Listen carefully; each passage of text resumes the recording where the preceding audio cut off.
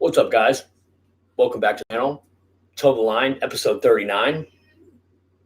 Finally. I'll wait a few seconds because, I'm late, first off. One of the guys at work, something happened to his car in the middle of a delivery. So I instead of bailing on her, I took the last deliveries out, which was okay. I mean, I made a few extra bucks, and they were cash payments. And when it's a cash payment, I can just actually pay her for the order.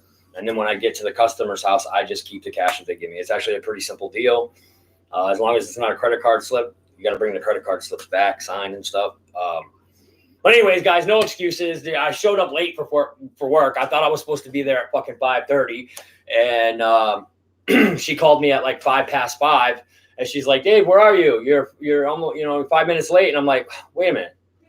I was like, I thought I was supposed to be there at 5:30. And she's like, no, 5 o'clock. And I felt like a piece of shit. I really felt like a piece of shit. She was counting on me to be there on time.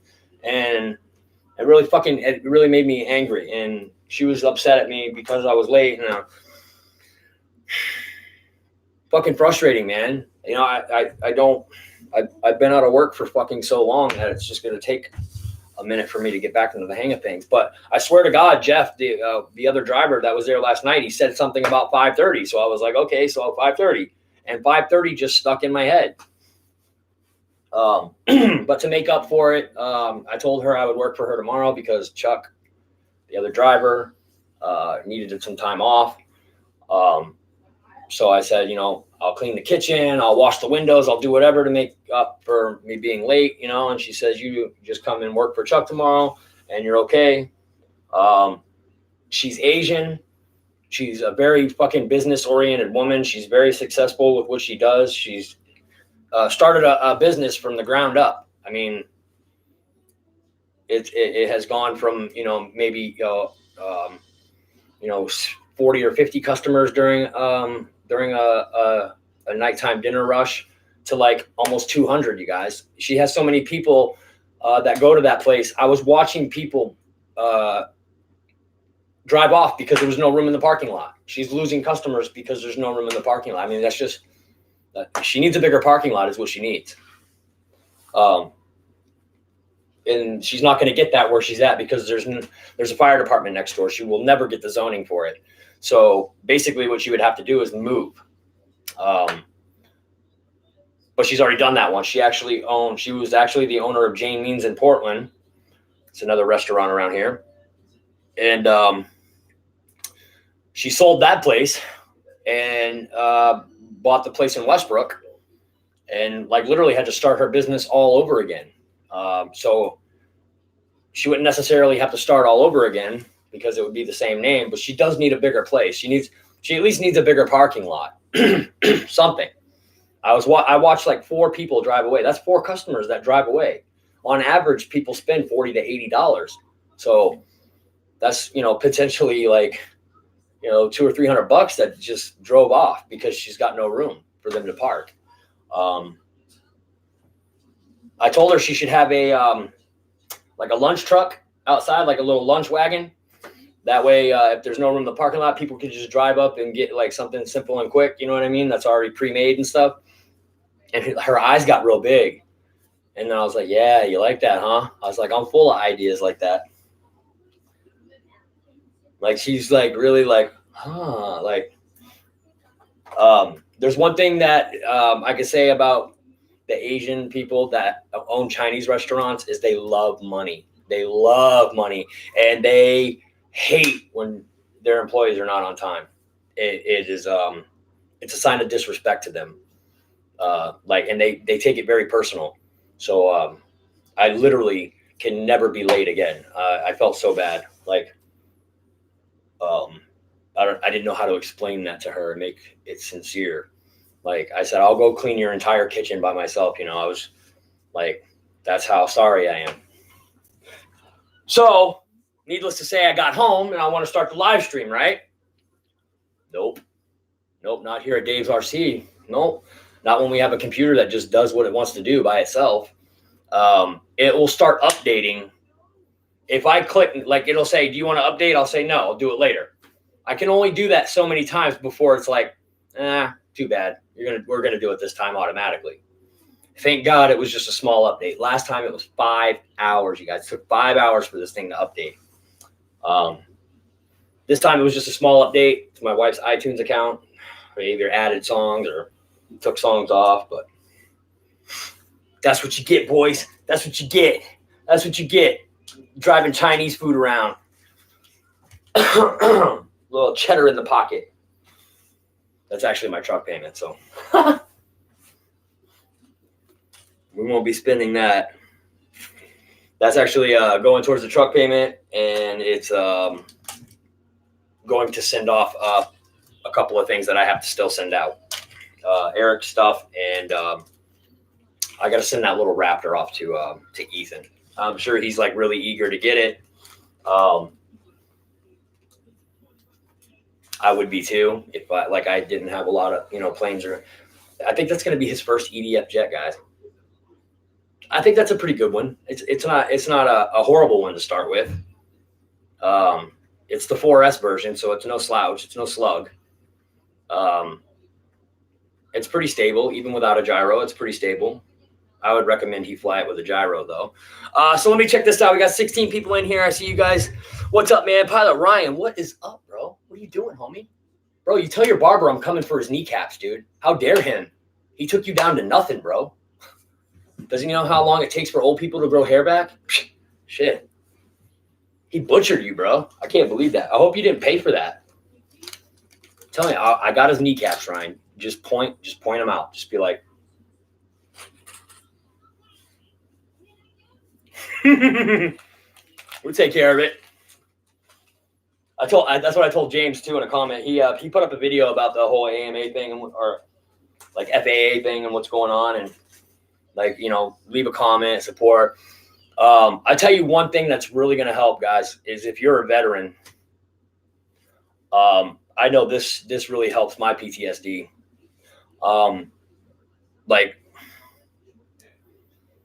I remember when I wasn't doing this, I had other things that I was doing. I was playing video games. I was playing PlayStation 4 and stuff like that. And the problem with PlayStation 4 is I get really angry when I feel like I'm being or when I do bad. I'm just not going to sugarcoat it. If I do bad, I get really angry. If somebody's better than me, it pisses me off. And I start screaming and yelling. People think that I'm yelling at my family and my kids and shit. Same thing when I'm watching football. If I'm watching the Patriots, I'm up here screaming and hollering and yelling. People think that I'm yelling at my family. They think I'm verbally abusing my kids and my family. No, I'm actually just talking to the television. Yeah, the television guys. I'm yelling at Tom Brady, yelling at Bill Belichick. They can't hear me, but whatever. So yeah, I don't yell in like that when I'm doing RC stuff. There's just no reason. You know what I mean? I will drop some F-bombs once in a while because this model is not like. If you put this model together the way they say to put it together in the instructions, good luck. Good luck. I honestly believe. Let me show you something real quick because it makes no sense to me. Okay, just let me show you this real quick. You see the hinges right here, right? Look at the hinges on the ailerons.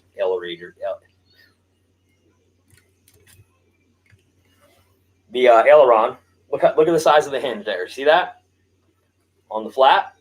Sweet. Look at that. Nice. And then there's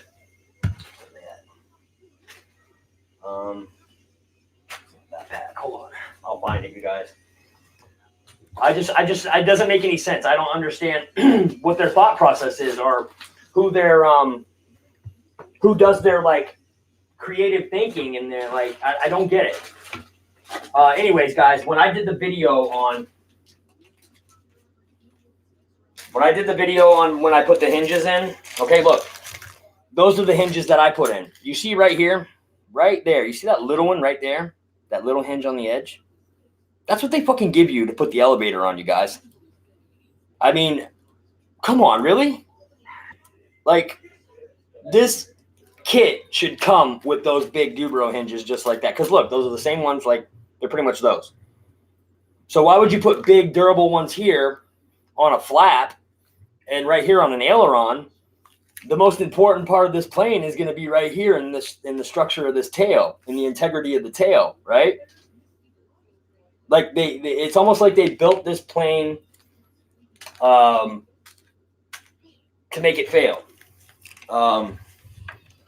which makes no sense. But I mean, it kind of, I don't know. I don't know what their angle is.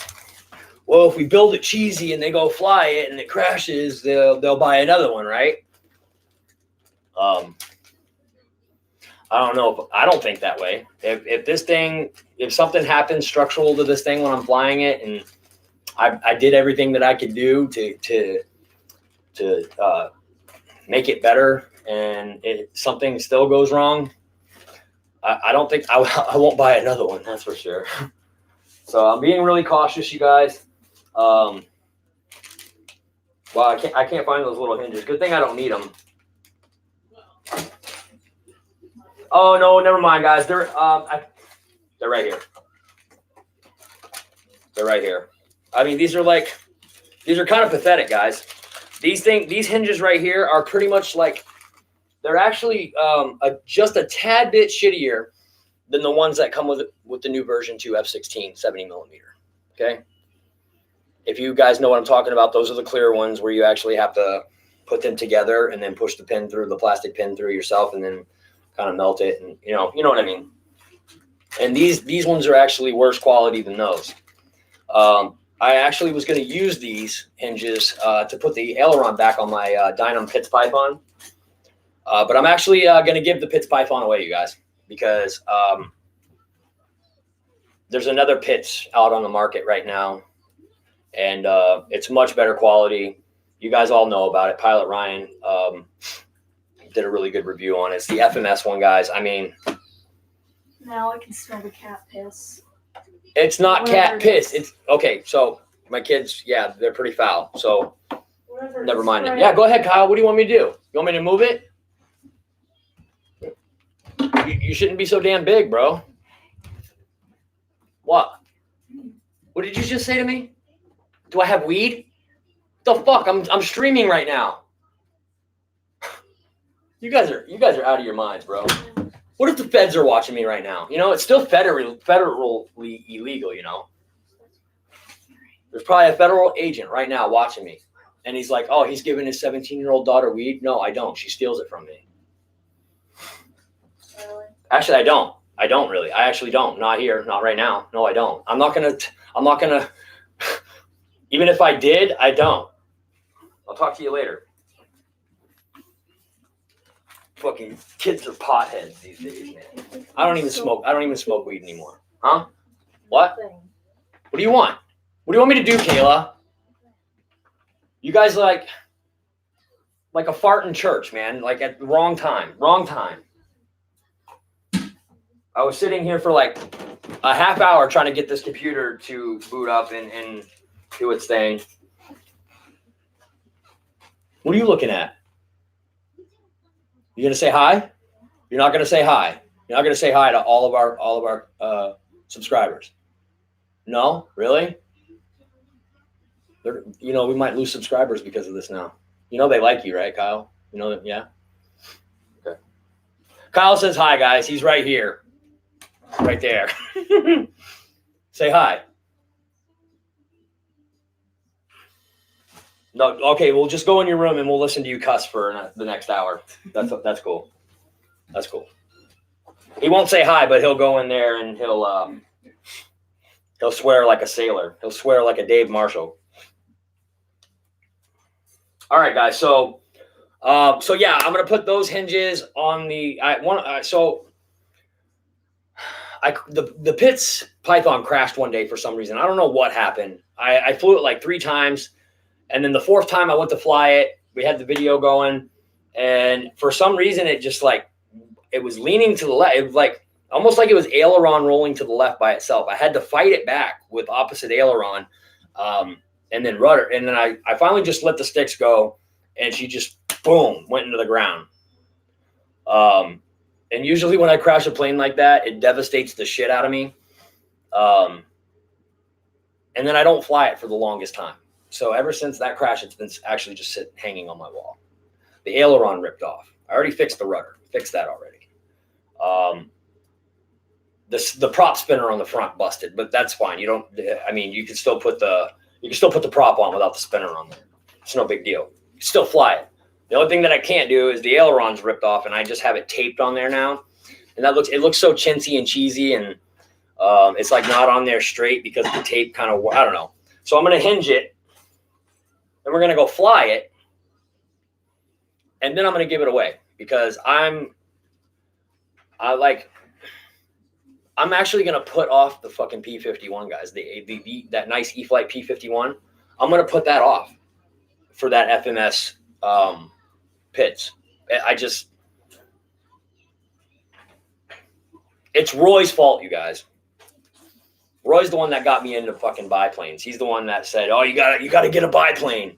You gotta get a biplane." And I was actually looking for a plane to just, a plane that I could fly during the winter, that I could beat on a little bit. And he mentioned the Dynam Pitts, and then I watched Ryan's video on the Dynam Pitts, and he was saying how it was really nice. I know he got paid to say that, but he looked like he was having fun with it. So I got it, and then when I crashed it, I just lose interest in a plane when I crash it. If I crash a plane, I just it's like the redheaded stepchild with freckles. You just get away, get him out of the picture, get him away. I just want to hang it on the wall and put a towel over it, throw in the white towel. So yeah, I'm gonna fix it and then I'm gonna give it away, you guys. So I don't know how I'm gonna do that yet. I was thinking about making this wheel thing, and you spin it, right? I think it'll work. I don't think it's ever been attempted before, but no, we're obviously going to pull a number out of the hat. Roy, I have to apologize to you, first and foremost. And let me explain why. And because I'm not a dirtbag and I'm not a shitbag, bro, and it fucking kills me to even have to say this to you. But is Roy in here? Let's just make sure Roy's in here first. Roy, are you in here? Hopefully he's not, because this is really hard for me to say. It makes me sick and it pisses me off that I have to say this. And I will do anything to make it up to him.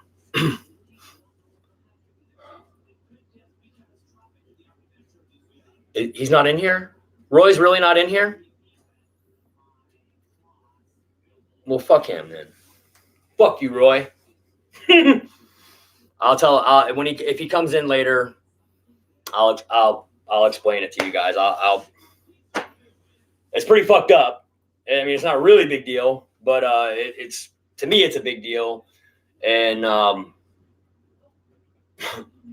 I'd be a little aggravated. Actually, I'd be a little bit aggravated if I was Roy, to be honest with you. But if I see him pop in here, I'll tell him. I wanted to tell him last week, but I don't know, guys. Like I said, sometimes I catch myself being a little too honest. I could have never said anything about this for the rest of my life. Nobody would ever have known the difference or known any better or even thought of it. But I can't do that. I'm not a piece of shit, you guys. I'm not a piece of shit, and I will never lie to you guys. I will not lie to you guys. I will not mislead you. Yeah. I actually feel really bad about this, though. So if I see Roy pop up in here, I'll tell you. Shadow is always gonna be a shadow. It's always gonna be 279. Oh, you guys are talking about the FMS Pitts. I know, dude, that's so fucking. You know what I paid for the Dynam Pitts was like 180, or I don't know, 180, right? How much did you? If you guys have a Dynam Pitts pipeline, how much did you guys pay for it? I got mine at the hangar, whatever. I can't remember now. Same place where I got Love RC Dynam 262. I think I paid like 169 for it, or 179 or something like that. I can't remember now.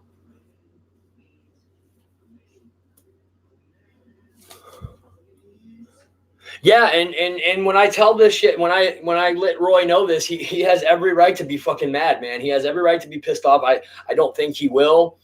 I don't think he will be. But I will do something to make it up to him. I will. I won't feel fucking right unless I do something to make it up to him. So, it's just, I'll explain it later. I don't want to get into it right now. As soon as you guys see Roy in here, kind of blow up the chat and let me know. So how much did you pay for the pits? The pits, Dave, you should keep your eye on that eBay page I sent you. There's Roy.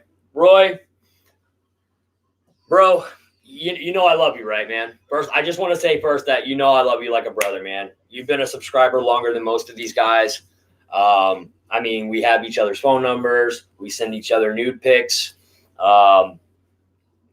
We shop at the same store. No, I'm gonna be honest with you, man. So,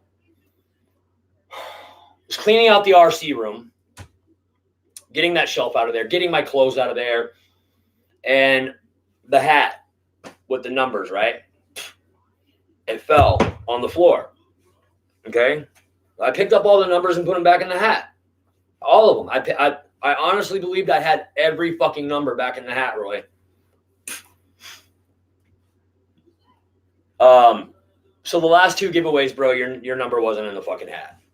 It was sitting on the floor. And I fucking feel like a piece of shit, bro. I feel horrible. I'm actually changing my system because of this. I'm actually going to go get bingo numbers, and it comes with this little ball that you spin it, and it'll actually just kick a fucking number out. So I'm revamping my whole fucking system. It's still going to be a number pool, but yeah, man, I fucking feel like a complete piece of shit, bro. You're the last two, maybe even three drawings, your fucking number hasn't even been in the hat, dude. You're number one. And I saw that fucking thing sitting on the floor, and my fucking stomach fucking just, my heart sank. I mean, I just felt like a real fucking asshole, man, because it's my job and my obligation to make sure that those fucking giveaways are equal all around. No favoritism. Sometimes I'll ask you guys a question and I'll put your number in the hat twice. You know what I mean? Whoever gets it right, whatever. I've done that once. But then what happened was I forgot to take those numbers out. So there were people in there with, so if I do things like that, I have Eric now, so he can be like, yo, Dave, did you take the extra numbers out? Blah, blah, blah. So yeah, Roy, your number wasn't in the hat, man. I will make it up to you. I don't know what you want me to do. I'll talk to you later about it. But I didn't want to just tell you either. I could have just texted you that shit, and we could have just kept it between us. But I'm not like most YouTubers, guys. I don't hide I don't hide shit, man. What you see is what you get, man. When we have an event, if we ever go to an event and we all meet one another, I'm going to be no different there than I am right now. Except I'll probably be trying to sell you guys weed and shit, but that's no big deal, right? It's my business. No, I'm just kidding. It's probably illegal in most of the states that you guys live in. I'd probably get fucking canned and thrown in prison. But no. I'm the same person that right here is the same person that you're going to see at the field. I do like to play like fucking pranks on people. So if you fucking drink heavily and you pass out, don't let me fucking find out. I'm just going to let you guys know that ahead of time. If we go to an event and we all meet one another and you drink and you get drunk to the point where you pass out, just don't do it. Don't do it. Please don't. I can't help myself. So don't do it. The last guy won't even drink around me again. Yeah. So, Valentine's Day, Valentine's Day, right? What did you guys do for your wives? This day was not about you. So if I hear one person say, oh, I bought a plane, or I bought this, or I got something for myself, I'm literally going to fucking call you an asshole right now. You suck a lot, Dave. Thank you. No one's ever No one's ever complimented me on my sucking skills before. Thank you. From the bottom of my heart, man. I appreciate that. Don't drink, Dave. Don't worry. Me neither, bro. See? That's what's funny, because you guys are all fucking pissed drunk. And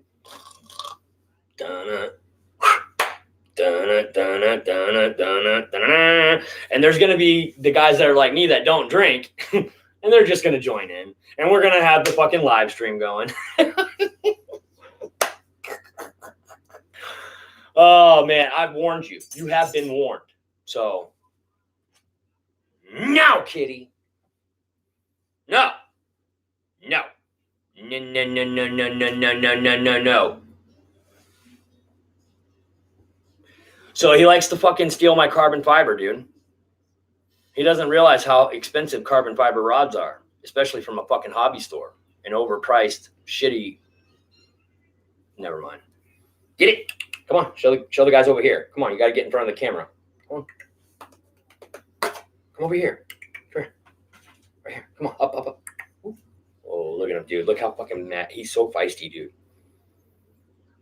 He even looks like he has a mad look on his face, dude. Watch this fucking. Look at him. He's so angry all the time. He should be happy, dude. He's a. Yeah. Okay. Good. I wish I had a laser pointer.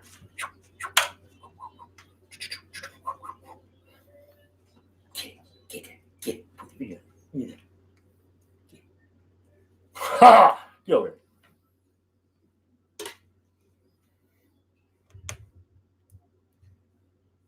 All right, here. You can have it. Here. There you go. Okay, take it. Look at him, dude. Look at him walk with it, dude. Look at him. Look at him, dude. That never. Fucking cat's ruthless, dude. Like, the dog doesn't even, like, do that kind of shit. The dog doesn't touch any of the shit. He doesn't touch planes. He doesn't touch parts. He heard that carbon fiber rod hit the floor earlier. It was laying on the plane, and I tipped the plane. It fell on the floor, and he come running out. Like, what was that noise? I need to know what it is, like, right away. And I went to pick the rod up, man, and I just seen his eyes light up. I hid it underneath the pillow on this couch. And in like a half hour, I hear carbon rods on the floor. And I'm like, what the hell is that? Like that right there. And he picks it up in his mouth and he throws it around and he plays with it and he puts it in his mouth again. Yeah. So I was like desperately in need of a zip tie earlier, right? I couldn't find any zip ties. I think we're actually out. I had a bag full of them. But he likes to play with the zip ties, like the unused ones. And I'm like looking all over the place for a zip tie today. And then I come walking through the kitchen and I look down. He's got a goddamn zip tie. Where did you get the zip tie, bro? And I tried to take it away from him, man. And he swatted at me. He's like, no, get away from it, you know? So I was like, shit. And he will dig you, man. He will make you bleed. Believe it. He will bite you. He will claw you. He will scratch you. This is his house. This is his house. He actually sprayed for the first time today. You know where he sprayed? In my fucking gym bag. He went and pissed and sprayed in my fucking gym bag, my football bag. Like, his nuts are gone, guys. I never wanted it to even happen the first time. I knew it was coming. I knew he was at that age. I knew it. And he got out. And when he got out, that kind of triggers, that triggered something in him. And I knew it was coming. I knew it was. And like, I woke up this morning, I walked towards the hallway and I'm like, oh, he fucking sprayed. And it's not pee, it's spray. You know what I mean? There's a difference. It's gross. It's disgusting. I don't have to explain what it is and what they're doing. But basically, he's trying to cover up my scent with his scent because he's trying to tell me he's the alpha, not me. Unfortunately, when I peed on his pee, it did nothing. It didn't. No, I'm just kidding. But But I said, we need to go get him fixed, right? We had an appointment set up, and then I had to do something else, and I had a VA appointment, so I actually couldn't make it to that appointment to get Crixus's nails done, his shots, and we were going to get him fixed. I personally want to be the one that takes him in to get that procedure done, because I know that it'll make me feel good inside to know what I'm doing to him after all the shit he's put me through. So I looked at him and I said, we're going to set up a visit. I looked right at the cat. I said, if you spray one more time in here, I'm going to go in his cat box, and I'm going to piss in it, and I'm going to take a fucking dump in it, and I'm going to leave it there. And we'll see how he likes it. And I'll do it. I'll do it. I swear to God, I'll do it. I'll do it. I want to see what his reaction is when I go piss and shit on something of his. So, whatever. I mean, it is what it is. I mean, it may not do anything. He actually might be like, okay, good boy. That's where it goes. You know, I don't know. I don't know what his reaction is going to be. So, but I'm eager to find out. So I hope he does spray one more time. It stunk so bad, man. I'm like, and my wife's like, I don't smell anything. How can you can't smell that? She's like, I don't smell nothing. Caleb, my daughter's like, I don't smell it either. I don't smell nothing either.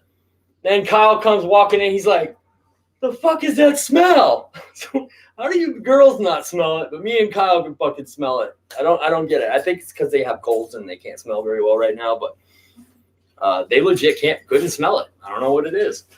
But yeah, it's actually pretty disgusting. It's a horrible fucking smell. And that's why the dog's fixed. And that's why his little punk ass is getting fixed. I'm the only motherfucker in this house that has balls, except for Kyle. But unfortunately, that's like inhumane to have that procedure done on your son. So not to mention, I'd like to have a grandchild one day. Preferably from him and not my daughter. So anyways, Roy, I'll figure something out for you, Roy. Oh, I got an idea, Roy. You want a cat? I have a perfectly, wonderful, beautiful 8-month-old Maine Coon cat, pure Maine Coon cat. And he's looking for a friend. What do you think, Dave? Or what do you think, Roy? You take the cat? No cat, bro. I don't blame you. I don't blame you. I don't blame you. I don't know if I've told you guys, but I bought these really, really nice bucket seats for my Camaro. Really nice, you guys. And I actually got them on sale, marked down from like $800 to like $300 a piece. It was a complete steal. They're beautiful, leather, black and white. Just absolutely beautiful. They're going to look so nice in that Camaro. Especially Kyle. I'm giving the Camaro to Kyle as soon as he gets his license. He wants to paint it black with white stripes. So he wants to keep the white where it's at, but he wants to paint the car black instead of purple. I'm like, well, that's cool. So I got those bucket seats, keeping that in mind. You guys, I almost cried. I mean, I might cry now. He's fucking been clawing it for like the past 8 months since he's been here, dude, and we had no clue he was doing it. I had no clue at all. It's like, bro, you guys would probably cry, and it's not even your seat. But later this week, I have to pull them both out because I have a guy that's coming over. He's putting the new radiator in the Camaro.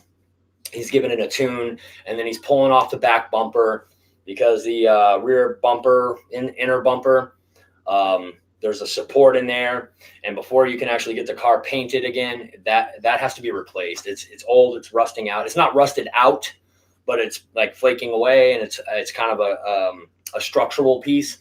So he's gonna fix that. He's gonna put a brand new one in, and then he was gonna put the seats in, or I'm gonna work on the seats while he does that. So basically, what's gonna happen is I'm just going to put the good one in for now, and then Hannah's going to look like online and try to find one that kind of looks similar. But bro, I was super lucky to get those seats, man. They were discounted because of the fact that where the harnesses come through the seat, there's like a plastic piece there, like, you know what I mean? I don't know how. I'll just show you them. I actually did an unbox of them a while back, and I was kind of telling a story about the Camaro. They're fucking beautiful seats, man. They are nice seats. They are really, really nice seats. And one of them, guys, oh my God. Every time I think about it, I want to just go over there and just fucking end his life. I wouldn't even feel any remorse. Like if oh my God. He's not doing any more damage to it. I mean, the damage is done. He can't get to the one because they're stacked on one another, right? The only reason I got them on sale was because they had two different colored plastic, like shrouds. I don't know, I can't think of what they're called, but where the harnesses come through the seat, they don't go like over the seat. There's actually these two holes in the back of the seat, like in the backrest, where the harnesses come through. Well, one of them's got black trim, and the other one has gray trim. If you looked at them, and you would have to look at them for a little while to actually catch it. But that's why I got them on sale, because of that little issue. It's no big deal at all. So basically, I stacked one on top of the other. So one seat is sitting in the other seat. So the one on the bottom, he hasn't been able to touch at all because it's been protected by the other one. But the one on top, you guys, I mean, I can't even explain to you how bad it is. I mean, there's no way I could even explain how many holes there are. From the top of the seat to the bottom of the seat, it's holes everywhere, teeth marks where he's biting it. I mean, it's just like,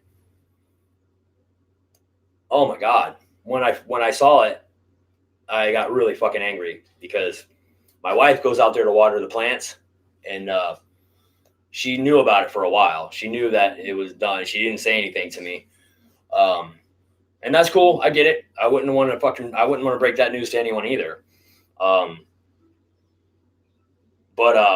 fact of the matter, I went over there one day. I heard him doing it. I came out of my room and I hear, pum, pum, pum. Oh, I was like, oh, no, you motherfucker, you better not be. And I ran down there. Sure enough, dude, he's sitting in the thing. And that's when I caught the damage for the first time. And yeah. He hid somewhere. I don't know where he went, but he hid somewhere really, really good because I couldn't find him for like an hour. It was just enough time for me to cool down. And then I told Hannah, I was like, did you see my bucket seat for the Camaro? She's like, yeah, I know. You know, it's not just my stuff he's ruining. She's got a beautiful leather, like Foot Locker. Super nice. It's so nice, you guys. It's super, super nice. And he's done the exact same thing to that, man. He ruined, there's a basket that actually sits under this table. It holds the blankets and stuff. Now that I got her a blanket ladder, I don't know if you guys know what a blanket ladder is, but, that's a blanket ladder, and chicks love them. That's a small one. Yeah. That's like a 5-footer or something. They actually come in 6, 12 footers and stuff. Women like that kind of stuff. But she used to keep the blankets in the basket down here. He destroyed that wicker basket, man. It was a beautiful wicker basket. So nice, man. Every day, claw, claw, claw. There's a scratch post there. There's a scratch post in that room. There's a scratch post in that room. He does use the scratch posts, but anything he can sink his little fucking claws into, you guys. It's I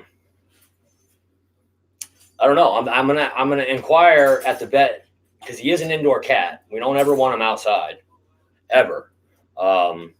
You know, our last dog that we had, our female dog that we had, she ended up catching Lyme disease, and then she got lymphoma, not because of the Lyme disease, but she ended up getting lymphoma and cancer, and she died at like 7 years old, you guys. And she's only a 7-year-old dog. She dies like within 6 months. She goes from being perfectly healthy to dead. She can't even move. So we had to put her to sleep. It was the hardest thing that either one of us have ever had to do. I mean, just absolutely devastated, you know. So we don't want him outside. We don't want, no chance. There's ticks up here. There's deer ticks up here, and deer ticks carry Lyme disease, guys, and it's a very real thing. There's actually a book out. You can look it up. It's called The Ticking Time Bomb. It actually it tells you in that book that it's not a uncommon thing for somebody to get Lyme disease. They're like 2 or 3% of all Mainers have Lyme disease. They're actually Lyme positive. Wood ticks will not give you Lyme disease. It's only deer ticks. So deer ticks are bigger. They're more obnoxious. They're fucking nasty, gangly little things. As long as you keep your pet inside, you never have to worry about that. Deer ticks usually don't hang out around like perimeters where there's lawn, grass, stuff like that. No, they're out in the middle of the woods somewhere. And it's unfortunate. So I want to inquire on what it would cost to get him declawed. I hate to do that to a cat because I know, but he actually tries to hurt you with his claws, you guys. He hurts the dog too. The dog will just be walking by. He'll literally stick his claws into his skin and pull them back.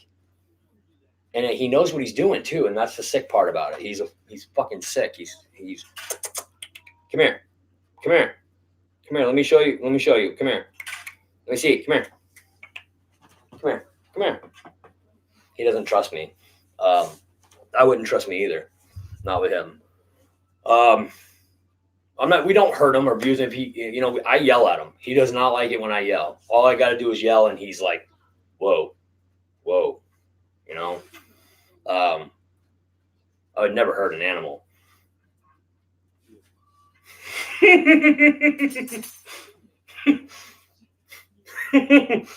That's what I'm going to tell her anyway.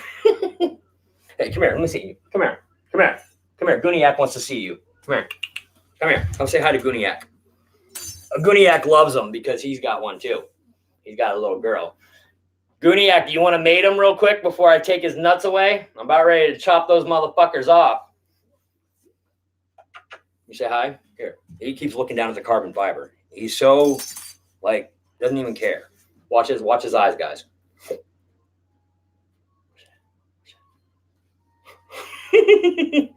He's fucking awesome, dude. But he's a fucking prick at the same time. I will pull those fucking seats out because they have to come out this weekend. Come here, baby. Here, right here. Look. What are you doing? But yeah, he literally goes. The dog will just be sleeping there, you guys, minding his own fucking business. He's snoring, and the cat doesn't know why he's making that noise, the snoring. It freaks the cat out, so he goes over there and digs his claws into the dog. Well, obviously the dog wakes up and yelps, and I'm in my bedroom and I hear it. I can hear the dog go. Arr! It's the fucking cat. The cat's taking his claws on purpose, and he actually attacks the dog. You guys, I've actually made a video of it. He's fearless, man. He's not. That dog could fucking take his head off in one bite. Crixus is the strongest dog I've ever owned in my life. He is a fucking ox. I know. I take him out to go to the bathroom all the time. He is leash broken, but out front there's a main road, and I don't trust it, so I always put him on a leash out front. He's not a violent dog. I brought him up. I babied him. He doesn't know violence at all. And then this cat comes along, and the cat's really violent, He's just a cat, but he doesn't know any better. He doesn't know why the cat's just fucking literally just claws him for no fucking reason, man. And you can see the satisfaction as he's doing it. He's yeah, fuck you, dog. Yeah, my house, Check the videos out, man. The dog bitches out every time and runs away. Every time. It never fails. The cat will not back down. He forces him into a corner. The dog's just no, he's backing up. You can see he's not willing to fight. He doesn't want to fight. And the cat just he loves it. He knows he's got the dog's number. Look at you over there. Look, he's sleeping with one eye open. Look at him. He knows better. Look, he knows better. He's not stupid. Huh? Tell him what you got to do. You got to sleep with one eye open? Huh? Does the kitty mess with you? That's right. Kitty's a big mean fucker, ain't he? Huh? Just a bad kitty, huh? Is he the bad kitty? Yeah, he's a bad kitty, huh? Come see daddy. That's right. Go see daddy. It's bad kitties. That's all right. He's like, no, Kitty, I don't want to fight. He's a very good dog. He's very, very, very. He's like what I like to call a pussy. Straight up, he is a pussy, straight pussy. He's a bitch. He runs from his own shadow. If he farts, it scares him. He's just a fucking big giant pussy, man. And I'm glad because the last pit bull that I had wasn't. He was very violent, and he would bite children. He could be nowhere near a child. You couldn't have a child anywhere near him. That was rule number 1. No kids under the age of 5. Period. No if, and, whats, or buts. It's not if he'll do it. It's when he'll do it. And he will. He would be so sneaky about it, you guys, man. He would bide his time. He would pretend. Oh, such a smart dog, man. So conniving. And that's how his life ended up ending because he bit my brother's friend's kid, and my brother threw him out of the house, and fucking he got hit by a car, man. So yeah, just not a good deal, man. So I made sure when I raised him, when I brought him up from a puppy, I just loved him, and I showed him no violence, and I never hit him. You know, I rarely tell him no. I will tell him to lay down and stuff, but I didn't want to have a repeat of the last dog I had. That dog was fucking crazy. His name was Cyrus, and he was fucking mental, like mental, the most mental fucking dog I've ever seen in my life. He would never hurt me though. The only thing that he would do to me, and it was one of my biggest things with him, he knew I hated it too. I would let him get on my bed with me, and I don't mind if he's on the bed. My wife hates it. She will not allow the dog on the bed. But I used to let Cyrus get on my bed. My only thing was I would be playing video games at the end of the bed or watching TV or something, and I would start hearing licking sounds. And I never had him fixed. So, every time I would hear that sound, I knew what he was doing. He's back there licking his fucking balls on my bed. And that's like rule number 1. Do not lick your sack on my fucking bed. My pillows are up there. That's where I put my head. You're not going to lick your balls up there, dude. And like, he would learn to get quiet and do it. He would do it so quiet that I couldn't hear it because my TV would be up loud playing fucking Call of Duty Zombies. And then it would get quiet all of a sudden, and I'd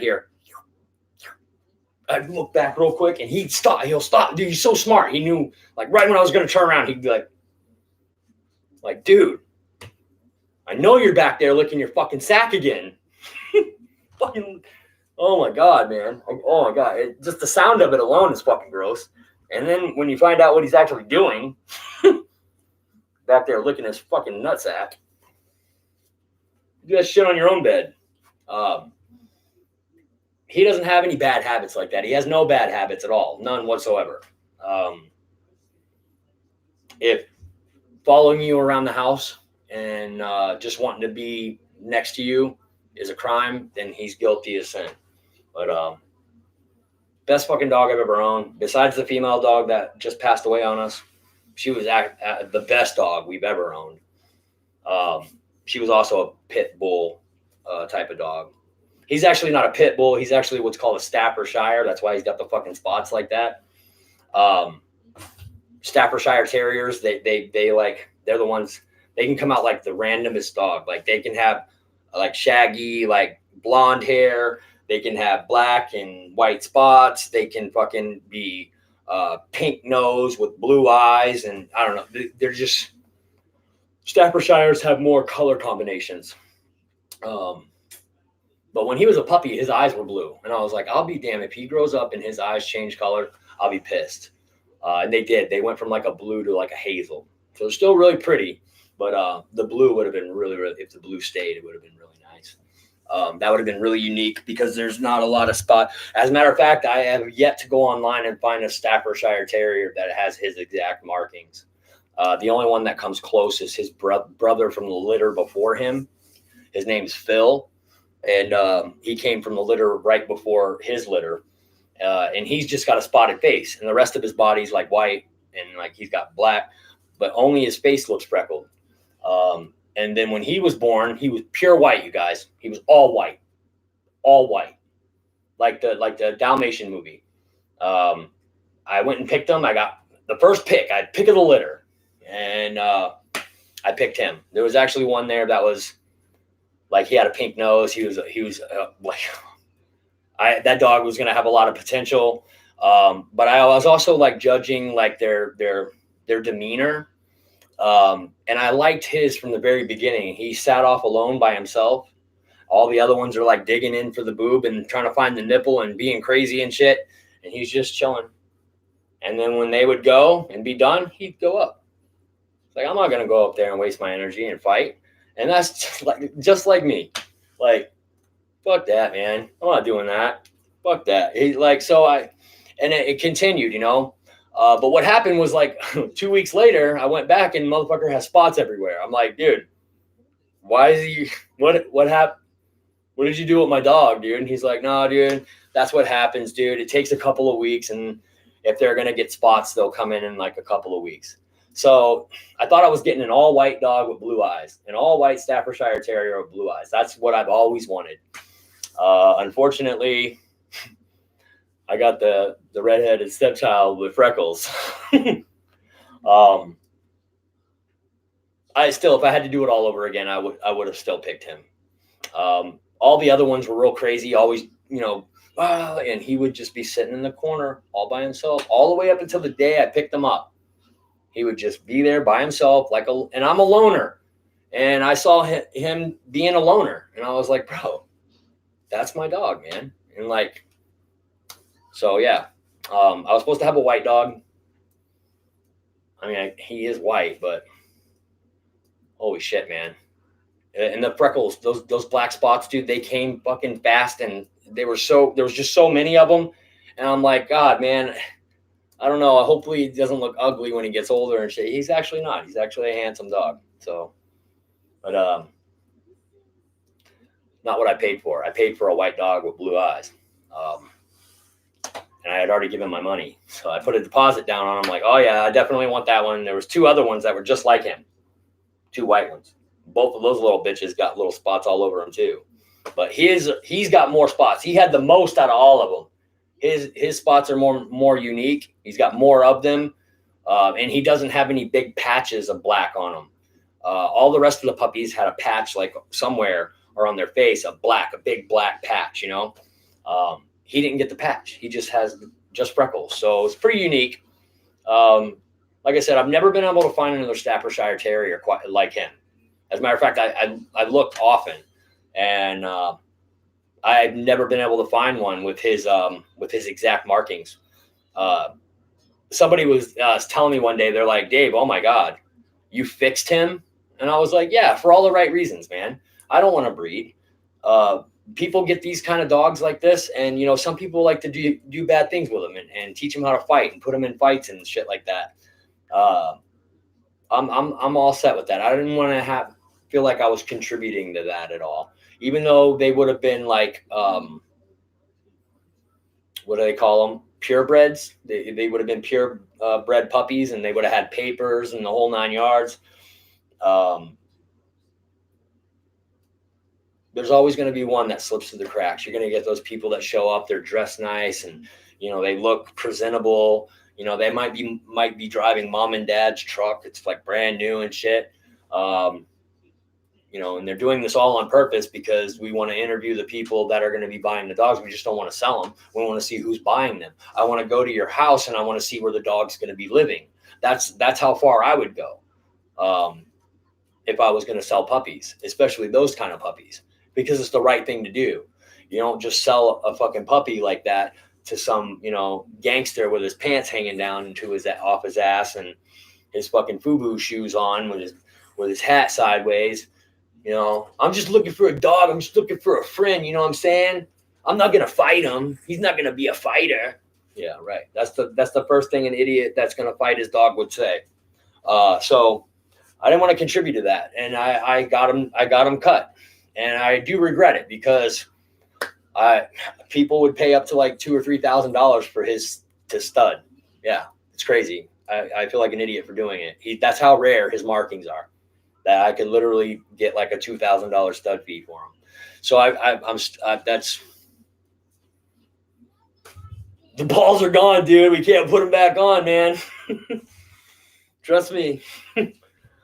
But yeah, that was the decision right from the beginning. Wife says if you're going to get the dog, he's got to get fixed. Yes, he's going to spray on your stuff. If you don't, cool, awesome. We got him fixed before he even knew what they were down there. So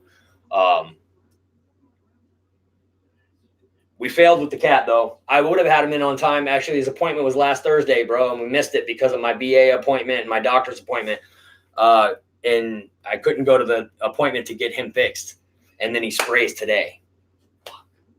So he got one on me. He got one in. He's not getting another one. No way. There's no. Nope. My aunts and uncles, their houses would smell like shit because of the cats never fixing them, and they would be spraying all over the place. And it's like they can't smell it, but when you walk in, it's horrible. You feel like you got to put a mask on.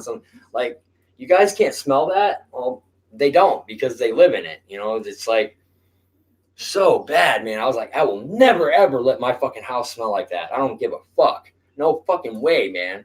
There's no way. I would be embarrassed for someone to come into my home and it smell like that, even though they would know that I didn't do it. The cats are doing it. It's a shitty, awful, disgusting smell. If you guys haven't smelled spray before, it's not like pee. It's totally different. It smells like almost like skunk. It's awful. I'll fucking shoot him, dude. I'll shoot him myself. I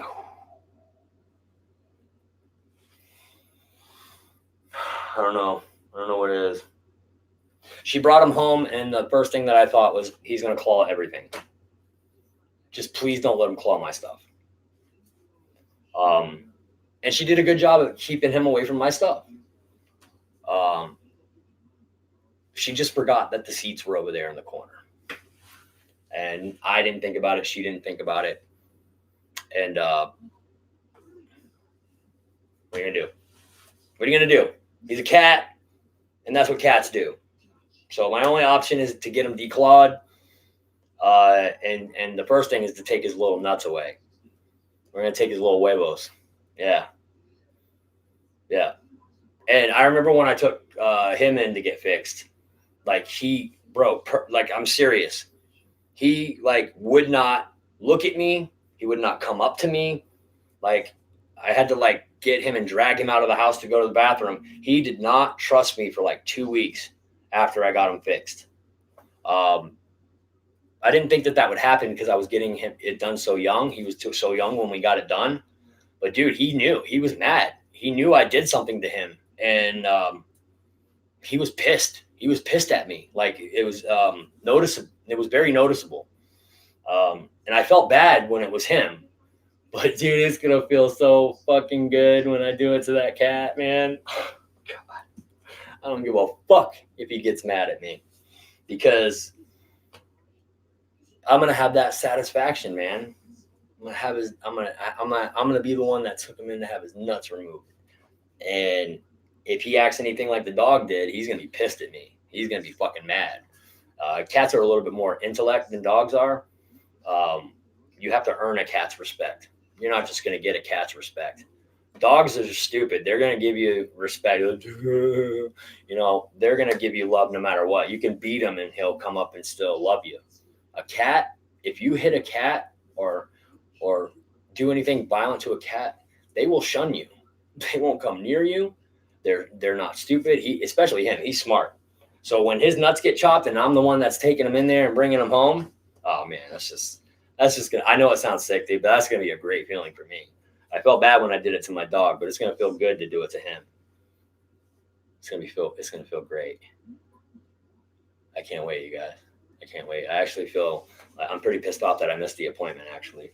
But anyways, guys, let me get to the chat here. I've rambled enough. Those fucking animals they're worth talking about, you guys. But we have all the servos came, the regulars and reversed for the PACFA. I'm not going to do the thrust vectoring, so I'm going to see if we can get. Let me turn this a little bit this way real quick.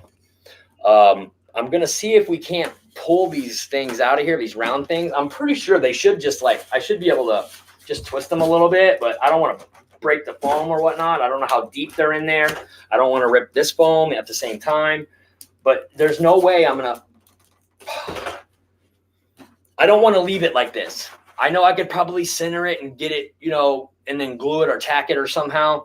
I don't want to do that, man. I want to pull that out of there. I want to pull that thing out of there and just glue this thing right to this, so I know that it's actually, you know, flush and coming out straight. Because, you know, no matter if you think they are or not, one of these is going to be a little tweaked, and it's not going to be quite the same as the other one. You know, you can get them close, but and then just this looks so ugly, you guys.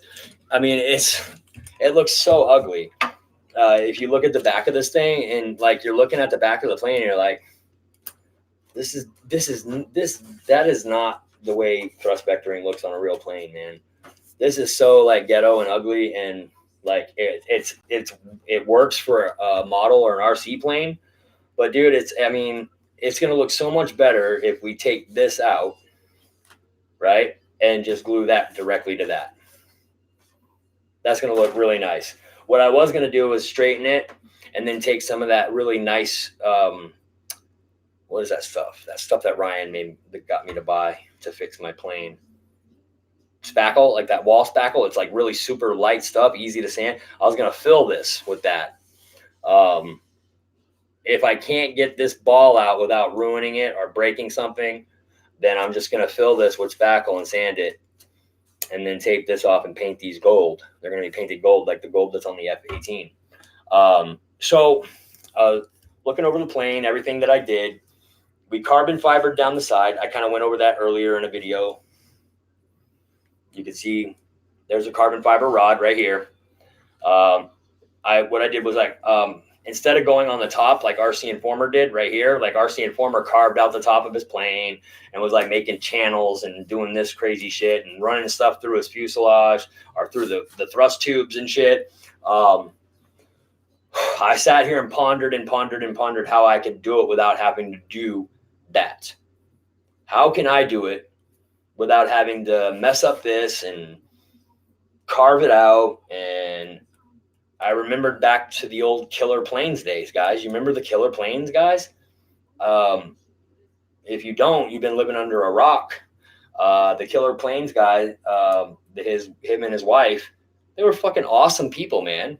He would take a plane like this and he would carbon fiber the thing from the tip to the tail.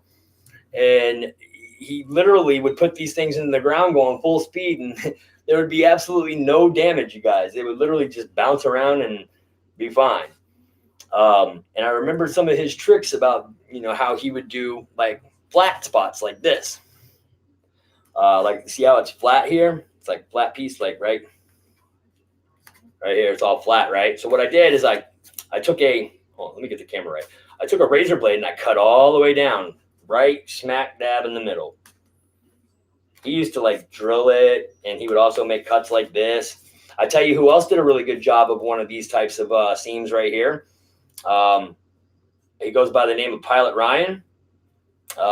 When he was putting his beautiful F4U Corsair back together, when his electronics failed and his aileron switched backwards on purpose or on accident. And yeah, totally not his fault. You know, it could happen to anyone. It's called initial radio interference trajectory mass electronics failure. Yeah, it's a pretty big one. So yeah, that's what happened to Ryan that day. Wasn't his fault. But when he put his tail back on his Corsair, dude, he made this little slit, and then he put the carbon fiber in, tucked it in there nice, and then he filled it in with foam tack over the top, you guys. And I tell you what, man, that tail on that plane, I guarantee, was stronger than it ever will be again. He hit the carbon fiber rod, which was awesome, which is what was his intention was. It was actually a really good mod. And I actually thought about actually just like deliberately cutting mine right there and doing the same on mine. I didn't, but look, guys, when RC Informer grabbed his elevator, The whole damn thing was moving. I want you to look at this. Look, guys. Look what that did. Look at that. Right? Right, dude? Like, who would have thought that it could be that easy, you know?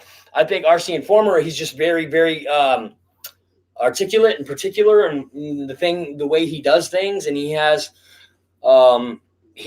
a vision in his head and how he wanted to do it. He wanted pieces going this way, and he wanted this way. And then he had an awesome idea where he put a hinge on the end here. It was made out of balsa wood, had a hole in it. And instead of putting these pins in the hinges, he took a piano wire, guys, and used it to go all the way through, right? And then it actually went out into the wing a little bit, which helped strengthen it some more. You guys, I got the same results just by putting in that piece of carbon fiber right there. It's not going to block my servo from being able to go in. It's not wobbling whatsoever. And this side, for whatever reason, I don't know why, it's more stiff. I told you, remember when I was messing with this when I first unboxed it, you guys, and I was like, yo, I think that they actually may have stiffened it up a little bit from the factory. I'm still believing that because even when I didn't have that carbon fiber in there and it was just the hinges, I was wiggling this and it barely moved, you guys. So I honestly think there is something in here. I just don't know what. What the fuck do you want, dude? No. I don't fucking think so, bro. You don't just come up here and start eating stuff. I don't fucking think so. He wants to get into my bags with my bits in it, dude. Oh, you little son of a bitch. You got it out, too. Motherfucker, man. You're sneaky as fuck, dude. Sneaky little fucker. Stop. I'll put you down. Hey. I will put you down. When you jump, you claw. There. Here, stop. There you go. Go ahead. Go beat up the dog. Go beat up the dog. You're the good boy, huh? Good boy. Huh? The good boy? Where's your toy? Go get your toy. So, yeah, guys. Anyways, I'm not noticing any. It's good, you guys. It's good. Trust me, I've had planes that are a lot more questionable than this, and they fly, fine. It is a good option though. It's a good mod. Do I think that there would ever be enough pressure on that, especially where I'm not using thrust vectoring, to ever be able to rip that off? I think yes. If you did use those little hinges that they give you, if you were to use those and you only use 3, oh my God, man. Oh, hell yeah. It's only a matter of time. There's no way. They should actually be ashamed of themselves for even sending those hinges and even suggesting that those are to attach the elevator. I mean, it's absolutely ridiculous. Especially when you go up here to the wing, aileron, and flap, and you see the bigger scaled, like, Dubro hinges, right? Well, why the fuck would they give them to you up here and then give you these little dinky ones for back here? It just doesn't make any sense. I don't, if I was to sit down and design a plane, and it was my plane, it was something that I was going to be producing, I was going to design it and then send off and have a mold made. Okay. I'm going to sit there for hours and hours and days on end. Because I'll be damned if I would do, I mean, that's silly. That's silly that they would send those to you and say, hey, yeah, you can trust these little hinges. Those are the kind of hinges that you use on like a small F-16 or a small like plane. I use them for the I use those size exactly for my Dynam planes. Most of my Dynam planes all have hinges now. They're not foam hinge, they're hinges. And the reason for that is because just moving them in and out of the truck, you hit the aileron and that foam hinge on a Dynam plane, it's done. It's gone. And instead of being tacky and using tape, because tape works, but it's really tacky looking, the best thing to do is to hinge them. So like the flaps on the Focke-Wulf are the ailerons on the Focke-Wulf and the rudder. Oh my God, dude, they're hinged. and it actually flies better and more smooth with it being hinged. So it doesn't matter if you hinge your Dynam planes when you get them, because eventually one of these times putting it in and out of your truck, you're going to hit that rudder. It's just a matter of time. I did it to my that Dynam 262 that I was going to send to Love RC before I bought him the new one. That's got a hinged rudder. It's got a hinged elevator. It's got the right wing aileron is actually hinged as well. The only foam hinge that's left on that plane is on the left wing. I leave them foam hinges until they rip. As soon as they rip or tear, they're getting hinges. But there's no way in hell, guys, that if I was the designer of this goddamn plane, that first off, the instruction manual for this fucking plane is a joke. I'm going to go grab it for you and show it to you. It's a joke. I mean, take a little bit of fucking pride in what you have, okay? Take a little bit of, like, this is a beautiful fucking plane, you guys. It is an absolutely beautiful plane. Unfortunately, if you put it together the way they want you to put it together, you're going to have a bad fucking day. You're going to have some bad times. Oh, yeah. In the tube deep, okay? First time I ever saw this plane in my life was in the tube deep. And I was like, oh, my fucking God, I can't believe they have a twin 70-millimeter PACFA. That's fucking crazy. He actually calls it by its real name, like, and he's all professional and, like, educated about it, Polish, Pashka, or whatever he calls it. I don't know. But I asked to buy him. I asked to buy it. And he's like, no, dude, I would never sell it. I would never sell it. Well, one day I was watching a video and he put that motherfucker into the ground, pieces. And I said, damn, man, that really sucks. You want to sell it now? Oh, man. He should have sold it to me. Anyways, I don't know why it failed. I know he flies a lot around salt water and in the salt air, and that's really, really bad for electronics. Every time his planes start whacking out and doing shit, I always blame it on the salt air. I blame it on the salt every time. He has more electrical issues flying than most people do, and Kenny will agree with me on this. Hangar 51 agrees with me too, man. It's the salt air, man. If any of you guys live next to the ocean, you know exactly what the salt does to your shit, especially electric wiring, especially copper. Oh my God. Have you guys ever seen the Statue of Liberty? Take this into consideration if you don't know already. When the Statue of Liberty was sent over here by the French years ago, it was actually copper. Shiny, shiny, pretty copper, right? You guys knew that, right? If you guys actually take the Statue of Liberty and polish it, or buff it or polish it, you'll actually bring out the copper again. It turned green like that because as soon as salt hits copper, salt air hits copper, it turns green instantly. Instantly.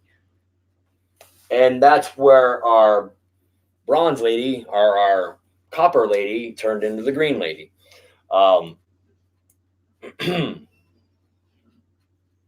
Yeah, so that's what salt does to conductive metal. Like if it's like stainless steel or even iron or steel, I mean, it takes a while for the salt to get into that. But when you have conductive materials like silver, like copper, even gold. Gold's a conductor too, but gold won't do that to you. Neither will silver really. Copper's the only one that really gets freaky, and that's what they use for these wires, guys. It's copper, and then they also use something else too, like these. You guys texting me during my stream again? Shame on you. It better not be you, Lee. I'm just kidding. I'm just kidding. It's probably Eric, actually. What do you want, Eric? Answer Honeychuck. Oh, Michael, dude, I'm sorry. I'm not paying attention to the chat right now. I know I'm a fucking bum, dude. I usually get to the chat after I'm done rambling. What's up? Later, Deuce. Oh, he's just telling Deuce later, guys. No, I'm kidding. What's up, Michael? My air tractor showed up today. Is it a John Deere? Mm.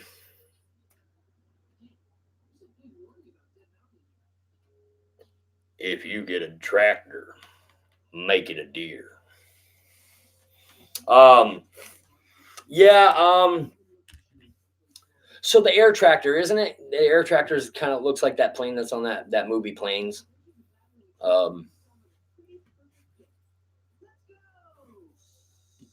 Oh no, I don't know. I'm really picky about planes, guys. You know that. What's up, Michael? So what did you have? What's up, Michael? Hold on, let me see. Did you ask a question? Let me go back up here in the chat. I'm not like Kenny and I go back and read the chat and stuff because most of the time you guys are usually just fucking talking shit to one another, and that's cool. I'm good with that. But Dave, I need your email.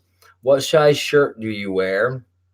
If you don't answer, I'll send it to Marshall. He gave me a size. Dave, take a hacksaw to it.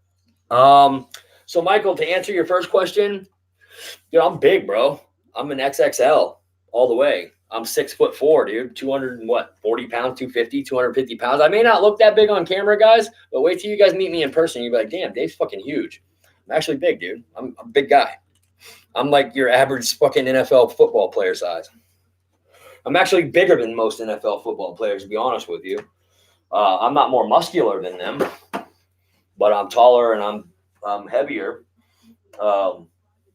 If I was a professional boxer, I would be a super heavyweight. I would be fighting people like Deontay Wilder and fucking Tyson Fury. I would have to fight those guys. So good thing my face got busted up in an accident, and my boxing career was ended because those guys those guys can fight, man.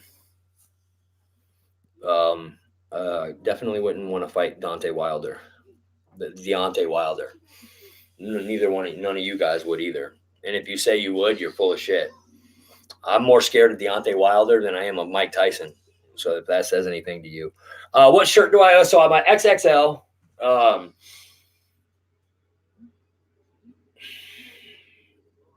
I usually like it tucked in a little bit here, a little shorter on the shoulders. You know, the sleeves. Get them hemmed up a little bit. My left boob, my right boob is bigger than my left boob, so I kind of like to have it, so the optical illusion thing, so that you can't tell. I'm just kidding, dude. Bro, you could send me a fucking extra medium, and I'll squeeze into it. I would squeeze into it just for you, bro. So Dennis was showing me a shirt earlier, and I haven't bought it yet, but I'm going to, dude. It's actually a plane, right? It's a picture of like a bomber, and it's dropping these bombs, and on all the bombs it says F. So fucking cool, man. Like I was delivering, and I have to hit listen when I'm driving because it won't let me read. I have to actually hit the truck, like it comes through the speakers in the truck, and I'll hit listen. And he's like, I said something about this shirt, and it made me think of you. And I'm like, shirt? What are you talking about? Well, he sent an image, and I didn't see the image. I couldn't see it until the truck. If you are moving in the Jeep, there's a safety feature which will not allow you to use your fucking phone. Period. You can't answer text. You can answer a call, but you have to hit the button on your steering wheel or up on this. But you can't text back. Absolutely not. Absolutely not. Well, you can text it in, but it won't let you send it, so it's pointless to do it. But anyways, when I looked at my phone and at the stoplight, he said image, and I looked at it. It's like, that's actually pretty cool, man. So I was like, so Dennis is gonna buy me a shirt, huh? And he's like, well, I will. No, I'm just kidding, dude. Look, just send me the link, dude. And I definitely like the shirt. It's very fitting for me. Like you see Kenny wearing some of his t-shirts that they're pretty funny, and they're fitting for him. This one's perfect for me. I am the RC YouTuber that drops the F-bombs, dude. I might say shit, dick, fuck. I mean, I don't know if I'm allowed to do it. All I know is that they haven't said anything to me about it. And also, I also put down that this is not a child. This is should not be for children. Children should not be watching this. You should be at least, 18, 17, 18 years old, whatever it is. The button that I click, it's basically saying that this is not for kids. And it's not. We've gone over this, but that shirt would be absolutely perfect. If Dennis is in here, dude, thank you again. I did get the link, just so you know.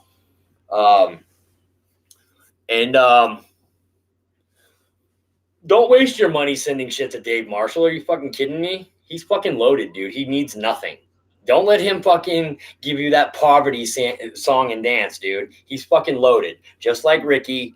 Yup. Don't let him fucking bullshit you. These motherfuckers have money. Dave Marshall is loaded, bro. Loaded. There's not a retired Navy guy out there that I've ever met that's been broke. No. They all have houses, mortgages, nice cars, and money in the bank. So I would assume that Dave's no different. So fuck Dave Marshall. Tell him, Kenny. Tell him, fuck Dave Marshall. No. Dave's cool. I don't know what his financial status is. I do know that he gets 50% of what he was making as a Navy guy. So I don't know his rank when he got out. I don't know what his pay grade was when he got out. I don't know if he was a chief, master chief. I don't know if he was petty officer, first class, second class, third class. If he retired, don't tell me, Dave. If you retired, you at least had to be at least an E5 or an E6, bro. If not, a senior chief, maybe even. Am I close? Am I close? Just tell me if I'm close. I'll say E6. You were an E6 when you retired. I have a feeling he's going to say he was a senior chief, though. I just have this gut feeling.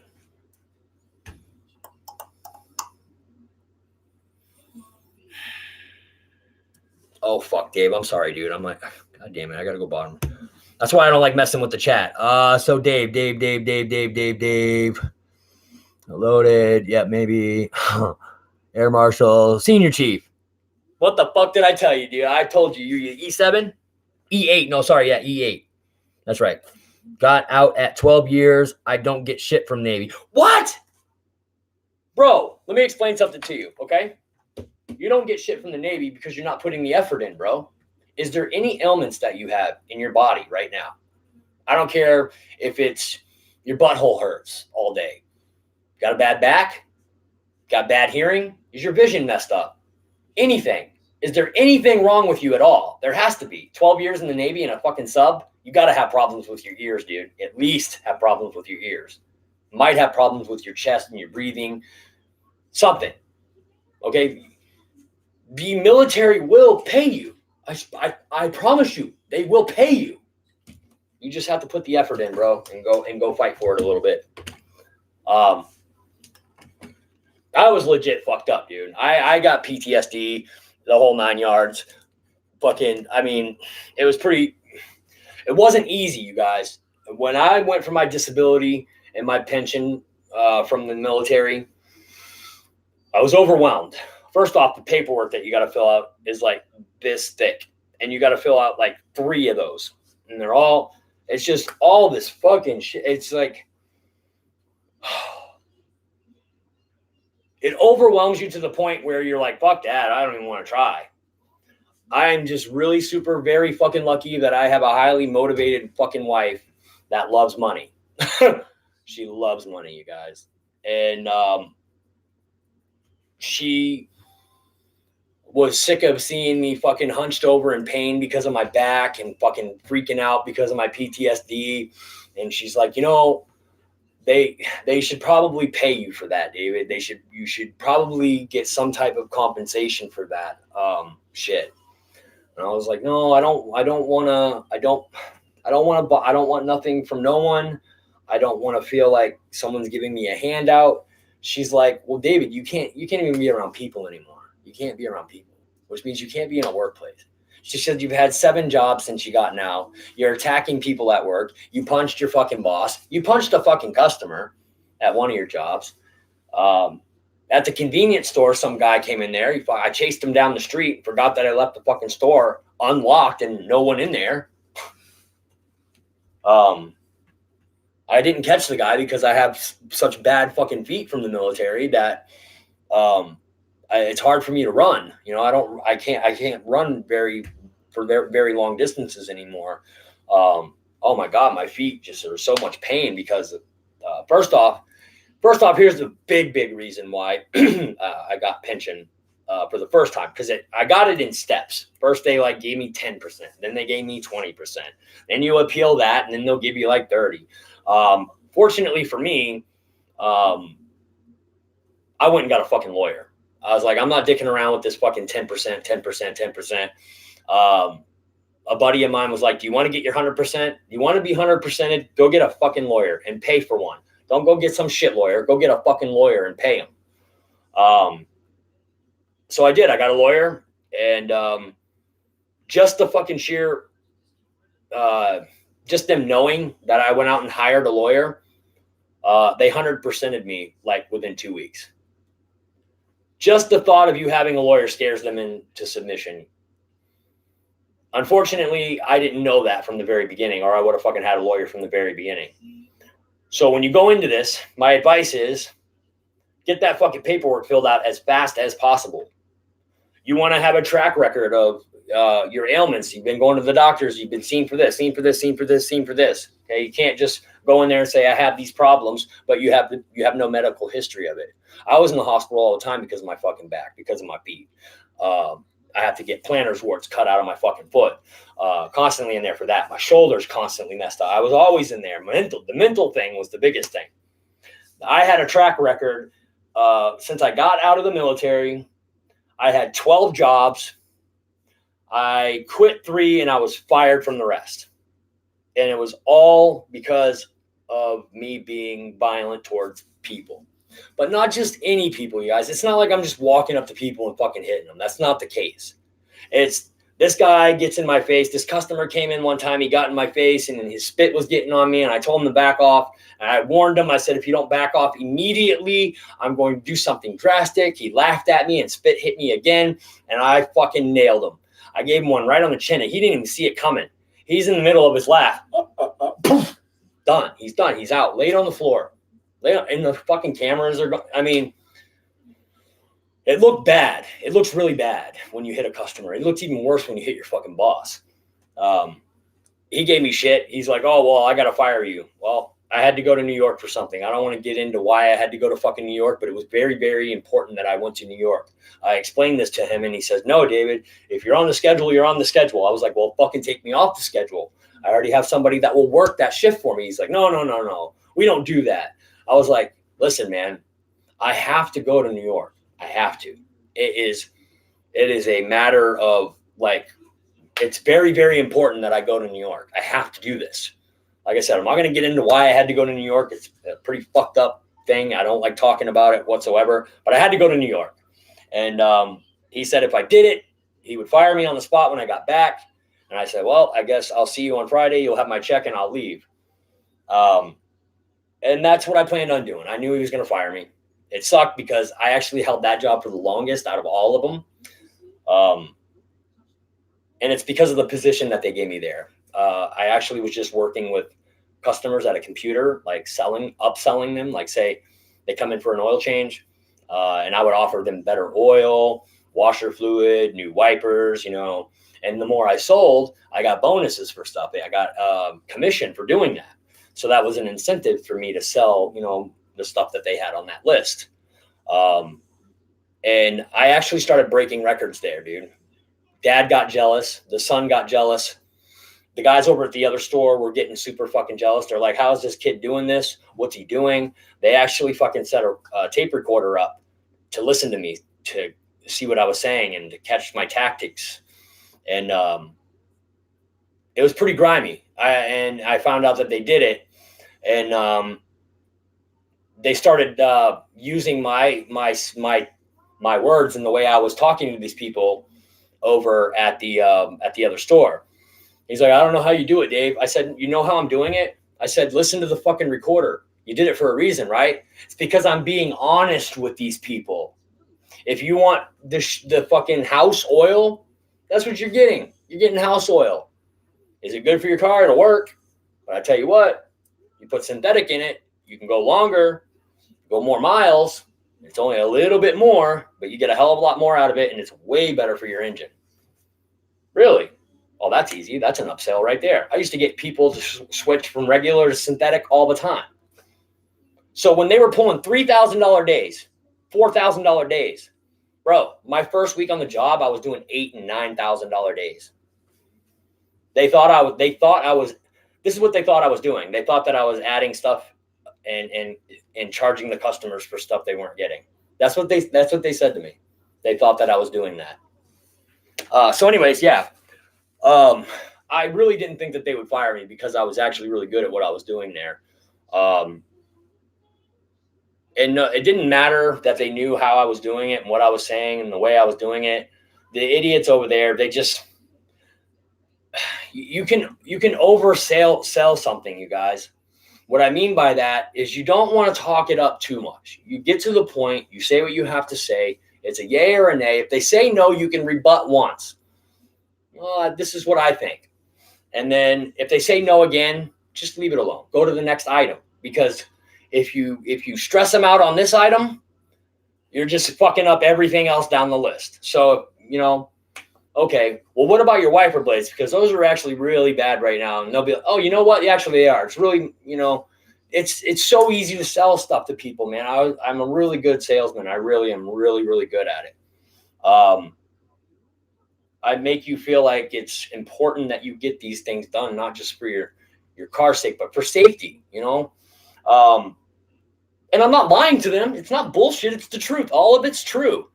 Your fucking wiper blades, when they go across your windshield, they're just smearing water. How do you see? It's blurry. Oh, okay, yeah, you're right. We should probably change those out. Oh, absolutely. What about the rear one? No, you don't really have to do the rear one. If you want to, we can. And then just saying it like that, dude, most of them would be like, yeah, we might as well go ahead. Don't say, yeah, you should. Yeah, definitely. No. Well, I mean, you can, but I wouldn't worry about it. Well, let's do it. It's a way of talking to people, and making them feel comfortable with me. It's not if they feel comfortable with that person or that person or that person, they have to be comfortable with me. And that's all I did. I just made them feel comfortable and, let them know that this is what can happen if you don't get this done. Okay. Your tires are, really bald on the inside. We can send it down to our guys down the street. They'll put a new set of tires on it for you. Well, it really, they're really bad. There's metal showing. That could be a really bad deal for you. I'm not going to pressure you into it. Just think about it. And then when we get to the end, you can come back to it. By the time I got to the end of that list, they were ready to put new tires on that fucking car because they believed in me. They believed that I was being honest with them. And I am being honest with them. Am I being a salesman? Yes, I'm still being a salesman. I'm selling them stuff.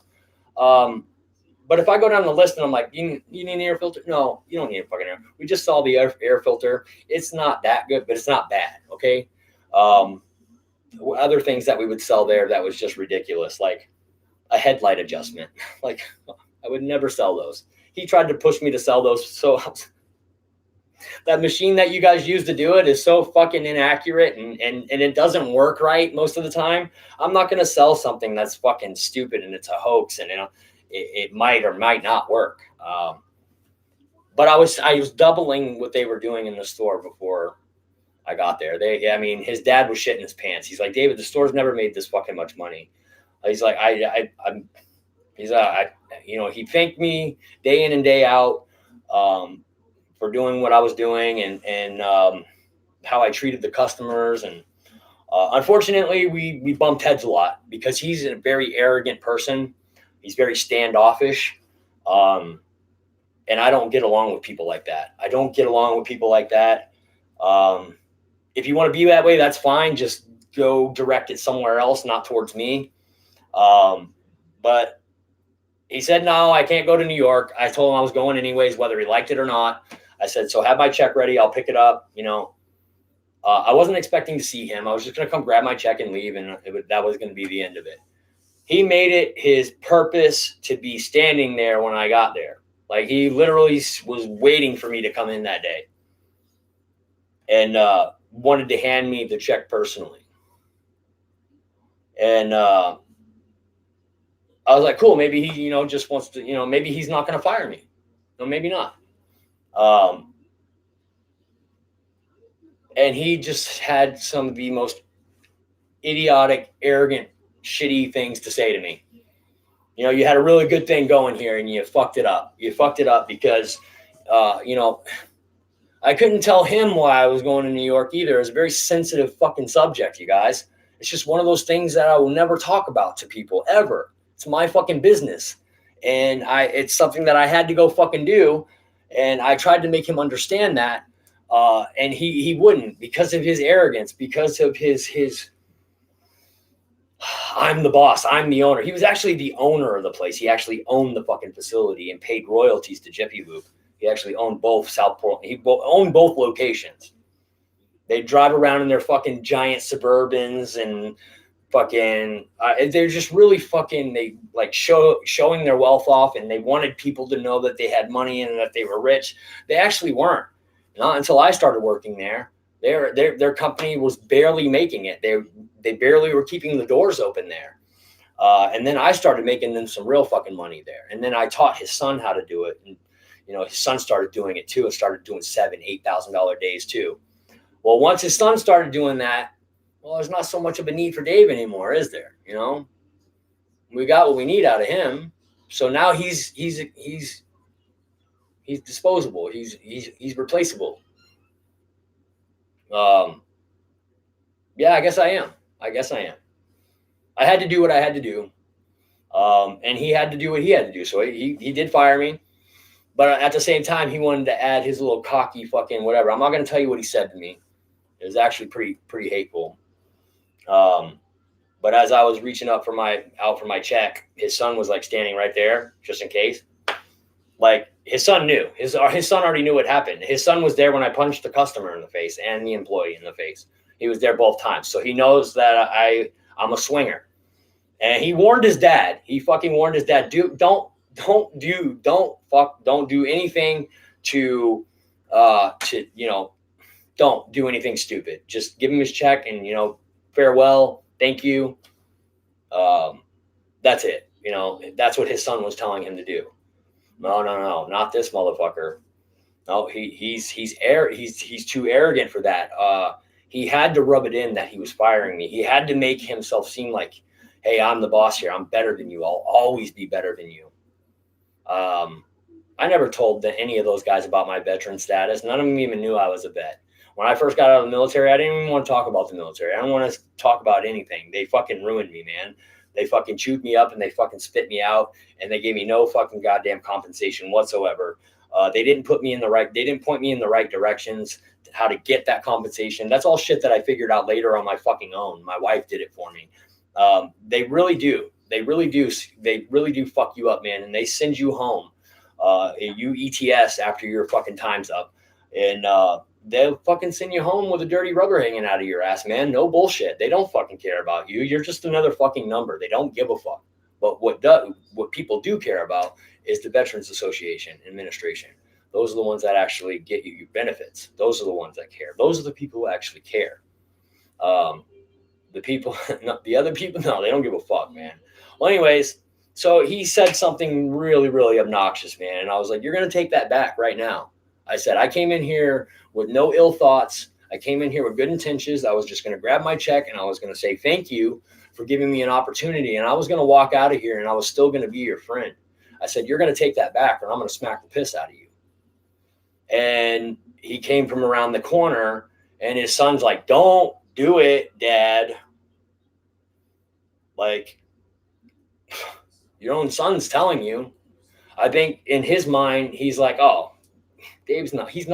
He's nothing. So what? He hit this guy or he hit that guy.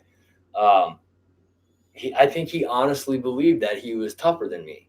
What it was he used to run every day. He was an avid runner. So he had really, really good stamina, very good stamina. But stamina means nothing if you can't fucking use it. You can have all the stamina in the world. If you have no technique, you have no punching power. First off, you have to have the courage to actually ball that fist up and throw it. That's the first thing. If you have that, then you're on to something. Then after that, if you don't have very good, if you're not a very athletic person, if you don't have good stamina, well, you better be able to end a fight pretty quick. Better know the vulnerable spots, right? And know places to hit and how to get it done quick, because you don't want to start losing your breath. That's when things get sloppy. That's when you don't want it to get that far. You want it to be one punch and one punch only. Let them touch you first. That's the key, though. You don't want to ever hit somebody first. That's a no-no. I made sure he put his hand on me first. I don't give a shit how his hand touched me or what he was doing. I tried walking away, and he yanked my shoulder. And I just came, whoop, right with it. Pulled my shoulder this way, and he didn't even see it coming. And that was that. That was that. And I looked at his son, and I said, I'm sorry. My bad. He's like, no, I warned him. So when the judges saw all this shit, my track record, you guys, and Dave, if you have these problems too, man, they're going to see your track record as well. My track record for jobs was not very good at all, you guys. And that's what they want to see. They want to see a track record. If you go in there and you say, hey, you have all these problems, they have ways of finding that shit out. You say, okay, well, I can't be around people. Well, what fucking proof do you have that you can't be around people besides you telling me that? We know you have PTSD, Dave. We're not saying you don't. We know that, but you have to prove to us beyond a reasonable doubt that you really cannot be around other people. Okay? Well, just look at my job history. Call some of my ex-employers. Oh, 12 jobs in what, less than a year and a half or something like that? 12 jobs, you guys. 12 jobs. And the longest I held one of those jobs was like 4.5 months. And that was a Jiffy Lube job. And that's because I got to work by myself alone, away from people. And I don't know, for some reason, I felt like I could manage that. I could do that. There were some customers that would come in and be like, no, I don't want no extra shit. Just fucking do my oil change and leave me alone. Cool. Yeah, and it's sometimes it would take everything for me not to just fucking hear me. You want something? I don't care if you don't want anything. You don't talk to me like that. Just say, bro, no, I'm all set with the extras. Some of those people would come in there and be like, don't try to fucking upsell me. I know what you're doing. Really? Well, your lug nut's about ready to fall off, and you got one on the back tire. Should we let you drive out of here with one lug nut on your tire, holding your tire on? You know, then you make them feel stupid, right? And they're like, I only have one lug nut. Yeah, you actually only have one. You know, I've done that to people before. And then right back to the sales pitch, right? There you go. Well, is there anything else wrong? Well, we're looking at it right now. Oh man, see, so quick, right? You got to find, I mean, it's just that easy, you guys, that easy. And I was that good. I was that good. When that car was pulling in, I could find something wrong with that car before it got all the way forward. I can always find something. Unless it's a brand new vehicle, I will find something wrong with that car just by eyeballing it on its way, you know, by me as it goes by me. I can find something. Always. Always. There's always something. You can always find something. But anyways, guys, so yeah, Dave, Eric's actually fighting right now with the VA. Eric should be 100%ed, okay?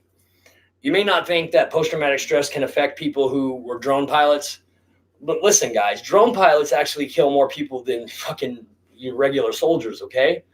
It was once said that drone pilots can't suffer from PTSD because they're not there. They're not in the heat of the battle. But I tell you what, man, you know what happens after that drone monitor goes blank, okay? I mean, you know what the cause and effect is. Okay, there were people in that building. And if you're a good drone pilot you're going to put that thing right in their asshole. I mean, that's how good these drone pilots are. And I would assume Eric is a good drone pilot. Okay. They don't let you fly drones unless you're good at it. That's one of those jobs in the military where you have to actually qualify for. They're not, oh, we're going to teach you how to do it and you'll be good. Because some people can't be taught to do that. You know, some people can't be taught to do things like that. Some people are naturals at it. Like me with swimming and then going to dive training. Oh my God, I'm a natural fish in the water. I mean, it only made sense that I would do something like that. Not that I got to use it much while I was in the military, but if there was going to be one like extra thing, like I'd like air assault, airborne, I ended up getting out and doing air assault. I wanted to do airborne. But somebody was like, no, Dave, you always complaining about how bad your feet hurt and shit like that. Don't do airborne, da-da-da-da-da. So I didn't do airborne. I heeded his warning. You guys really know how to get a hold of me. So you guys aren't stupid either. Give Honeychuck your email. I can't remember it. Where's Shadow Ops?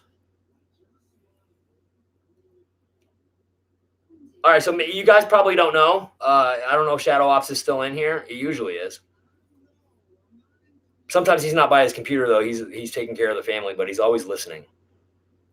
Eric Rogers, report to the office. Eric Rogers, report to the office.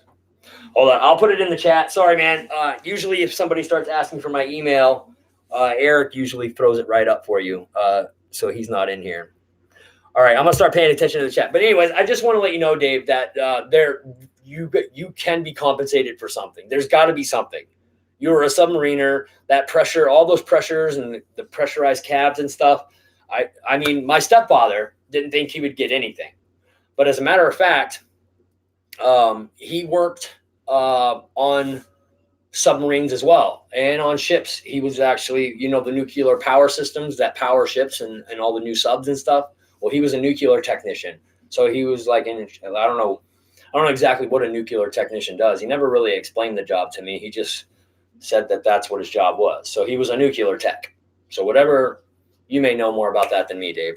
But like my real father was also in the Navy as well. And my stepdad was a nuclear tech. And my real father, he was just a maintenance guy. He was a maintenance master chief. He was a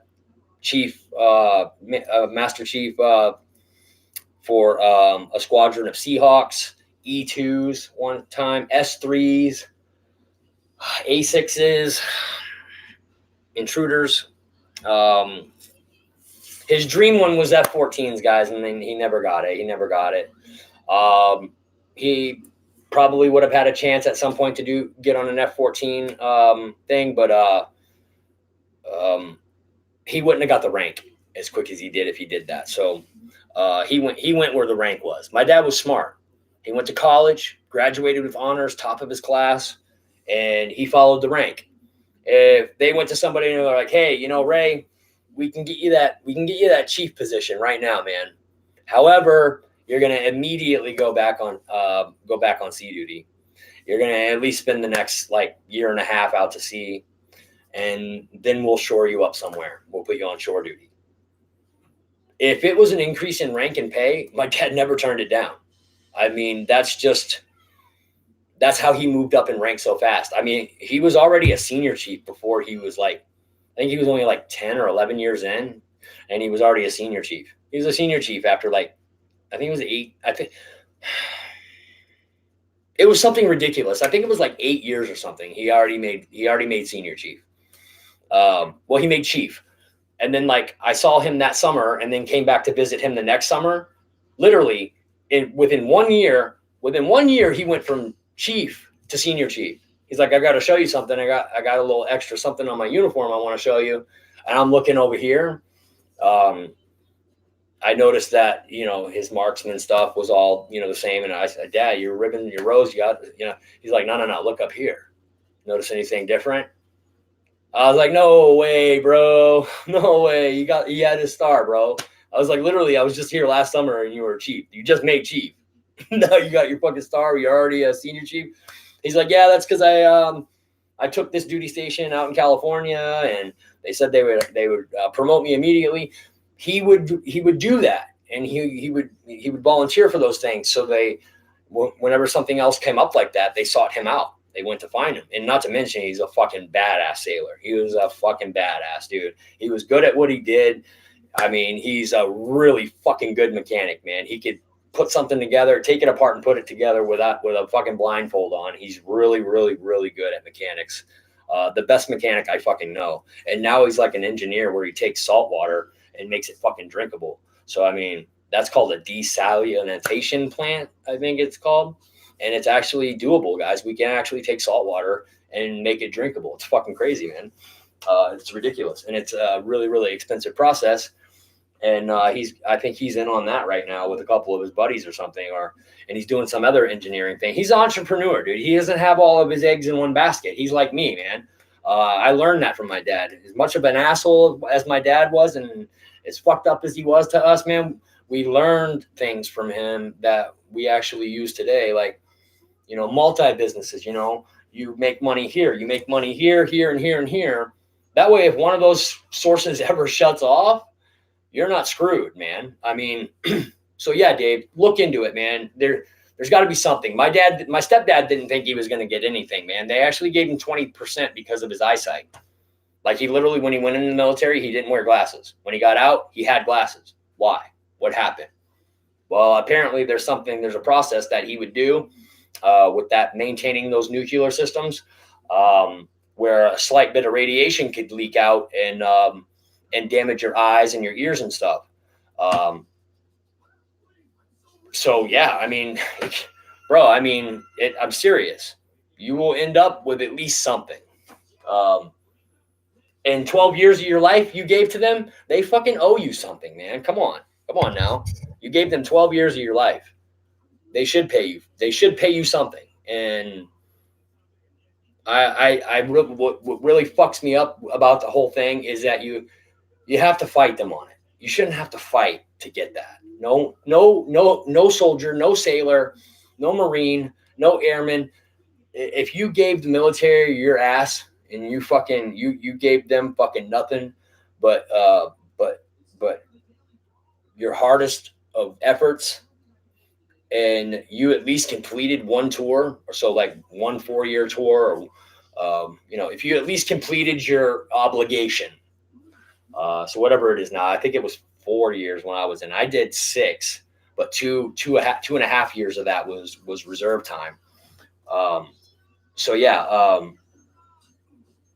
I believe if you give them something, and there's a possibility that they can give something back. I mean, come on, dude. I went in there thinking I was going to get like 20, 30, 40%, 50% maybe.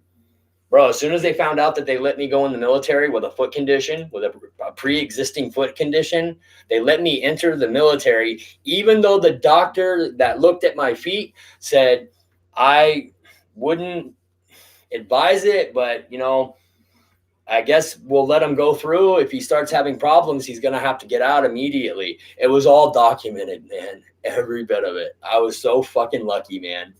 He's like, I'm really concerned about your feet, Mr. Garrett. He's like, is there any pain? Oh, yeah. I told him no, though. I was like, no, not really. Not really, no. He's like, are you sure? He says, usually when I see people with hammer toes like that, man, he says, you've got something else going on with your feet too, man. He says, I don't know what it is. And I knew I did too. I knew it was called Charcot-Marie-Tooth. I know it's a hereditary thing. I know I got it from my uncle. I know I had it. I was tested for it, and I knew I had it. But if I told them that, I wouldn't have been able to go in, guys. So the fact that he recognized it and caught it and noted it in my file, when the lawyer started looking through my file, he's like, bro, they let you go in with an existing injury? Like, what are you talking about? He said, you had CMT in your feet your whole life. You're born with that, right? I was like, yeah, I was born with it. It's a hereditary thing.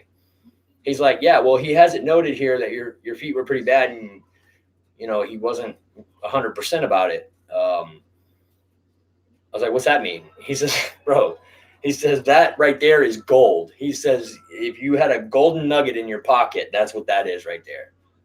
And I was like, wow, really? What will I get for it? And he goes, well, usually goes under the fraudulent enlistment Act. So basically, you were fraudulently enlisted into the military. False information was given in order for you to go into the military. I said, what, am I going to get in trouble for that? And no, it's not your fault. You didn't do anything wrong. But I thought I did because I thought my feet did hurt. They hurt ever since I was 17 years old. They started hurting all of a sudden when I turned 17.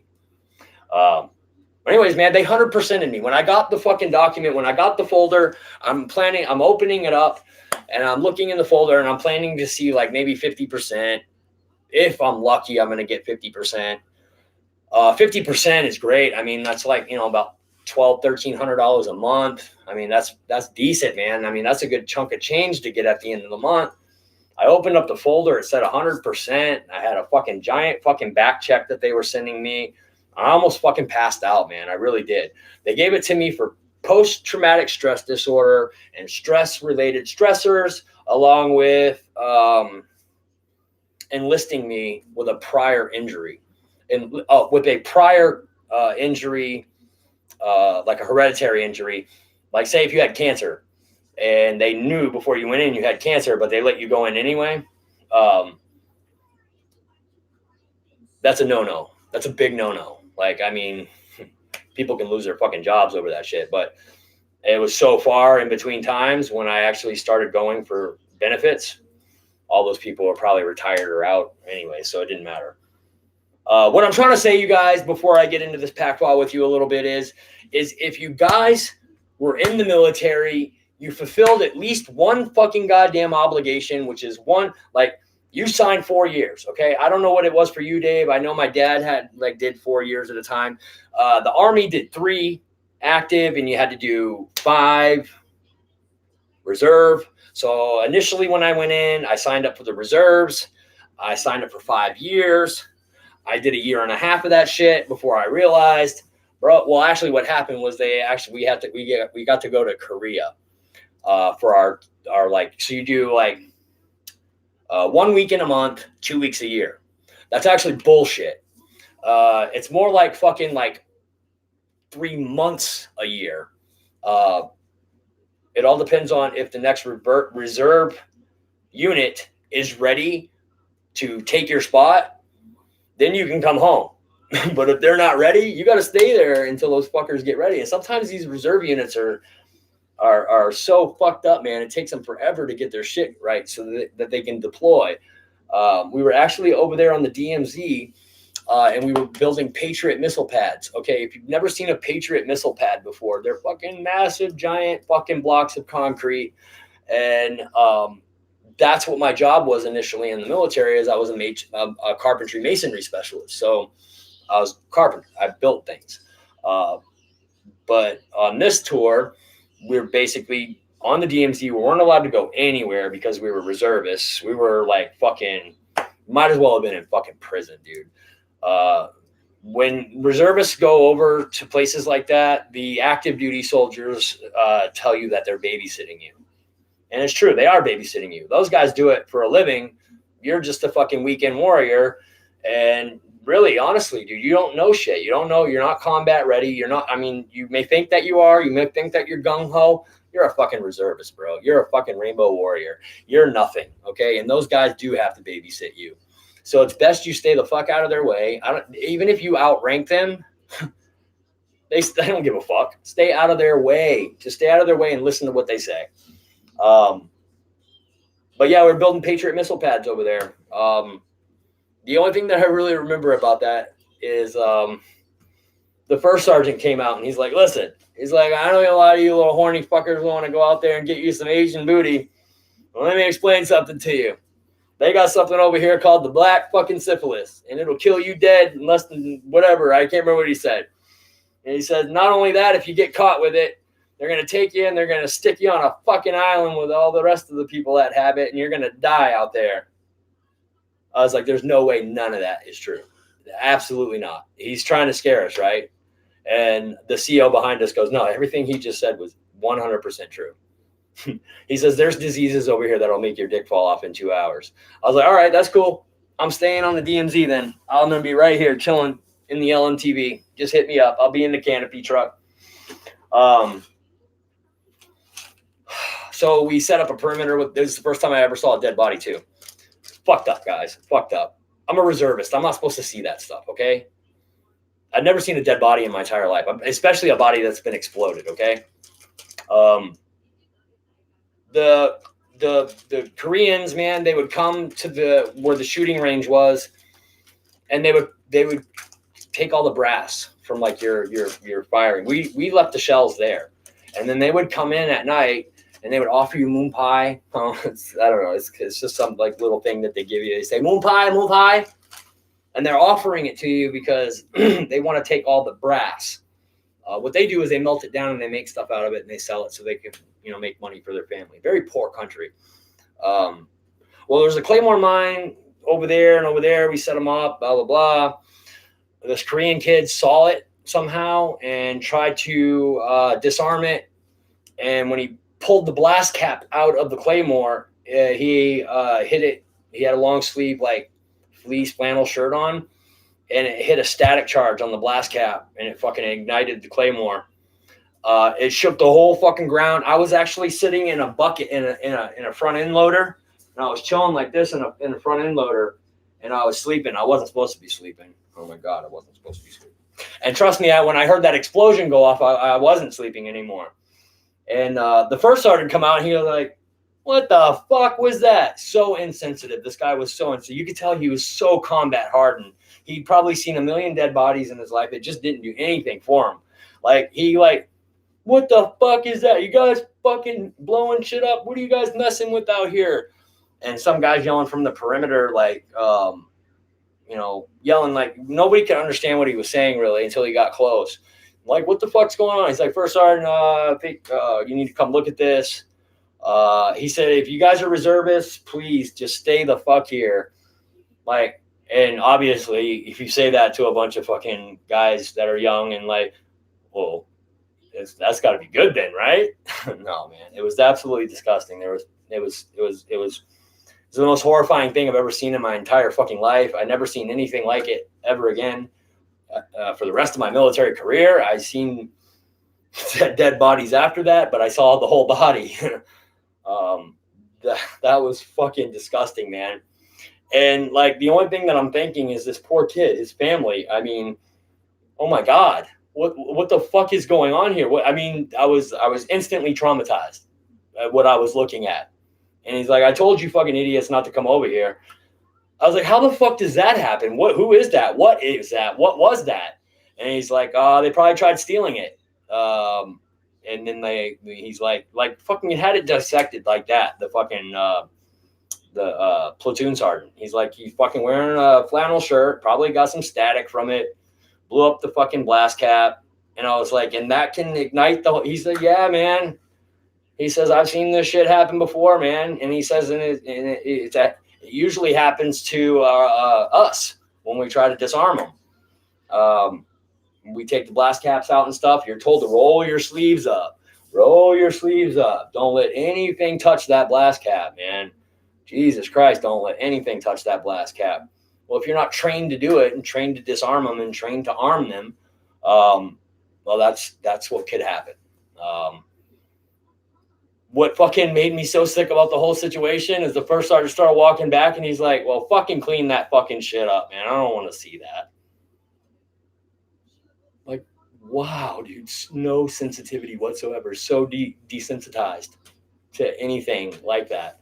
I'm like, I'm feeling like the kid's parents. Oh my God, what if he had children? There was nothing left of the fucking guy. There was nothing there. I mean, it was literally like pieces. I mean, it fucking literally evaporated him, you guys. It was the most horrific thing I've ever fucking seen in my life. It was the first dead body that I'd ever seen in my life, and it was that gruesome.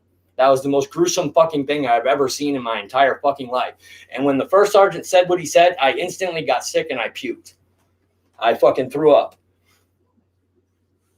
Man, that's the platoon sergeant was like, "I told you guys to stay over there." He's like, "Look, man, get out of here. Just get the fuck out of here."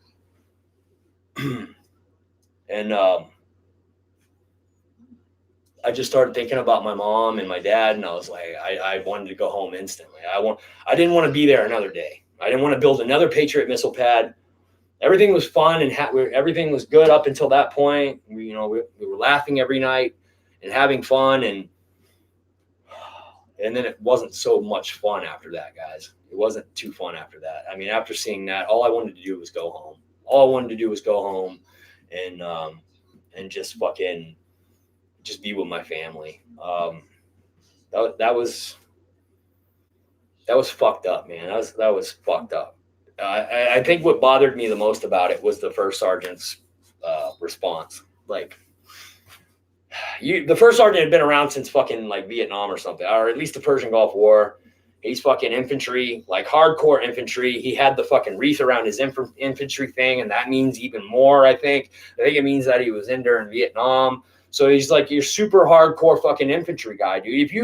If you see a soldier, an army soldier, and they have a rifle here and it's got a fucking wreath around it, you don't want to fuck with that guy. You really do not want to do anything to offend that fucking guy whatsoever. Period.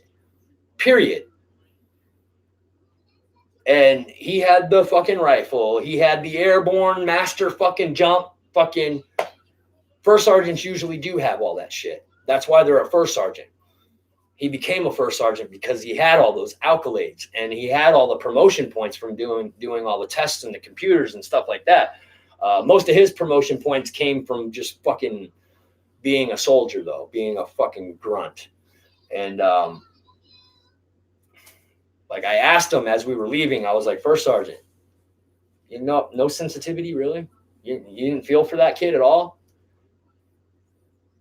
He said, I ain't got time for that. He said, the reason I said it the way I said it is because I was mad that it happened in the first place. Well, why would you feel like you feel responsible or something? He's like, no, but I knew that those things were there. We knew that they were there. That fucking kid had no business being on the range down there messing with any of that. We were actually supposed to blow those off at a couple of dummy targets the next day, like blast gelatin or whatever it is, so we could see what they do for damage. And the first sergeant, like, he's like, listen, he says, the longer you're in, you become combat, you're in combat situations, the more and more you'll see it, the less sensitive you'll become to it. And I was just more mad that it fucking happened than anything. And I'll be damned if he's like, that's a waste of a perfectly good Claymore. Like, so fucking desensitive. He's so insensitive, you guys. But most first sergeants back when I was in they were all Vietnam era, so they had all spent time in Nam, most of them. All good. We'll chat later. Who is this? What the?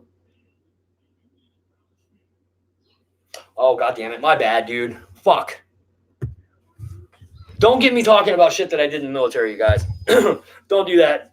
We could go on for that. Was actually probably the more horrific thing that I ever saw, or didn't see, because literally I was like, we were expecting to find like an arm or a leg. We were finding clothing with nothing in it. Like I told you, it evaporated him. He was so close to that fucking Claymore, it evaporated him.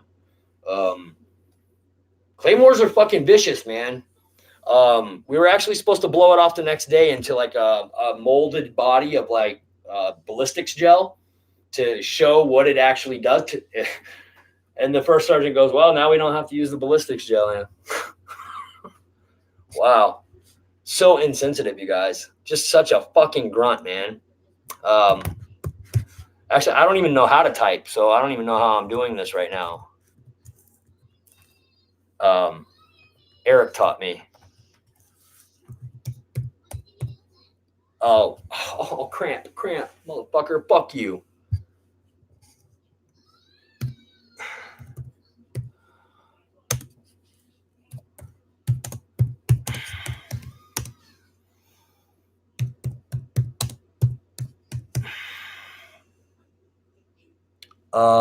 No, that's not right. There it is. Now it's right. There we go. How's that? That's still wrong. Dick is totally spelled wrong. I suck at typing, you guys. Anyways, enough of that. I'm sure like me just talking about that probably brought up memories for some of you combat vets out there, maybe Josh and fucking Eric. And it's not something like you want to think about. Like you don't want to think about it. Like I can't even find it in myself to go to my friend Jason's grave. He was also blown up, man, over there. Fucking craziest shit ever, man. He's like my best friend growing up. He was my only friend. My only fucking friend. Like the only fucking friend I ever like could trust and know that he would never do anything to hurt me or harm me. I would never do that to him. I mean, that's just how close we were. We never went anywhere without one another. We looked at our first porn magazine together. I mean, fucking, those are like the times as kids that, you know, you don't forget, you know. We did some of the stupidest shit for the first time together. We drank together for the first time. We tried weed for the first time together. Well, at least we thought we were smoking weed. That fucking bitch rolled up oregano and told us it was weed. I'm like, I don't feel anything. He's like, I don't feel anything either. I was like, weed sucks, dude. Fuck weed. We were smoking oregano. That's why we weren't getting high. Fucking loser bitch. Oh my God. Wait, that's probably why we didn't get anything off of that, Jay. He's like, what? I was like, her brother just told me she rolled up oregano and gave it to us. He's like, what am I, a fucking pizza? Super funny kid. Yeah. So, the only thing that we don't have for this thing right at the moment, you guys, is the EDFs. And that's because I'm undecided on what I want to do. I don't know if I want to put the JP fans in it or if I want to put the 2100, I think they're 2150 kV in runners. It's what they're putting in all the new like high performance 80 mils or no, not 80 mils. Sorry. It's the ones that they put in the version 2, the version 2 fucking F16 that's on my wall. Mine has an outrunner in it. But the newer ones that came out, the ones that came out right after mine, like they had, or maybe mine has the outrunner or the in runner. I don't know. I think mine does have the in runner. But anyways, those, I don't know if I want to put those in it. Or if I want to put JP fans in it. I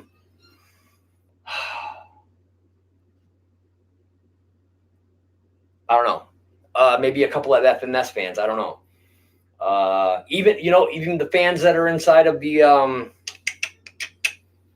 SU30, but I went on their parts list and they're actually not selling them yet. And there's no picture up either. At least the last time I checked, there wasn't. Eric, are you in here? Epic, Dave. Epic. Yeah, my military career was interesting for sure. I seen stuff. I did stuff.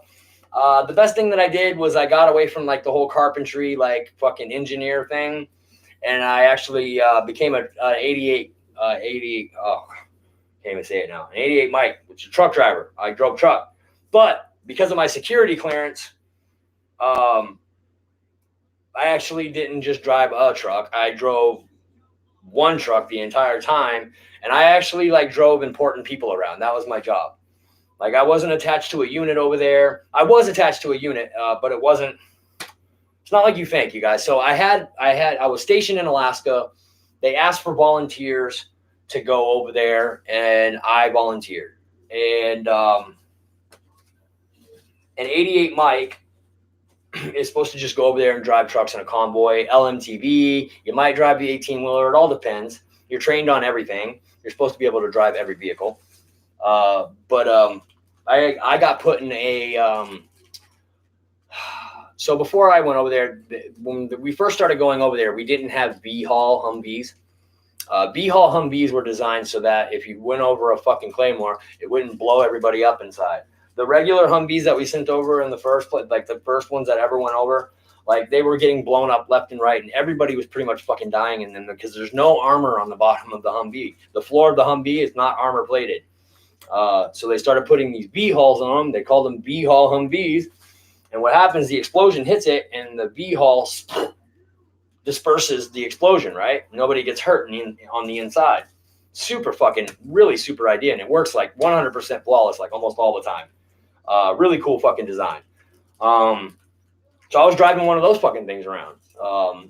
and I would just pick people up. I wouldn't know who they were, but I was told this guy's pretty important. You need to get him where he fucking needs to go, and he better get there. Okay, cool. Most of the time, some of these guys would show up, and they would have military uniforms on, right? And their fucking uniforms wouldn't look right. And I'd be like, something wrong with that, that he's wearing his rank wrong. It's just not right. You know what I mean? It just something about that guy. Well, I was told later that actually some of those guys were like CIA agents, dude.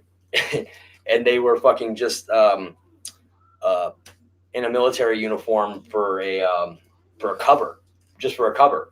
So that was pretty cool to find that out later. They didn't tell me that shit while it was actually happening, but that's pretty much what I did, guys. And I was actually going to see my fucking friend Jason over there while I was over there. Like 3 weeks from the time he died, we were actually going to catch up to them a little bit. I would have seen him for like a day or two, or we would have crossed paths. And it never it never happened. I never seen him again. So it's fucked up. It's fucked up. If there's one thing that I could go back and change, I would have died for him to live. Straight up. If I could go back and swap us somehow, I would do it without even thinking about it. Without even fucking thinking about it. It would be the easiest fucking choice I ever made in my life. Easiest choice I ever made in my life. Jason was just, I don't know, man. He just got married. He had a kid. And one thing you got to know about Jason is he never had a fucking girlfriend a day in his life growing up. He never loved he never loved anyone. He never know, so, and he had a new wife and he's madly in love. And I was a complete fucking whore up until I met, my wife. And then, so like, I don't know. He's a better person than me. He didn't deserve to fucking die. He didn't deserve to die. That's for sure. He's passing out fucking coloring books to children. That's what he was doing. Passing out coloring books to little Iraqi kids. It's fucking crazy, man. They'll kill their own people to get. That's why when you got to be careful in the field, man. You cover your rank, man. If you're an officer, you are not allowed. You're not supposed to show your rank in the field at all. Period. We know who you are. We know who LT is. We know who the captain is. We don't need to see their rank, and nor does the enemy. Because that guerrilla tactic shit, man. They fucking take the officers out and work their way down, man. I mean, you guys ever watch the movie The Patriot? Well, hate to say it, but it was our fucking Minutemen that actually were the first people to fucking start doing that shit. And I tell you what, it works. It works. As soon as you take out the fucking officers, oh fuck, now who's in charge? Well, as soon as they see that next person yelling, they're like, oh, okay, that's the next guy that's in charge. Now shoot him. And then once they shoot him, they'll look for the next person to start barking out orders. And if you're good enough, you'll fucking drop, put your fucking head in your crotch, and you won't fucking say a thing. You guys will start talking into your fucking helmets and start talking into the ground so they can't see your lips. And I don't know. That kind of shit never happened to us over there. I mean, usually, we would spot the fucking explosives in the ground, and hopefully you would have a tank with you that day. Those are the best days, man, because the tanks would just fucking hit it. Boom! If you heard 2 explosions, then you know you had one. If you just hear the explosion of the tank round and nothing else, it was probably just a cup or a bottle or something. But the guys that are actually in charge of finding those things and looking for them, they're pretty fucking good. They're trained to do it. When we found them, we would actually just stretch deck cord out, tie a couple of knots in the deck cord, and then cut the C4 right down the center, open it up like a butterfly, put the knots inside of the fucking butterfly, close the butterfly, because that's you. In order to get C4 to explode, you guys, you got to compress it. It has to be compressed. You have to, like an engine, like a combustible engine. It has to. If you just set the det cord on top of the C4 and light it and it blows up, it's not going to blow up. It won't blow up. Literally, you can actually take C4 and light it on fire. It'll just sit there and burn. But if you take it and throw it at the fucking ground after it's on fire, boom! So you have to wrap it up, and then you don't. Not only that, but you have to take duct tape and wrap it real tight.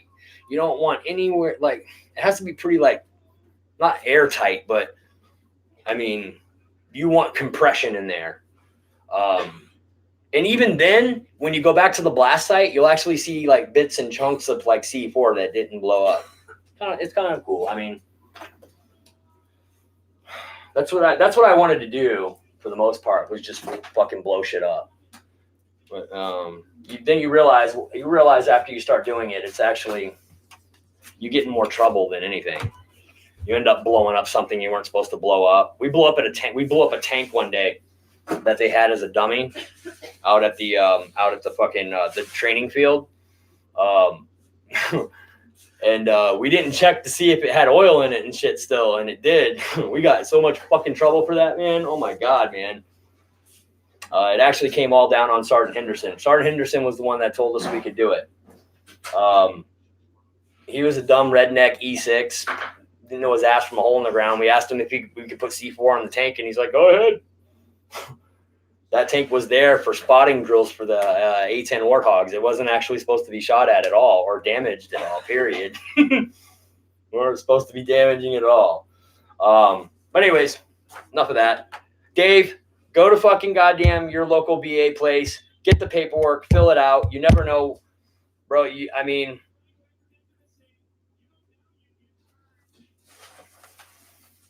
you never know what they're going to dig up, bro. Honestly, you never know what they can dig up on you. I went from thinking I was going to get 30 or 40 or 50% to fucking full-blown 100% fucking retirement. So all it takes is just a simple little fucking note that they made in your fucking medical file. That's it. That's all it takes, you guys. So what we're using here, guys, we're going to start putting this stuff in because I would at least like to get these servos in and at least get this hatch off right here. Fuck, man. I don't. And another thing is, guys, when you get your servos, these are your regulars, right? Okay. Usually when you get your free-wing servos, your regulars are going to have the red and the orange and the brown. The reverse pivot servos will be like this. Now, they'll have the white wire, the black, but occasionally you'll get one with this and it'll actually still be regular. And that actually sucks. Then you got to put a servo reverser on it. I actually had to do that to the MiG-17. So it doesn't happen frequently, but it can happen. These are 9-gram Metal Gear servos. They're not the like hybrids. These are actually the really nice ones. The all Metal Gear servos. Well, I don't know if they're all Metal Gear, but they're not the hybrids. They're which ones did these go in? What model did I pull these off of? I'm trying to think of what model I was on when the F-14 Tomcat. I was in its extra parts, and that's where I pulled these from. They had a really long 30-inch lead, and that's kind of what I needed. Now, this plane is kind of cool. It does have covers for the servos, so you don't have to glue them in, which is actually really cool. The channels are all right here. It's super cool. So I'm trying to think. We want our servo tester, right? So that we can center the servo and put the arm on, right? But yeah, guys, sorry I was rambling on about that, dude. But like I said, man, if you guys were in the military, trust me, if you have a lawyer, he will find you money. And I don't care if you feel like you fucking deserve it or not. I don't care if you were in the military for 1 year and they fucking kicked you out. I don't give a shit. It doesn't matter. If you served your country, you served your fucking country. And the rule is if you served active duty, what is it? It's if you served more than 90 days active duty during the time of war, you're qualified. So, I mean, you didn't even have to spend a full year in some cases in the military. All you had to do was be active duty for 90 days. That's 3 fucking months, you guys, during a time of war. So anybody that was in while I was in, and they at least stayed in for 3 months active in a year of reserve, which I was well beyond both. That's all it takes for you to qualify for that pension, you guys. So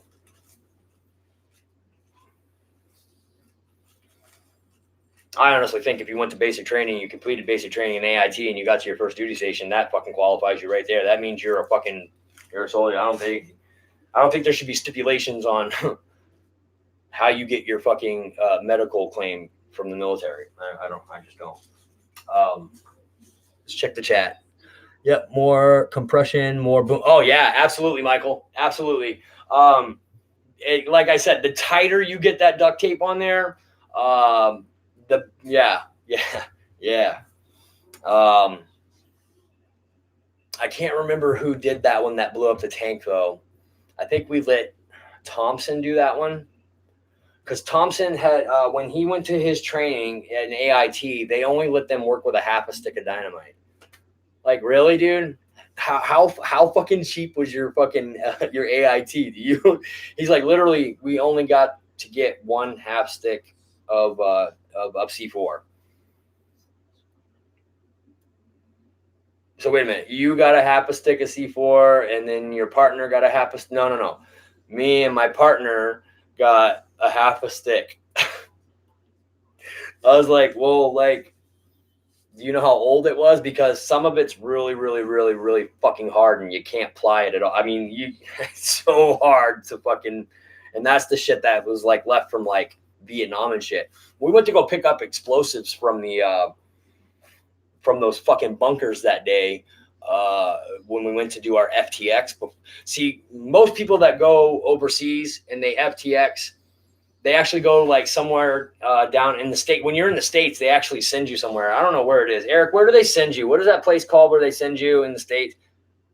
But if you're stationed in Alaska, that's actually already considered an overseas duty station. So you don't have to do all the shots and all that shit and this shit. You've already done it. You've already done the overseas shit. You're already in processed overseas. So basically, we just did our FTXs, our pre-FTXs for deployment right in Alaska. Like, we didn't have to go down. Fuck, man, I can't think of it. Paul, what's up, man? Sorry, man. Sorry, I usually pay more attention to the chat, man. You guys, we're just talking about a little sensitive subject tonight. That's all. It gets me going. I like to ride motorcycles and fly airplanes. I could not do that without freedom. Thank you very much. And to every vet. Oh, shit. I thought you were getting ready to say that you were a veteran pilot and shit. Oh, man. No, absolutely. Bro. Typically, what most people don't know or don't think about, but you'll never fucking have a soldier tell you anything about it. Like, usually a soldier doesn't really care too much if you thank him for being a soldier, because it was his choice. It's our choice to do it. We wanted to do it. But we also know the polite thing is to accept it and say, yeah, you're welcome. Okay. But deep down inside, we're different. We're a different breed. And usually we won't, I don't know. I don't want to sound mean, but most soldiers, they don't want to be thanked. They don't want to be thanked. I don't mind, but there are some soldiers out there that are like, yeah, but not me. I mean, I'm kind of bitter about losing my friend Jason and shit, but that's it. I mean, that's really the only really traumatizing thing that fucking really happened to me, besides that other kid blowing himself up. But I didn't know that kid. And nor would anybody ever after that. He's just a fucking pile of fucking blood and mist and parts and fucking clothing. Like, he fucking evaporated. Like, he disappeared and they just left his fucking blood and some tissue around. It's fucking weird how that fucking claymore just fucking evaporates the fucking human tissue. Wow, impressive. And if a Claymore does that, then think about what the fucking atom bomb did to the Japanese. Holy fuck. Oh my God. Oh my God. Oh my God. The Americans were fucking evil, vicious fucking sons of bitches for dropping that bomb on their country. That was fucked up. That was the most fucked up thing our country's ever done to somebody. I mean, come on, man. That's like when fucking Saddam Hussein was fucking hitting our fucking soldiers in Persian Gulf with fucking mustard gas, man. That shit's 100% deadly. It will fucking kill you. Straight up. And he was fucking using mustard gas on us regularly. I mean, they were trying to find a fucking solution to that, like a shot or a pill that you could take. They ended up fucking getting this thing, that filter and this stuff that you could put in your mouth, like a I don't know what it was exactly, but if their mustard gas was thrown out, you have to stuff this shit. I don't know. It was weird. My dad was telling me you got to stuff this shit in your mouth, special filters. And it's like, fuck that, all that just to maybe stay alive. Mustard gas is very deadly, you guys. And it's fucked up that, that we dropped that bomb on Japan. We tested that thing several times. We knew what it was doing. I mean, at the blast site, literally, it was like turning like 6 to 7 feet of sand into just pure glass. I mean, that's how hot this thing is. It was the hottest thing we had ever witnessed. You're basically taking a small explosion that happens on the sun, on the surface of the sun all the time, and replicating it on Earth. That's fucking crazy, man. That's ridiculous. And Einstein said it's reckless to do it as well, because it could literally cause the entire atmosphere of the Earth to spontaneously combust. It's a low chance probability of happening, but it was a possibility. And they still fucking started testing those things, even though Einstein said you could literally burn the atmosphere, clean off the planet, we'll all die. Well, what are the odds of that happening? It's not the odds. It can happen. Not that it will happen. There's no real odds on it. We never tested this shit before. But the possibility is there, man. You could literally ignite the entire atmosphere.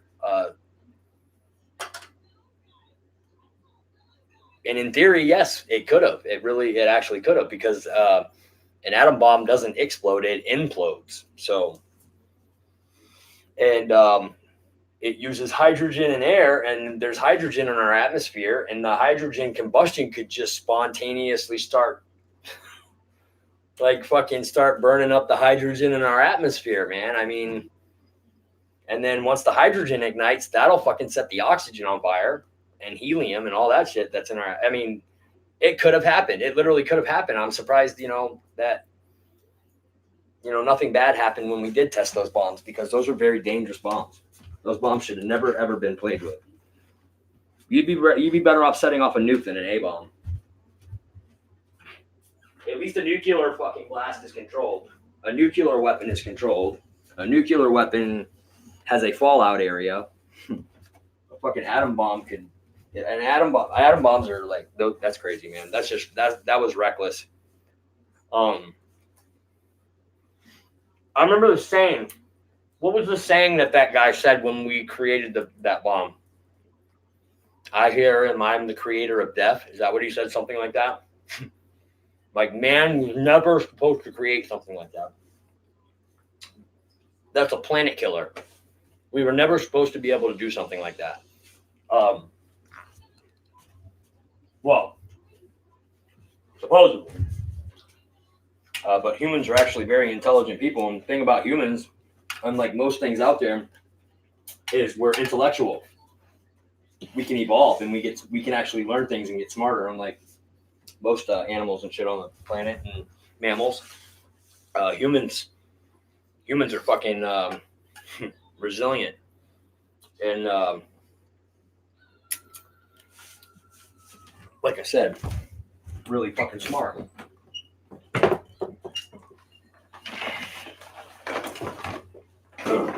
Oh, come on, see? Really?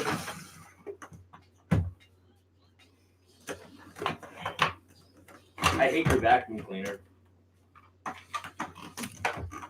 Bad vacuum cleaner.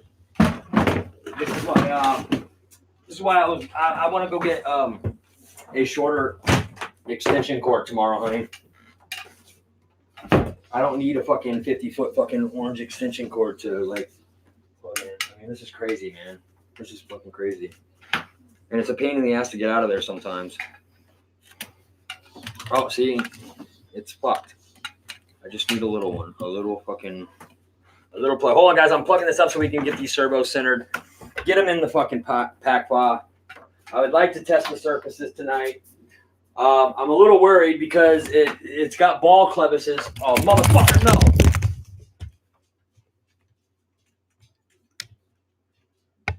Oh, I fucking hate white people. That's it. I'm done. I'm done with America. I'm moving to fucking Mexico. I'm going to help them build the rest of the wall so they can keep me out. I'm done. It's usually the cat that fucking knocks the camera over. You're stupid, baby. I'm wound up. All right, there we go. Fucking shit, man. It's just way too much cord. Way too much cord. Maybe we could just leave that out in the back hallway where it belongs. Put this back. Okay, good. Oh my god, what the hell happened here? Oh, the camera hit the keyboard or something. Oh, I don't want to Skype. I don't know. There we go. We're not Skyping. Yeah, so sorry guys. I'm gonna get into doing this now because I want to get it done and go to bed. I'm also gonna eat too because I'm fucking starving. I haven't eaten dinner yet. I'll bring this over here. This is actually my battery charger / motor tester / servo tester. It does everything, guys. They're really common too. It's just a single port charger. It's a high tech. It's really cool. AC/DC. Back when I bought it for my application, it was perfect because I was literally only flying like little 3S, like planes, like toss planes and shit. I didn't have any 4S or 6S or anything like that. I was literally just throwing like little fucking Motion RC hand toss jets. My phone's blinking again. Did somebody try to text me? Give Honey Chuck your... Okay, that's right. All right, who we got? Kenny. Yeah, you're right, Kenny. I'm sorry, man. My bad. I didn't mean to bore you with all that shit, man, but...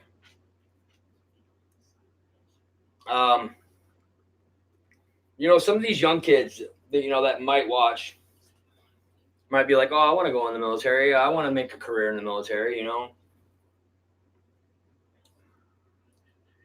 I mean, that's your choice. Just know that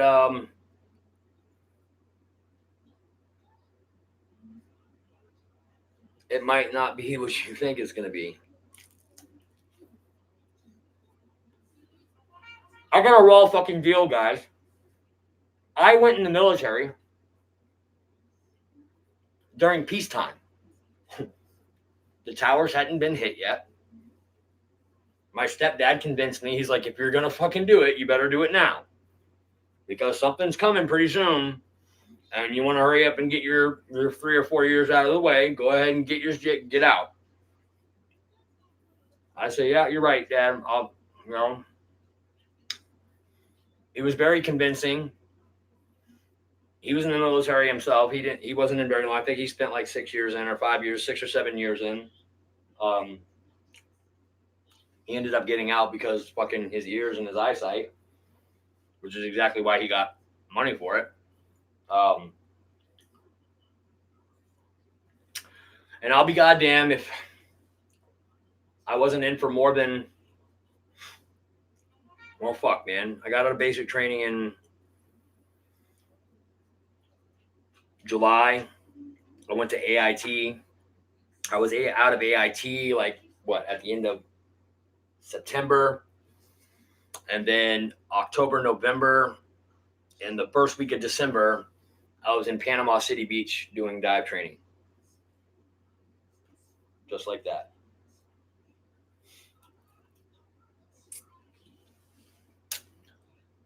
September of the next year, that's when the towers got hit, you guys. I was supposed to do 3 years during peacetime and get the fuck out and never have to see anything like that or deal with anything like that. I was gonna fulfill my obligation to my country as a soldier and be able to hold my head high and da da da da da. And it was gonna be a dream come. It's whatever. It did not turn out that fucking way at all, you guys. We had been in peace since the Persian Gulf War. We were not doing anything over there. What are the fucking odds that 7, 8 months, 9 months after I go into the fucking military and go active duty in the military? Well, I wasn't active duty. I was reserve at that time, but it didn't fucking matter. That the worst thing that's ever happened to the United States and on United States soil would happen. I never would have went. I never would have went in. I never would have went in if I knew that the tower, if I could see the future and I knew the towers were going to get hit. And it was going to turn out to be the way it was, and I was going to lose my friend, and I was going to see the things that I saw. I would never have fucking done it. No fucking way. You can't unsee shit, dude. Okay? You can't unsee shit.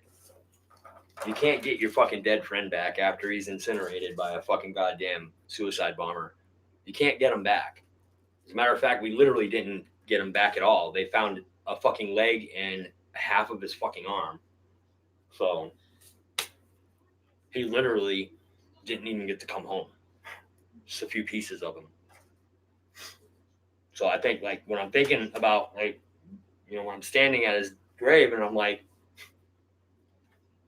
the only thing that's in there is the cremated remains of a fucking half a leg and an arm. Are you kidding me? Fucking kills me, you guys. Fucking kills me, man. Our fucking kid didn't deserve to die, man.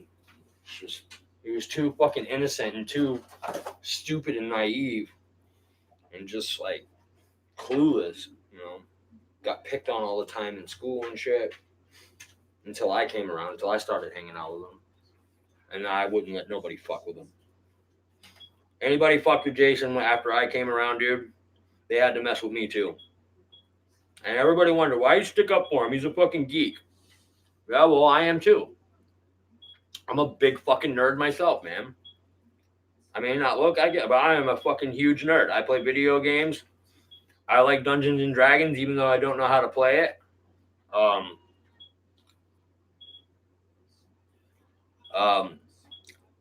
And not only that, despite all that, besides all that, I found that Jason's actually a good person. He's weird, yeah. Most people are.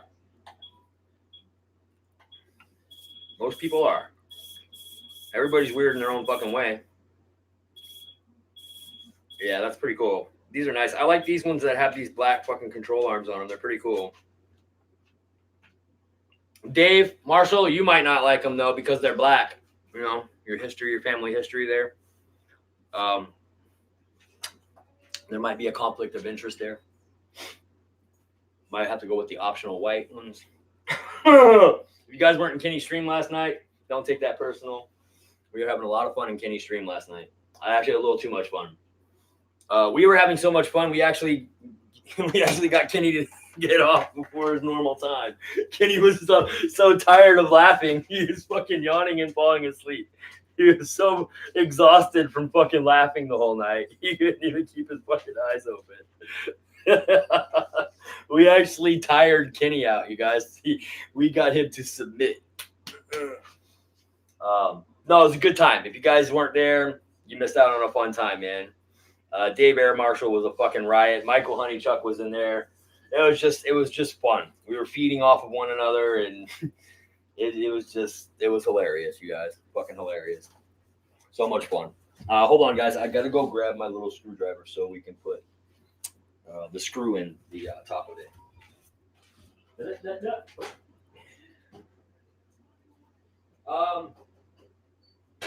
Like I said, guys, when you go to install these, right? Even though it came out of the box and it says it was a reverse one, I've never taken a regular one out and it was reversed. But I have had a reversed one on a couple of occasions. I pulled it out. It's reverse. It's a reverse one. It's got the reverse cord on it. That's how Motion our free wing does it. And so for some reason, it's actually going regular. So just check it. And if it is regular, just fucking take your little screwdriver, the little one, take it apart, and just flip the little things around, just resolder them, and you'll reverse the servo. It might sound like intimidating and challenging to do, but it's actually really fucking simple. Don't let it like, I don't know. When I did my first one, I was like, oh my God, I'm going to mess something up. I don't want to mess anything up. And then when I looked at it, I was like, really? You only have to take that and flip them. That's it. That's really all you have to do. You're changing the polarity. That's it. It's fucking simple. So simple. It's fucking so easy. Even a caveman can do it.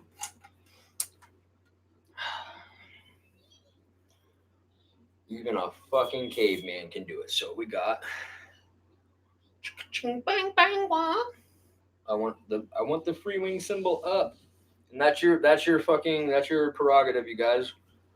You can either have it upside down or you can have it. Let's see. Go there. We want to flip that. We want to go center here. All right, that's center. So we need to put this center.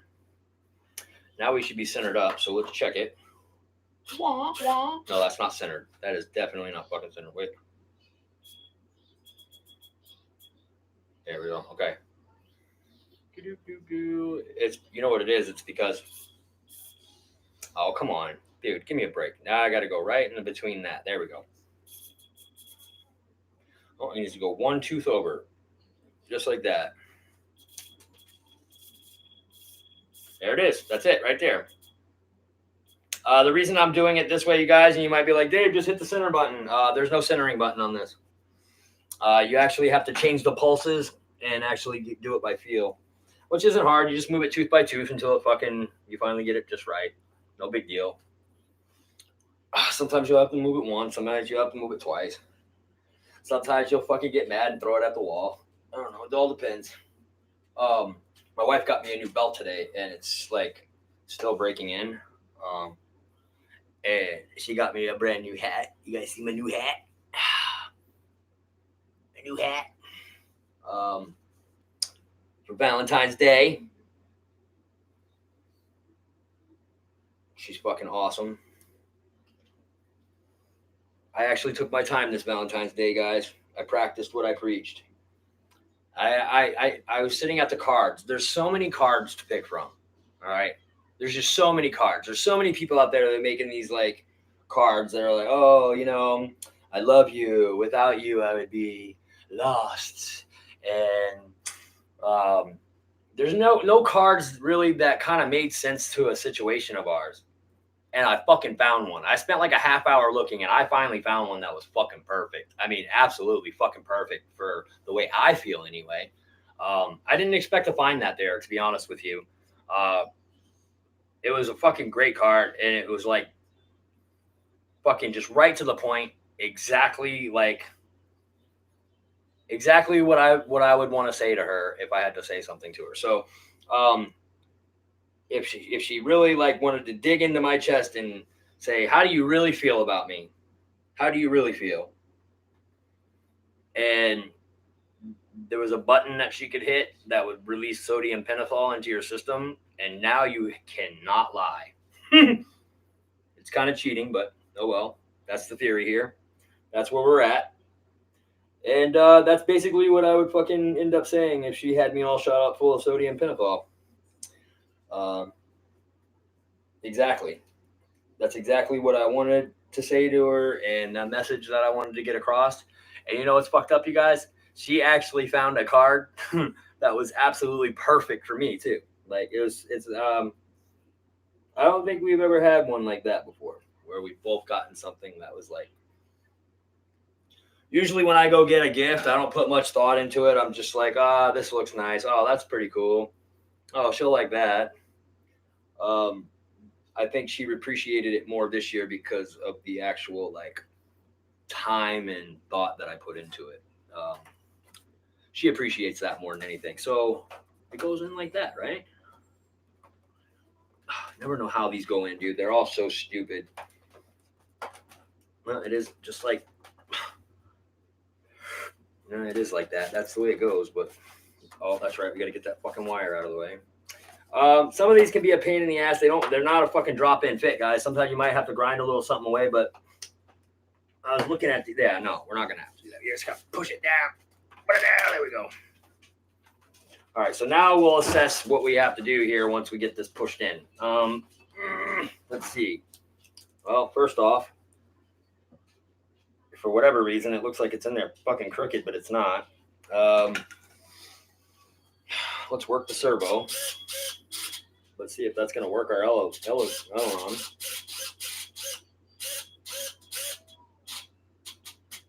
Yeah, that's all fine and dandy. We'll have to trim out a little bit of foam there. Maybe I don't have to. Maybe I could just push it out of the way a little bit. These are going to have covers on them anyways, right? These are not getting glued in, guys. Remember, they have covers, which is fucking cool because I hate gluing a fucking servo in and then realizing it's not quite right and I got to fucking take it out. This is just a little crooked. I think it's just because the mounts in there are crooked, and that's kind of like a manufacturer's thing, but we'll just pop it out a little bit. There we go. And then kind of put it in there a little like that and push that side in. Like I said, they're not going to be a drop-in fit, dude. They shouldn't be because these aren't really the servos that actually go to this fucking plane. I mean, 9-gram servos is what it uses, but Freewing 9-gram servos are only slightly, they're not all shaped the same. I mean, basically they are, but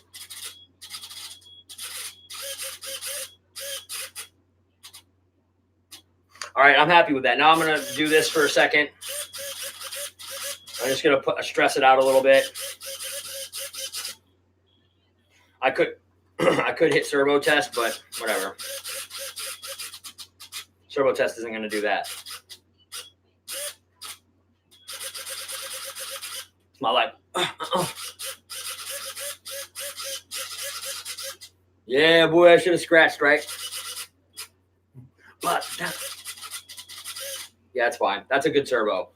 I rarely have ever tested a Freewing servo before and it's gone bad. I mean, they're usually pretty solid. And that's nice and centered. So that's good. Now, typically when you put these fucking things in, you want to put your wire here. Let me bring it closer so you can see. I don't give a fuck because it's getting a cap put on it. But right here, your servo. See, I should have put the servo in the other way because this wire right here should actually be down here where it actually feeds into the channel. But I don't give a fuck about that because I'm going to go like this. I'm going to feed it into the channel. We're going to put a cap on it, and it's going to be fine. I like the Freewing symbols up for some reason. I don't know why. It's just fucking weird like that. I like when people flip, you're showing off the plane, and they're like, oh, what do you got? What kind of gear you got in there? Well, it's right there. Take the cover off. Boom. It's a fucking Freewing servo. Man, I've just really had good luck with Freewing servos, man. Like I've messed with a lot of different servos before, and I tell you which ones I've always had the worst luck with, and it's the ones that come stock in the fucking Dynam Warbirds in their ailerons. Those things are fucking horrible. If you even touch them while they're fucking on, you will strip them out. Just whatever you do, man, don't even fucking touch those fucking things when you get them. Make sure nothing touches it. Ever.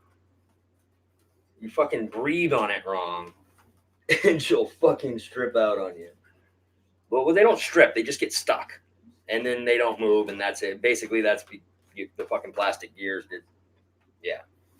They're the shittiest ones I've ever messed with. That's that. And then right behind those are the ones that are on the Avios MiG-17. Those things are trash. Those are trash-ass fucking servos, man. Fucking suck. Ryan had pretty good deal with his. Were pretty good. Ryan had good luck with his, but man, I sure didn't. I fucking didn't for sure.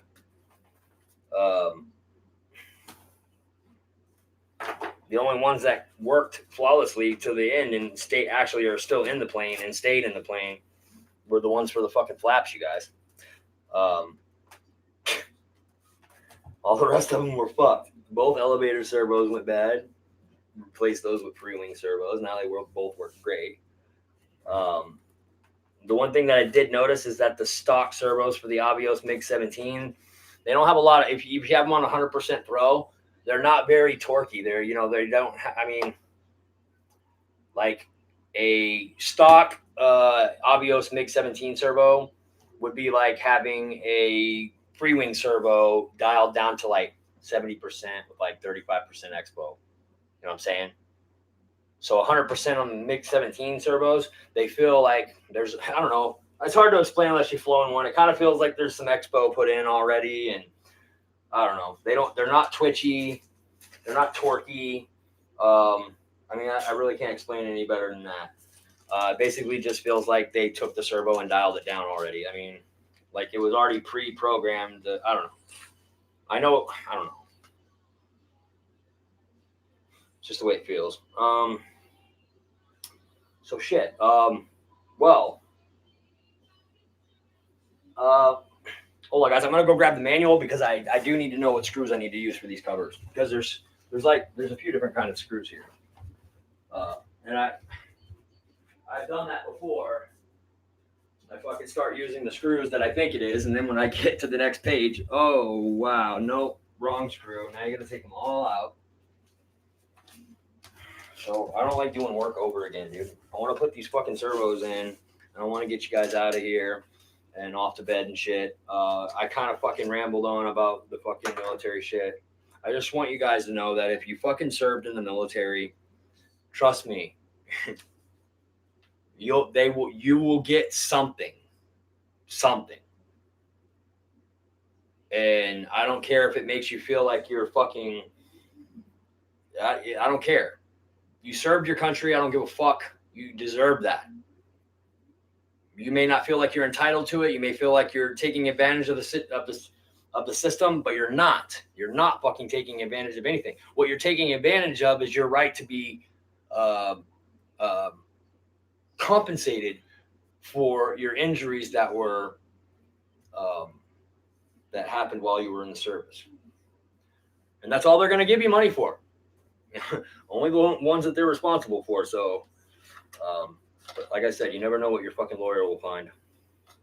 Now, I need to know, okay, there's a couple of different covers here. We got these white ones.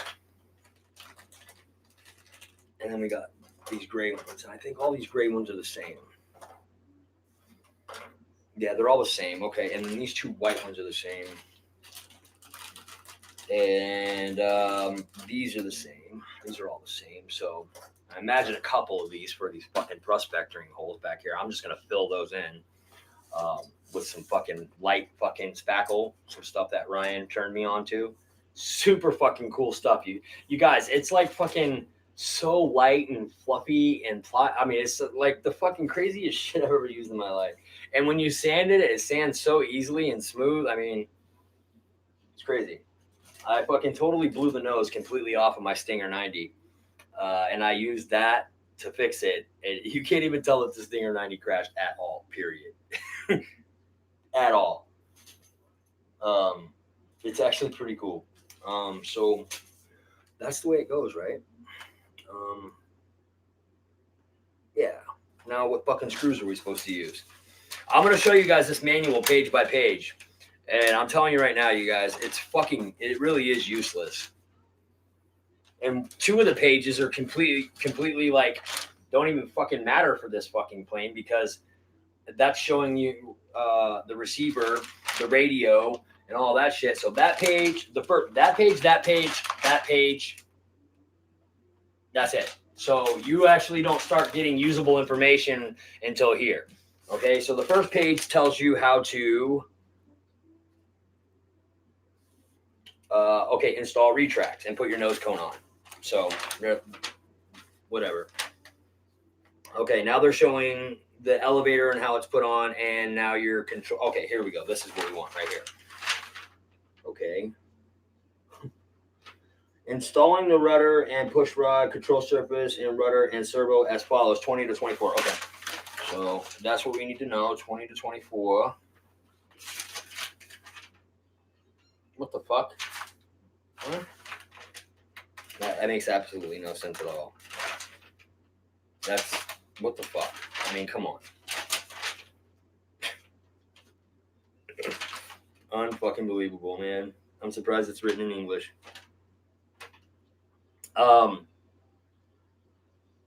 I've seen better directions on tampon boxes, guys.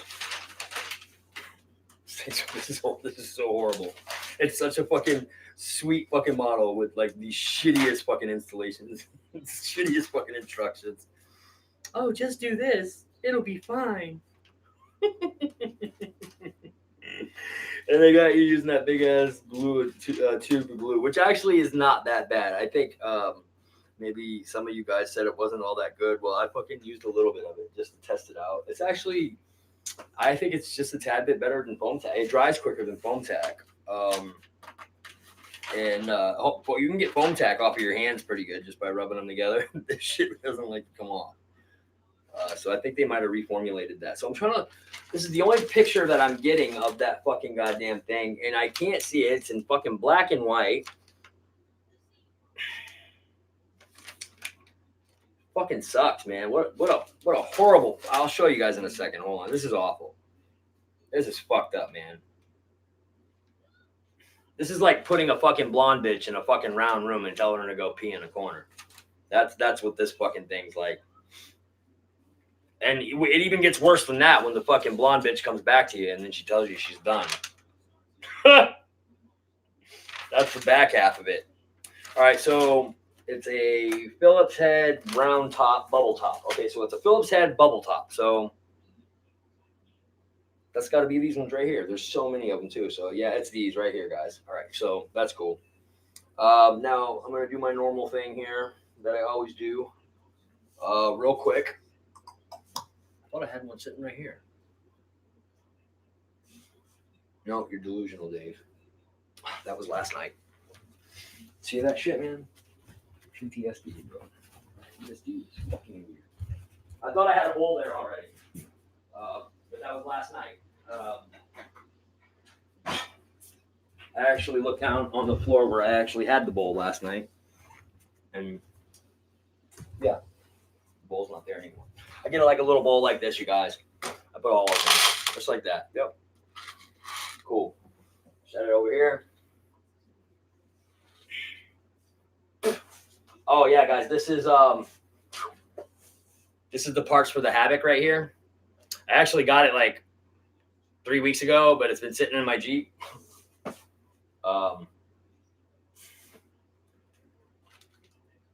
It doesn't matter if I put the new fan in it right now or not. It fucking has it has two broken control horns that need to be fucking fixed. And if you know about the Havoc, they're like green and stuff. I don't want to put just any ones in there. I want them to actually match the fucking plane and shit. I do like the Havoc. A lot of people are like, yeah, about the Havoc. The Havoc's got a bad rap because people just keep fucking crashing it. And the reason people crash it is because it's such a fucking comfortable plane to fly. You start getting brave with your maneuvers and shit, you know? It's just so fucking comfortable. It's like the Abani. The Abani's the same way, man. I could see myself fucking totally blasting apart an Abani because I just get too fucking comfortable with it. That's super understandable. I completely see that happening.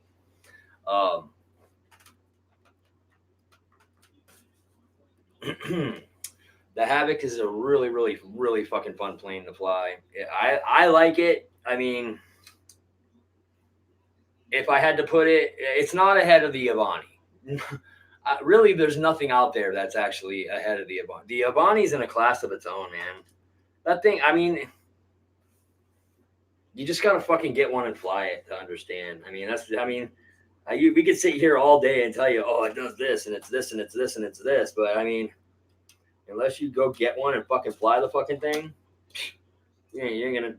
Words can't describe it, bro.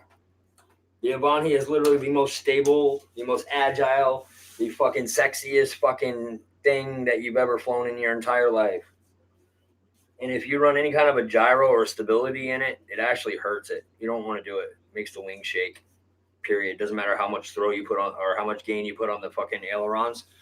if you put any fucking gains on the ailerons whatsoever, period, or if you have a gyro on the Avani and it's on the ailerons at all, it'll make the wings fucking wobble. So don't even use a fucking gyro with it. It doesn't need it. Not unless it's like you have like using an AS3X or something, which you shouldn't be with a fucking free-wing plane. Using an Admiral receiver gyro or whatever combo. I mean, I guess you could do that. I always run a gyro in all my fucking planes, but I can fucking turn it down like completely off. So you see, look, guys, see this one fucking servo right here. It's actually crooked, you guys, and I had to make it crooked.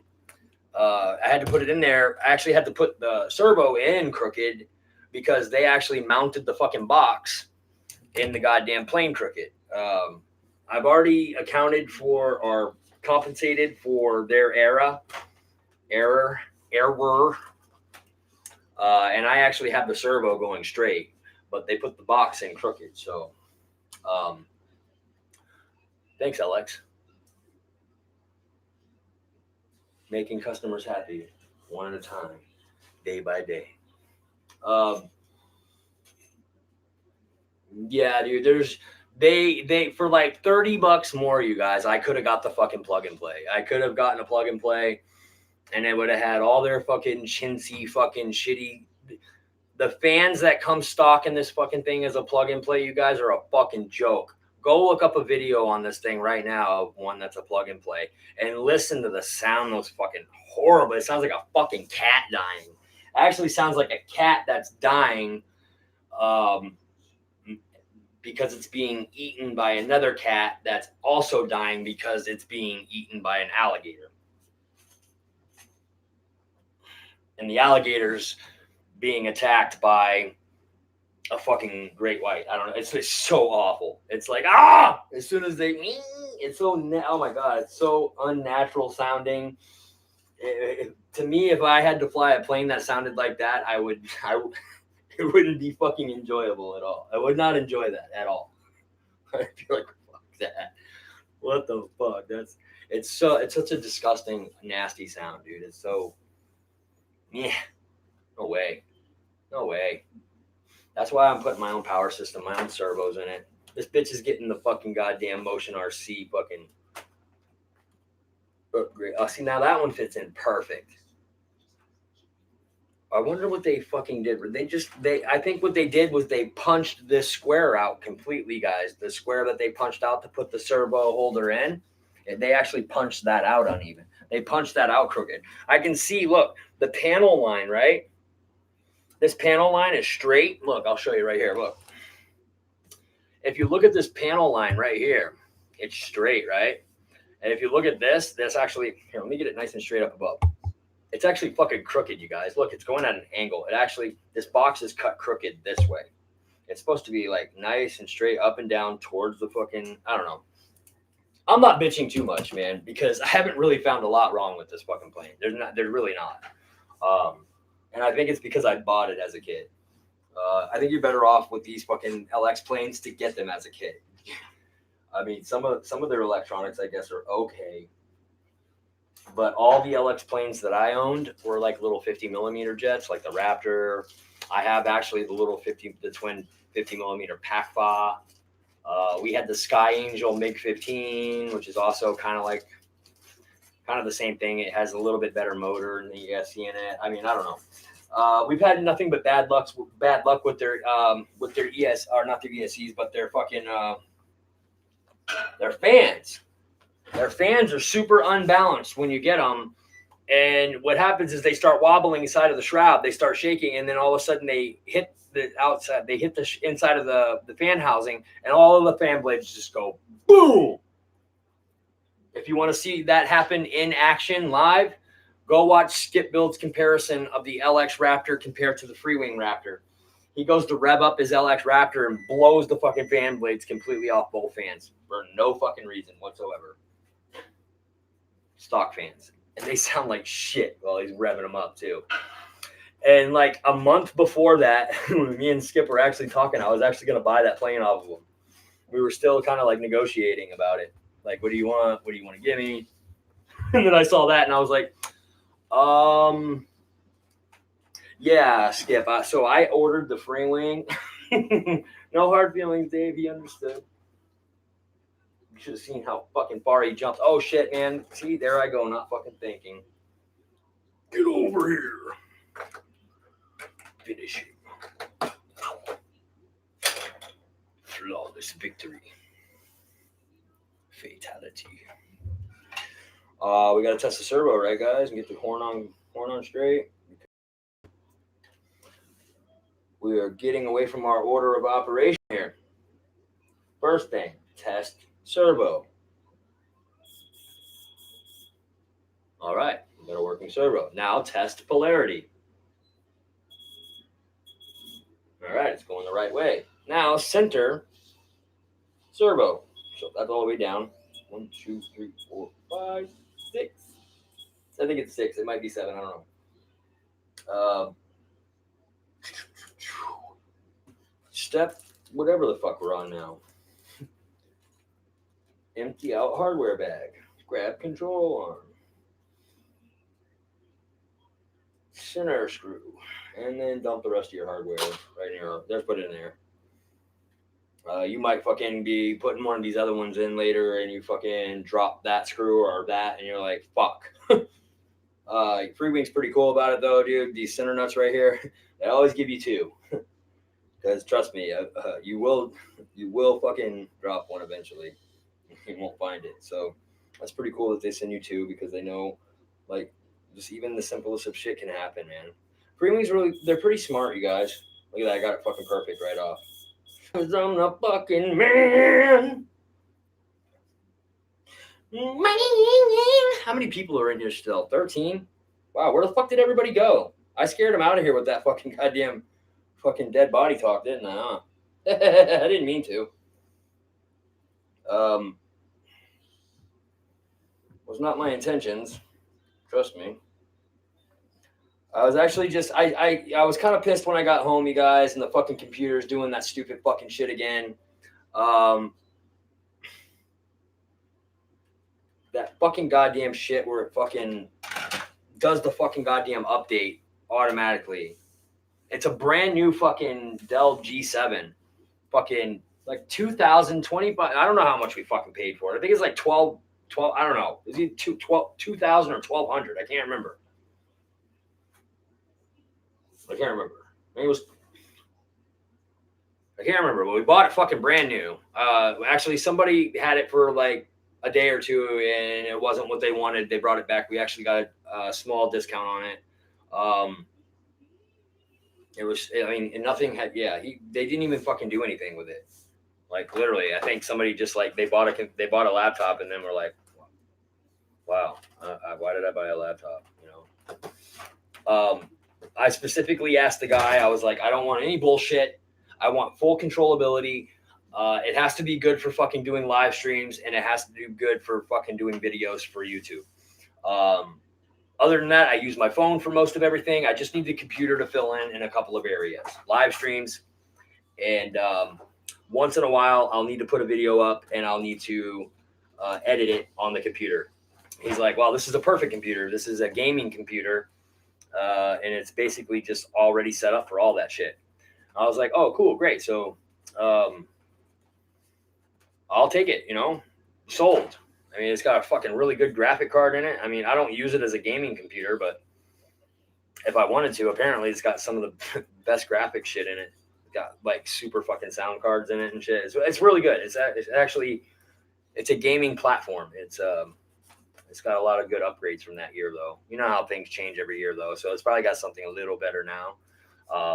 But when we bought it, it was the best that you could buy. And that was just last fucking year. So, anyways, it's actually really fucking good, man. It's a really fucking sweet computer, and it always fucking works most of the time. But once in a while, it'll pop up. It'll say, oh, there's an update. Would you like to do it? And I'll say, remind me later. I'll just click the button and say, remind me later. And I want to be able to keep fucking doing that as long as I want. If I want to keep saying, remind me fucking later, I'll do it for the fucking rest of the year if I want. But it literally only allows me to do it like 3 or 4 times. And then all of a sudden, you go to restart the fucking computer, and it literally says, fuck you, we're doing it now anyways. And it sometimes can take up to 5 fucking hours to do, guys. It's crazy. This time I got lucky. It was just Hannah's iTunes thing. It was just updating her iTunes. So it took like literally no time. I was actually about ready to start the stream up on my phone. And then the fucking computer started fucking coming on. I'm like, oh, thank God. Thank God.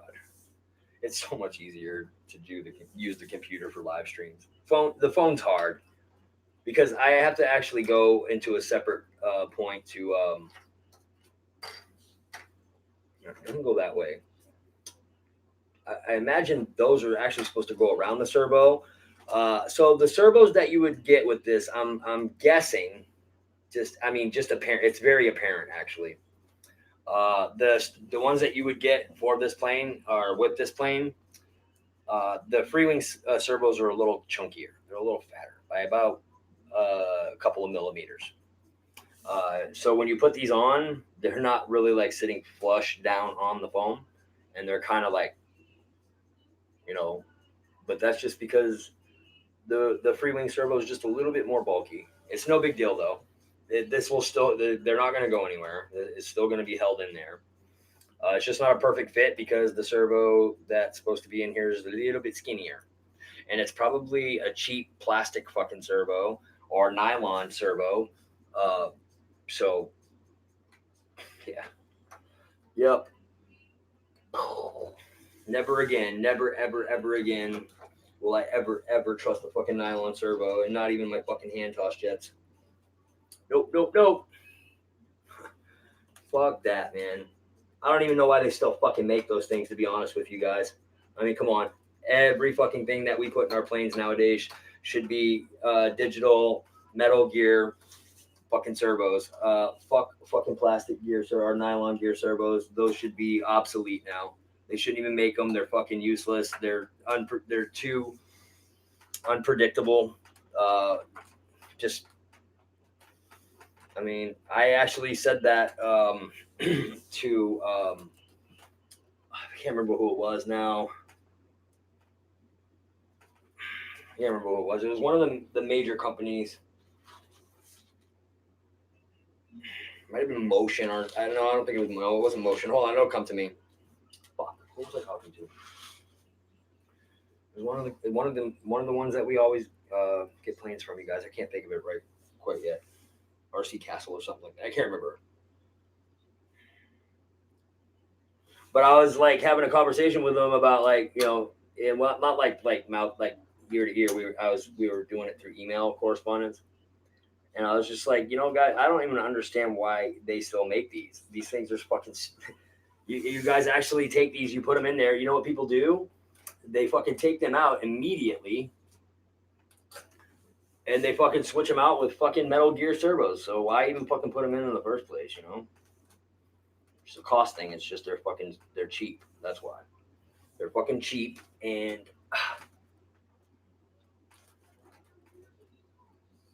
Jesus Christ, come on, that's weird. What is going on? Go fuck your mother. Come on, I ain't got time for this shit. Let's go. I want to take a shower and go to bed, you fucking prick. Let's go. You fucking prick. Fuck your mother. That's another thing. See, these are actually...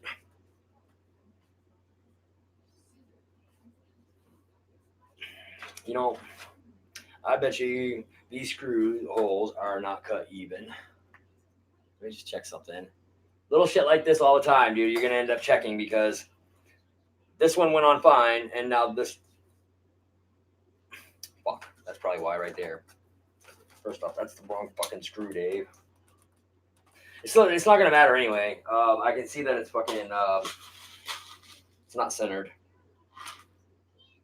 Where the fuck is it?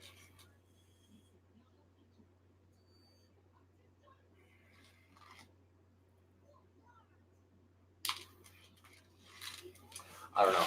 Oh, fuck. Let me check the chat real quick. You guys are probably all bailing out of here, huh? How you guys doing, man? I'm sorry, man. I really honestly pay attention way more to the fucking chat, you guys. For all you new guys that are in here, usually I'm just 100% stuffed in your fucking faces and paying attention to the chat all night. I don't know. Like I said, I just got off to a fucking bad start. The fucking computer's doing that stupid fucking update thing that I can't control or stop or whatever. I went online real quick on my phone on YouTube and I found out real quick how I could fucking stop it from doing it and how I could continue it in background. I was like, if I can fucking go on my PlayStation 3 and I can download something and then I can put it in the background while I'm doing something else and it still downloads and I can do that on a PlayStation 3, I should be able to do that on a brand new fucking gaming computer. And yes, you can. It's fucking pretty simple, too.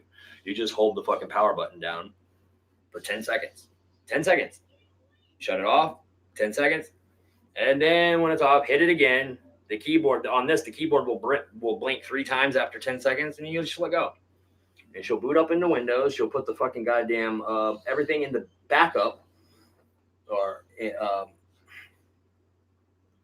download it into backup, and it does it automatically. That's it. Pretty cool. It's actually pretty cool. Yeah, so this one, fuck, man. That's just, you know, it's a fucking LX model. There you go. That's all I'm going to say. It's an LX model, and that's not like I'm saying anything bad about it, but usually when you put a Freewing plane together or a Flightline plane together, things fit like a fucking glove, man. They really line up nicely. Dynam planes and fucking LX models and fucking Sky Angel, and I just don't get it. I don't know. I don't understand. I don't think they have a quality control. I don't think they do. They can't. They can't. They can't have quality control. All right, so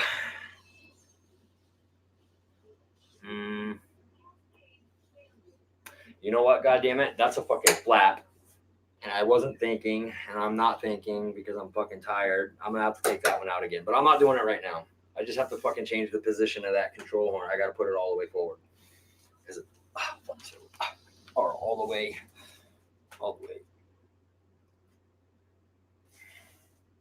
Yeah, I gotta put it forward. Okay, I'm gonna flip the plane around. We're gonna put the other side on, and then actually no, we gotta do the elevator first, you guys. We gotta put an elevator servo in. Fuck. So I've got another regular. I got all really long leads, you guys, and then I have a bunch of extensions too, because this is all going in and it's going up here to where this is into a control box, one of those blue control boxes that you get from fucking Freewing now. And the reason I'm doing it that way, you guys, is because I want to be able to put fucking lights on this thing. I want to put some flashers on it. I want a strobe on the bottom. I want fucking lights on the wings. I want fucking landing lights on it. Yeah, man. I mean, like fucking Nate's been doing. You know Nate, that flies with Uniac. I fucking love that shit. I love that kid, first off. I fucking love that kid. He's such a good kid. He's a good kid. He's a good pilot. And he fucking, when I started seeing him putting the light packages on those fucking planes, I was like, that's fucking cool. And the fact that, you know, all he's doing is taking the blue box and the spots for the wires are already there. The light plugs are already there. You don't have to do anything or mod anything or pull anything out or, oh, motherfucker. I knew this might have caused a problem. Fuck, this was one of my biggest fears. God damn it. And there's no way I would have known up until I actually put it. Let's see. Hold on. I might be able to. Fuck. I'm going to have to fabricate this a little bit. Damn it. So we're going to go there and there. And then it'll go. Okay. All right. So let me see. Can I,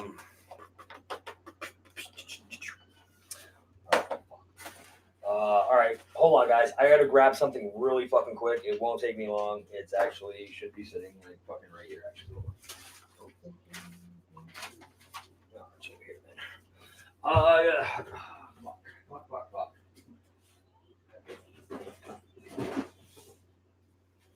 Bringing out the heavy shit. Bringing out the power tools. Weed whacker, lawnmower. Let's tie that so it doesn't come out. Be safe. Safety first, then teamwork. Safety first, then teamwork. Then teamwork. High five. Yeah. All right. Oh, fuck. So basically, we got some cut, man.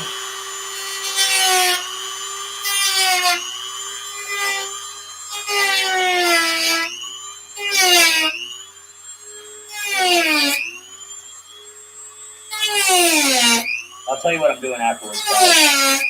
It's actually a simple little mod. And to be honest with you, motherfucker, yo mama. Right,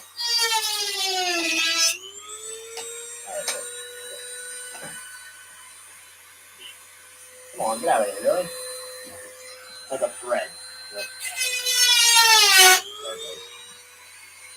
Get out.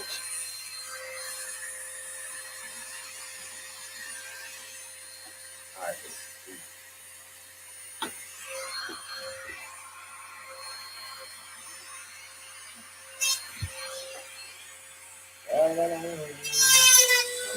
No, let's not get crazy. Come on. Okay, clean it up. Okay. Alright, I'll show you guys what I did. These fucking servo boxes that they mounted into this fucking plane, they're kind of, like I said, they're meant for the servos that come with this plane. These servos are slightly different.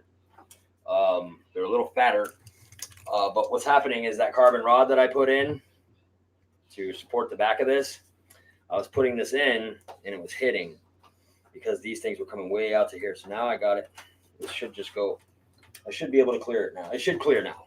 If it doesn't, whatever. I'll move it back a little bit more. It doesn't fucking matter. I still have a little bit more I can go before I actually touch those fucking come on, get it. Let me see. Fuck. Push here. There we go. Oh, fuck yeah, man. That's fucking awesome, dude. That's actually pretty fucking cool, man. If it's just like the other ones do, but that's gonna be just fine, guys. I like it when things just kind of work out sometimes, you know what I'm saying? Because sometimes it doesn't happen like that in this hobby very often, where things just work out. Typically, like I said, unless it's a plug and play, you're fucking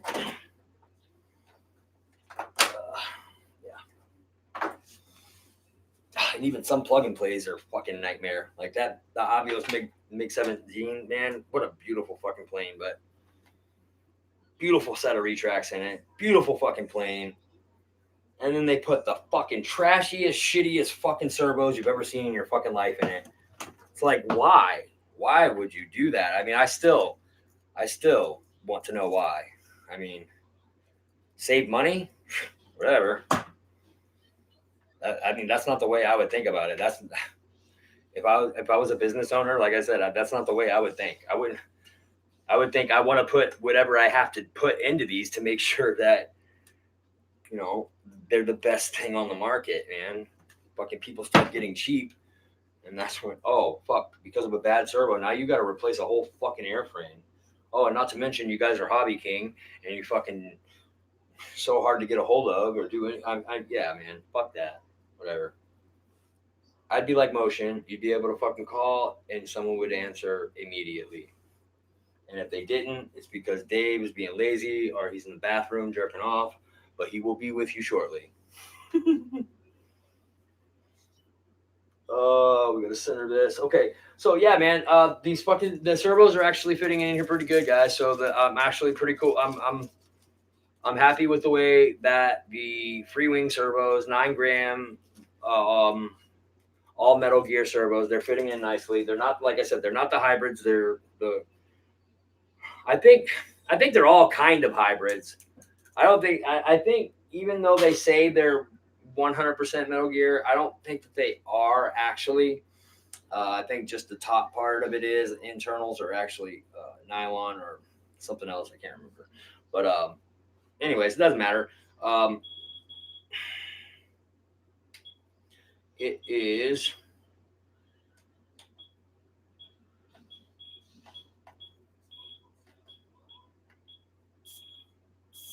Oh wow, that's nice.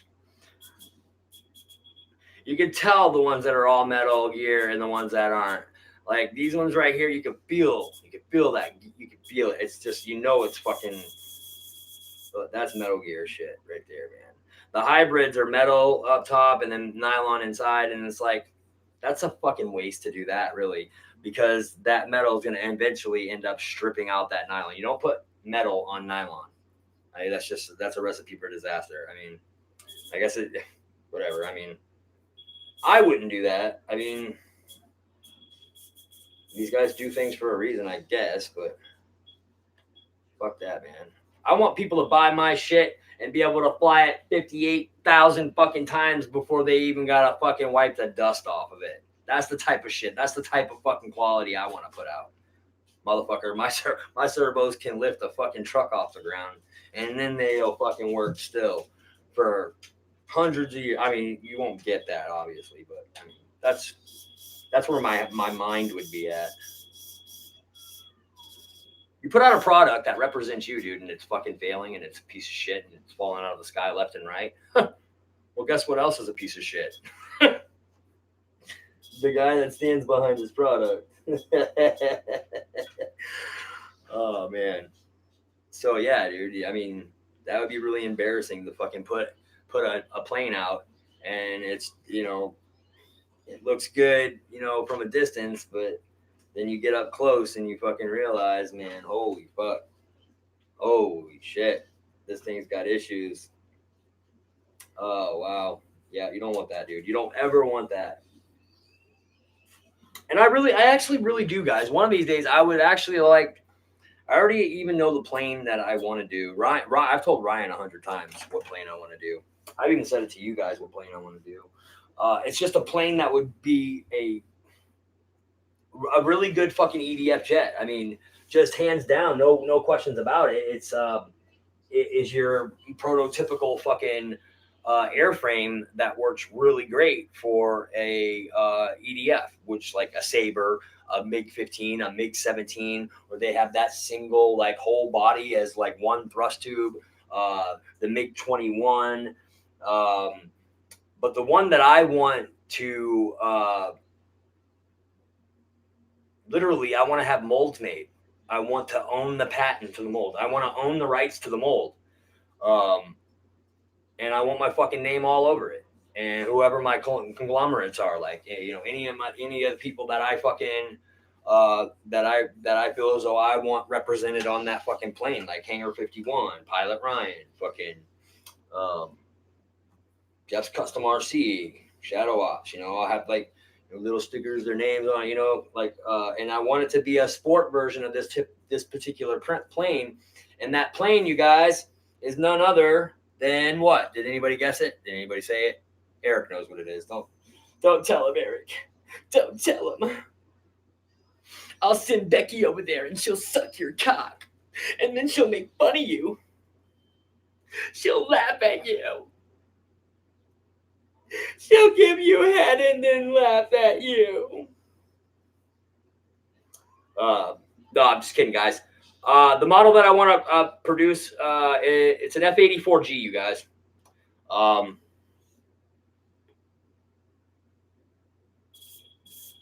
Fuck you. Sorry, guys. I put this is that time of night. It's time to. Ryan's right, man. It's time to start cussing at the plane. He even said it. He's like, hey, Dave's putting a kit plane together, so you're definitely going to go over there and hear at least 5 or 6 F-bombs and a couple of shits and damn. He's so right, man. I get tired and I start doing shit, bonehead shit. Like I just put that fucking servo arm on upside down, and I don't think it was actually centered right. That's not centered right either. It needs to go down further. Oh man. No, that's good right there. That's cool. There's actually, if you actually look at the top of the fucking servo here, before you put the control arm on, there actually is a little dot that's fucking drilled there. But on these little ones, it's really fucking hard to see, and I don't have my glasses. But if you have good eyesight, you can center that dot. Fuck, man. Why do these ones fall out more than the most of the other ones that I've done? They're really funky and finicky, man. Like you actually, it's weird. Like right now, any other servo that I'd be doing, it would seat in there. These ones are weird. They're like that first thread to get started is kind of a fucking dick, which is I don't know. I don't know why this one's doing it, but why these are doing it, but none of the other Freewing servos do that. Oh, that's why it's not moving. I still have it plugged in.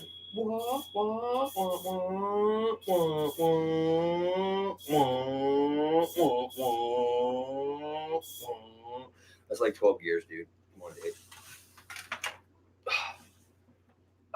All right, here we go. So that'll go like that. That's like that. Throw that down real quick. Yeah, you guys, these fucking elevators, man, I took extra special fucking care and time, and I made sure that they are completely even all the way around. I don't think you'll see a better job of it anywhere else out there, dude. Like if you literally could come here and actually just walk around it and kind of like look at it, look at the evenness of it from here to here. Like this is even with this is even with this. This right here, it's got an even gap there. And this one right here, even right. I mean, I just like really sat here and just eyeballed them. I looked at them from every angle until I got them right where I want them, and I would tape them, boom. And then I'd tape this down, and I'd be like, oh shit, well that's a little low. So I'd pull up on this, and this is all while it's still kind of wet and drying and setting up. So, RC Informer in his video actually, points that out. Don't just make sure that they're, even here and spacing here, but this gap's got to be even. And then you're looking across it here. This has got to be flush too, you guys. You know what I mean? But to put your mind at ease, guys, as long as you stay on the center line of here on the back of the plane and on the elevator itself, you'll see where you poke your holes in, you'll see a line. There's a line there.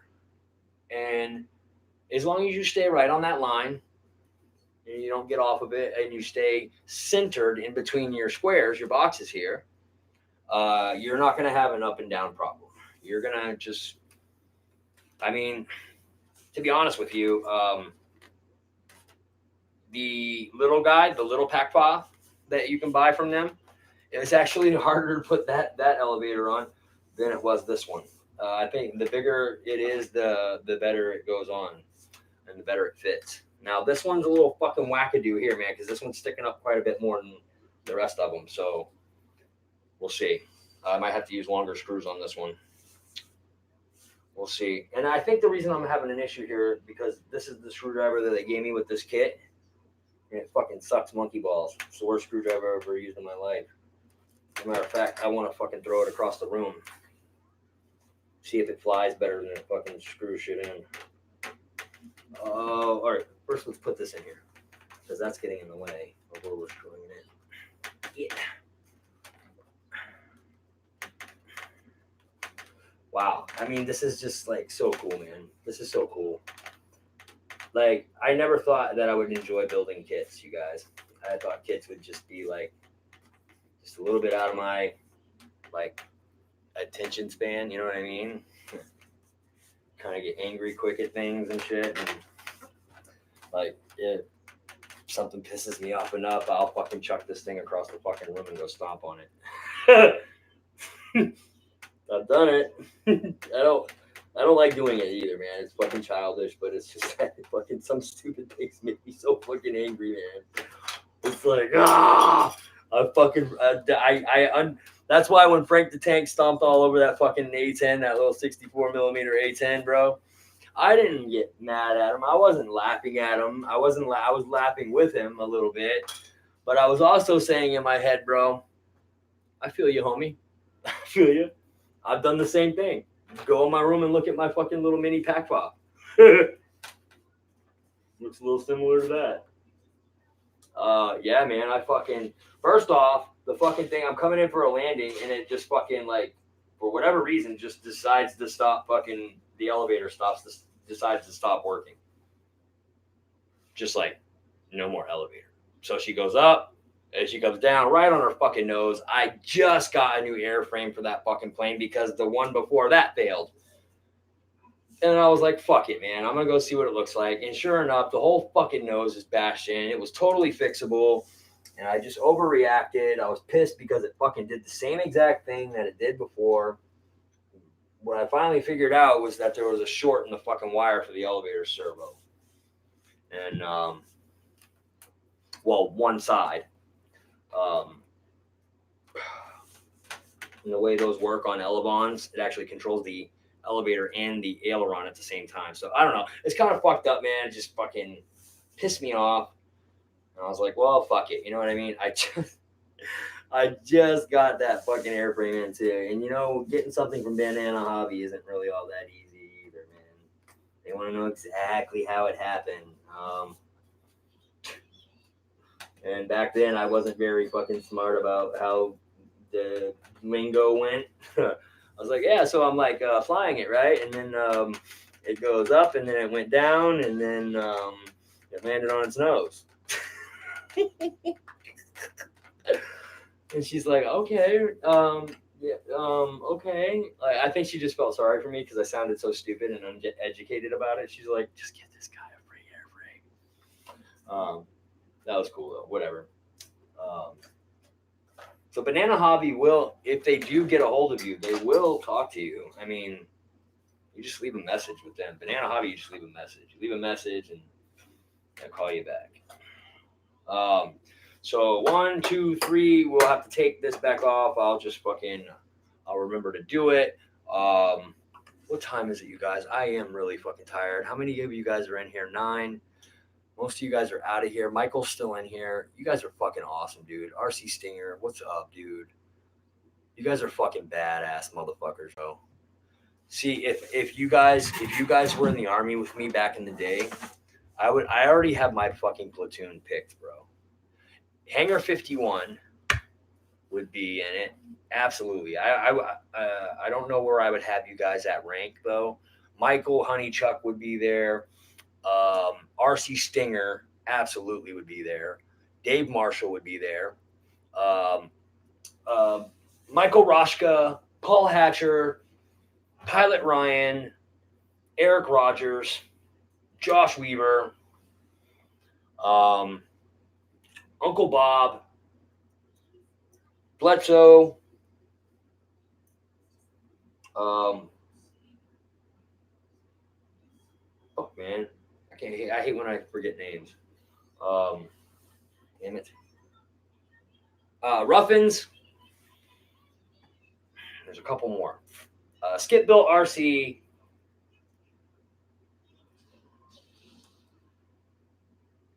I'm not going to say Bobby Committa because Ryan and Bobby come as a package. So if I say Ryan, Bobby's coming anyway. So Ryan and Bobby are a package. So yeah.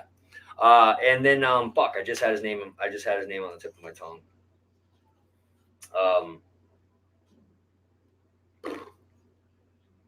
I just sent him a fucking plane, guys. I just bought him a Dynam 262. Why can I not think of his fucking name? Fucking shit, man. Love RC. Love RC. I need Love RC because he's a big man majama, and we need a 50 gunner. So he's going to carry the fucking saw gun around all damn day. Sorry, Love. It's the shittiest job that you can have. But the biggest guy has to carry the fucking 50, man. Or the We saw. That's just how it goes. That's how it goes. Yeah, man. You guys would be my fucking platoon. Like I said, I wouldn't give rank out either. We would all just be fucking gangsters, bro. No rank, just straight up fucking pop, pop, pop, pop, pop, pop, pop, pop. Fucking kicking ass and taking names, bro. Writing paychecks, cashing paychecks, boning prostitutes. Except if we're in Korea. You don't want to fuck prostitutes in Korea. I promise you that. You definitely don't want to do. You actually don't want to have sex in Korea at all, really. I mean, period. I think just walking around in Korea, you can catch something. So we'll just stay out of Korea. Fuck that, man. We're not going to go to Korea. We will not take missions in Korea. Sergeant Garrett, are you ready for your mission in Korea? No, motherfucker. I told you we don't go to Korea. Can Korea come to us? Because we can work something out then. Yeah. Just bring Korea to us. Flip the poles of the planet. Let them all rotate over here. Put a U.S. stamp on their asses.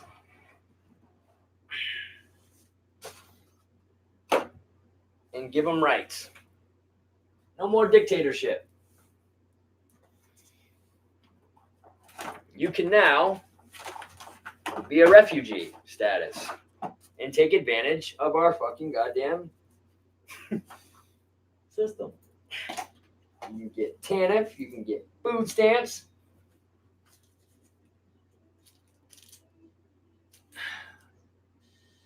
But that old white American girl over there, yeah, what about her? She ain't getting shit. And that bitch was born here. Oh, yeah, and we'll let you go to school for free. Go to college for free. We'll give you a free education and then give you access to loans that no one else can get but you guys. Kenny, I want one of those fucking loans that no one else has access to. Why don't we get those kind of loans, bro? It actually pisses me off. The guy that actually just bought this building, right? This building. The whole thing pisses me off. The whole situation. It's like nobody gave me that kind of loan. Like this building, almost $500,000, guys. Like $387,000 for this fucking place.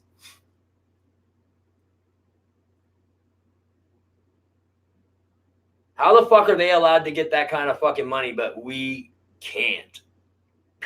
Kenny, you have a fucking, they give you a hassle about 30 grand for your fucking shed? But this guy was able to just fucking nonchalantly walk into a bank and get almost $500,000 loan. Wow. Unreal. So I mean, I'm not racist against them guys. I just think that they're fucking pampered, and they should not be able to get better fucking benefits in our country than us. They should not be able to have better programs than American. I mean, that's why we're fucking American, right? The home of the brave, land of the free. We fought for our fucking freedom, We scared off the Brits. We took down the fucking goddamn tyrants in the Middle East. America is so fucked, bro. They are so fucked. Oh my God, so fucked.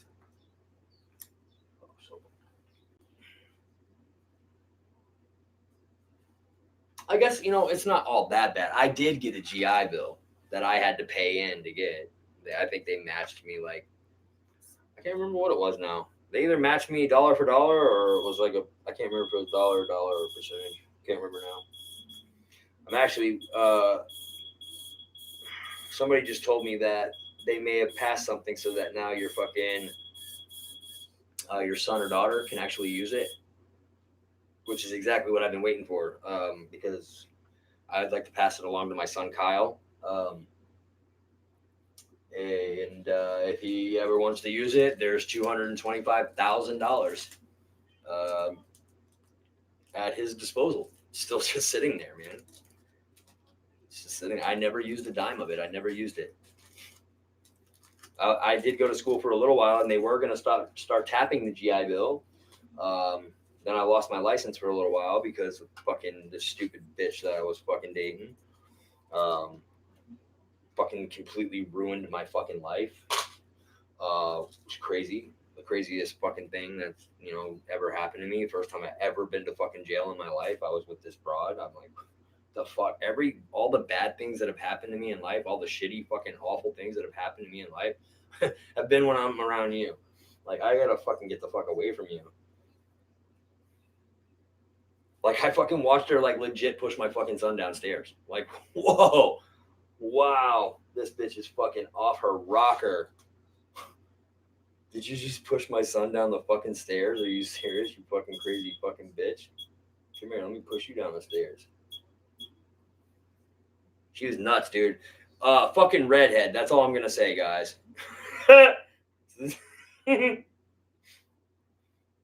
Don't leave the redheads alone, bro. They're fiery. They're actually fucking completely fucking psycho lunatics. Fucking like fucking super bipolar. Oh my god, I love you so much. Do you love me? Do you love me? I fucking hate you.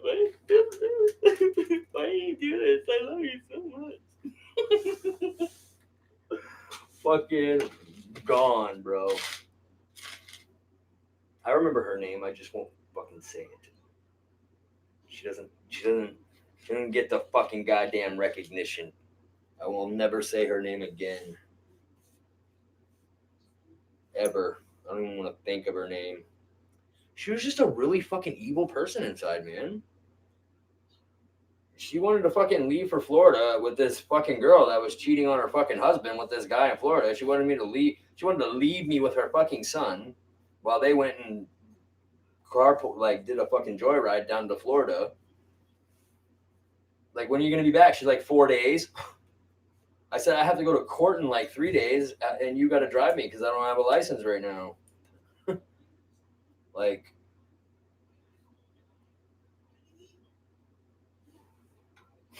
she's like, just take my car. Oh, are you kidding me? Did you not just hear what I said? I have no license.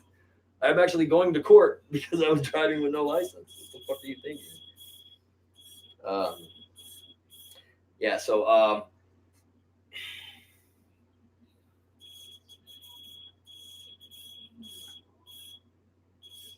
I don't know. If we have to fucking change anything, we'll change it, you guys. I'm literally tired. I'm fucking throwing these things in here. Like, maybe they're right, maybe they're not. I'm not putting any more covers on right now, though. I'm just putting these in. This one actually looks like it's cut better. Like, that one on the other wing was crooked. This one actually looks different. Say my name, Heisenberg. Oh, it is. It's good, but yeah, it's good. That's actually way better. Oh, I see why. Fuck, man. Just go in your hole. Why can't you go in your hole? Goddamn ball. Why could you just go in your hole? Go home. Stupid ball.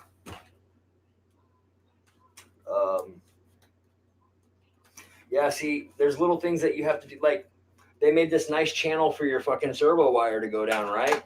But they didn't fucking trim the box out of the way right there, so that your servo wire can even get down into the fucking groove. So, oh yeah, that's right. Duh.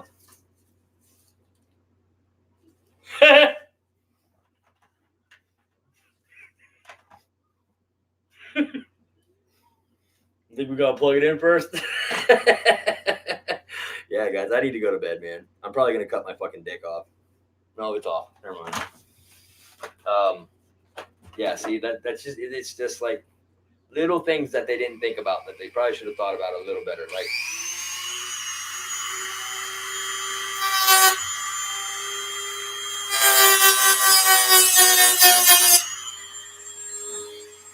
oh, fuck you, bitch. There we go. Better.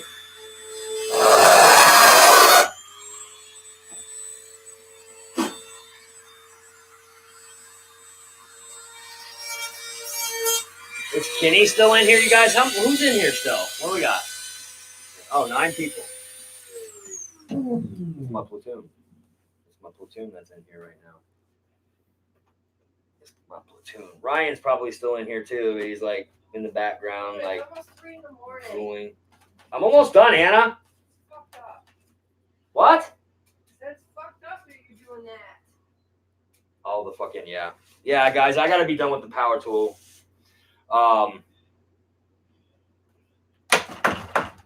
You know what, man? Really, it is the fucking weekend. You're not working tomorrow. I actually have to work tomorrow, so I just want to get this shit done, Hannah. Please don't give me any fucking grief. I'm almost done. I just told the guys I'm almost done. You probably just chased half of them out right now. Run, guys, run. I'm just kidding. I didn't realize what fucking time it was, you guys. I'm fucking so caught up in doing this, I didn't even realize what time it was. It's like 3 o'clock in the morning, dude. And I just turned on a fucking loud-ass power tool.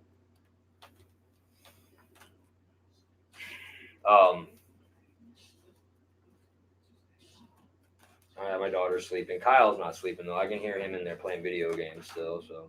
But he won't go to bed until sun up. Yeah, guys, I will be going out flying with Tyler today, you guys. So make sure you guys pay attention for that. I'll be setting up. We'll be doing a live stream from over at the new field.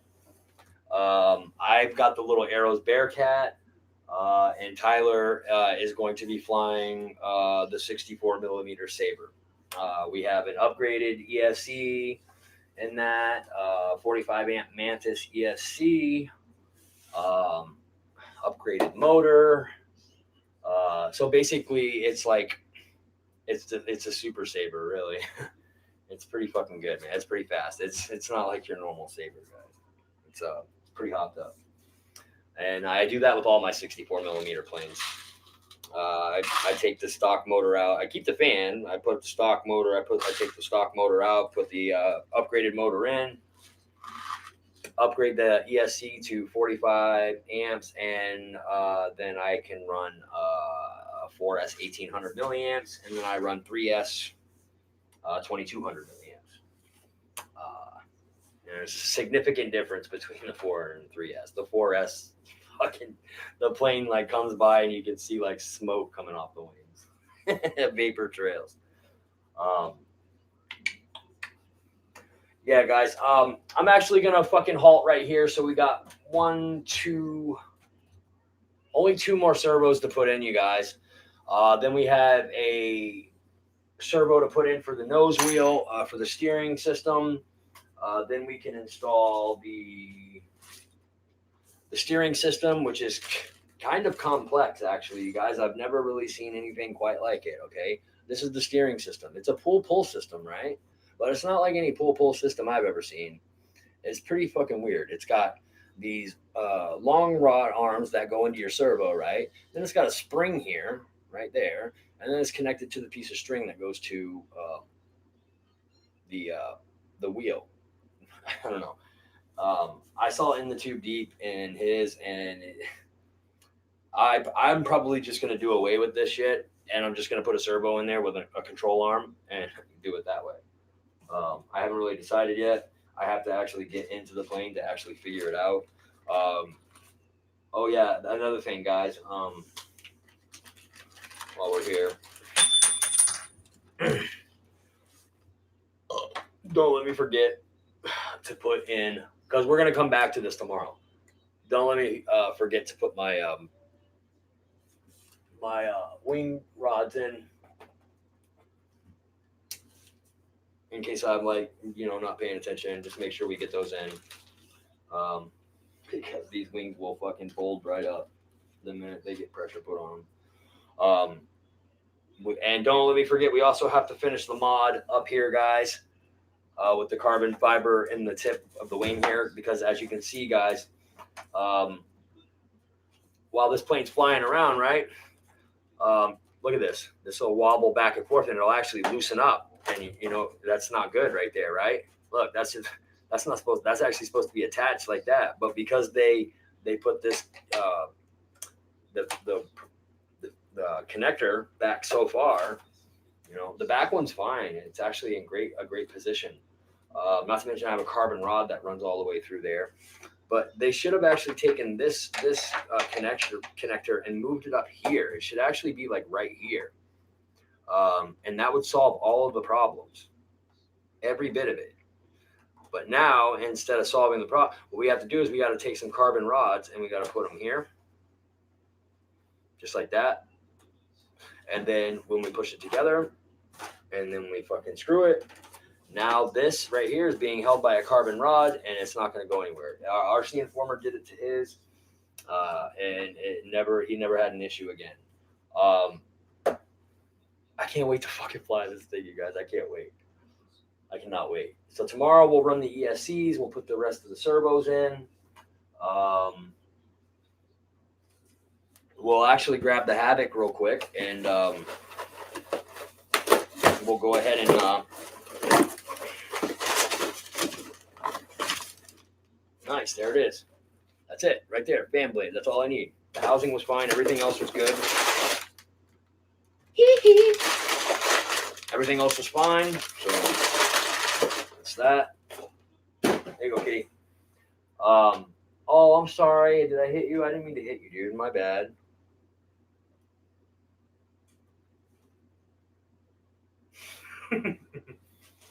All right, so we got goes there, and then we got one more, right? Yep, that's it, right there. There they are. We'll put everything in our bowl here. We're working on the bowl now. That. I am a little confused, you guys. I'm seeing ball clevis in there, but there's no ball clevises here, guys. It's showing me ball clevis hinges or whatever. Like something's gonna be ball clevis. 1, 2, 3, 4 things to be exact. But I swear to God, guys, there's not one fucking ball in this entire kit. So I don't know if they just fucking gave you those and they're extras so that you have the option to do it if you buy your own ball. I don't know. But there's not one fucking ball hinge anywhere in here. I promise you that. I looked fucking everywhere. There are no ball hinges. None at all. So, like I said, I think they give it to you as an option. I would honestly like to use the ball clevises. Ball clevises are way fucking better than anything you can ever use. Not to mention if a ball clevis, starts to like get you just hit it with a little fucking grease or a little bit of fucking oil, a little bit of WD-40, man, and she's good for another fucking year. Tag, man. That's it. That's all that was wrong with the fucking with the Havoc and 2 busted control horns. The left aileron and the left elevator. So both on the same side. Yeah, we'll pull the Havoc out tomorrow and we'll put this on. If we put the Havoc together in the morning, dude, we might just take it out with us to fly. Who's texting me? Kenny. Nah, Kenny. Nah, sorry, I didn't see the chat. No thrust vectoring, man. And it's not because I don't want to play with it I would like to dabble with thrust vectoring one of these days, but I have no clue how to even set it up. I watched Captain Mike's video on it and shit, but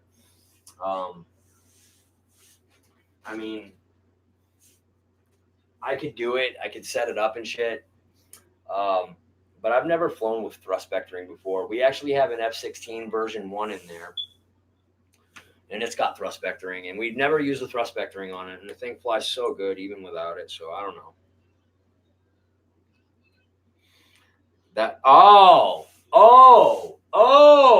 Yeah, okay, yep, Kenny, see, that's why I like Kenny, that's why I fucking love Kenny, you guys. Okay, so look, check this out, guys. This is where the ball links go, because I couldn't find balls anywhere on here. Look, What's that? What is this right here? Yonk, right there. That's a ball. It's a male plane. How can you tell? Can you see the balls? You guys remember three amigos? Look, it's a male plane. How can you tell? It's got the little balls hanging down. Yeah, little balls.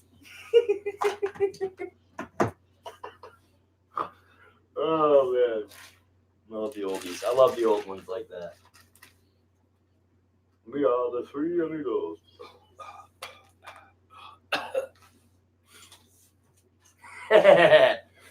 My little buttercup.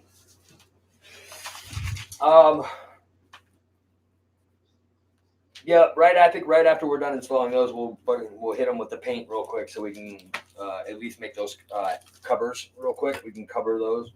Those covers will be brown at least or tan at least. You know what I mean? We'll just fucking real quick. I'm gonna leave the bottom uncamouflaged, you guys, for orientation reasons.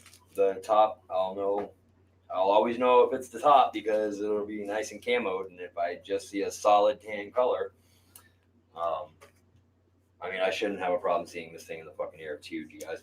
It like I said, no camera, no matter where you're at, no matter what you're doing, no camera on the fucking planet gives these planes justice. I'm sorry, you guys, it just doesn't. This plane's actually pretty fucking big. It's got a wider wingspan than the fucking Raptor. It actually might be a little longer than the Raptor. But the Raptor is thicker than this plane. This plane's kind of like squished, a little bit. And this plane is really fucking light for some reason. I want to say it's EPS foam, but I know it's EPO. But god damn, it feels like EPS. Like it feels like the F-16 in there. The F-16 is EPS, and that's how fucking light it feels. Just shoot like nothing. EPO does have some weight to it. So I don't know if this is EPS or EPO. It says it's EPO, but I mean, fucking people say a lot of things.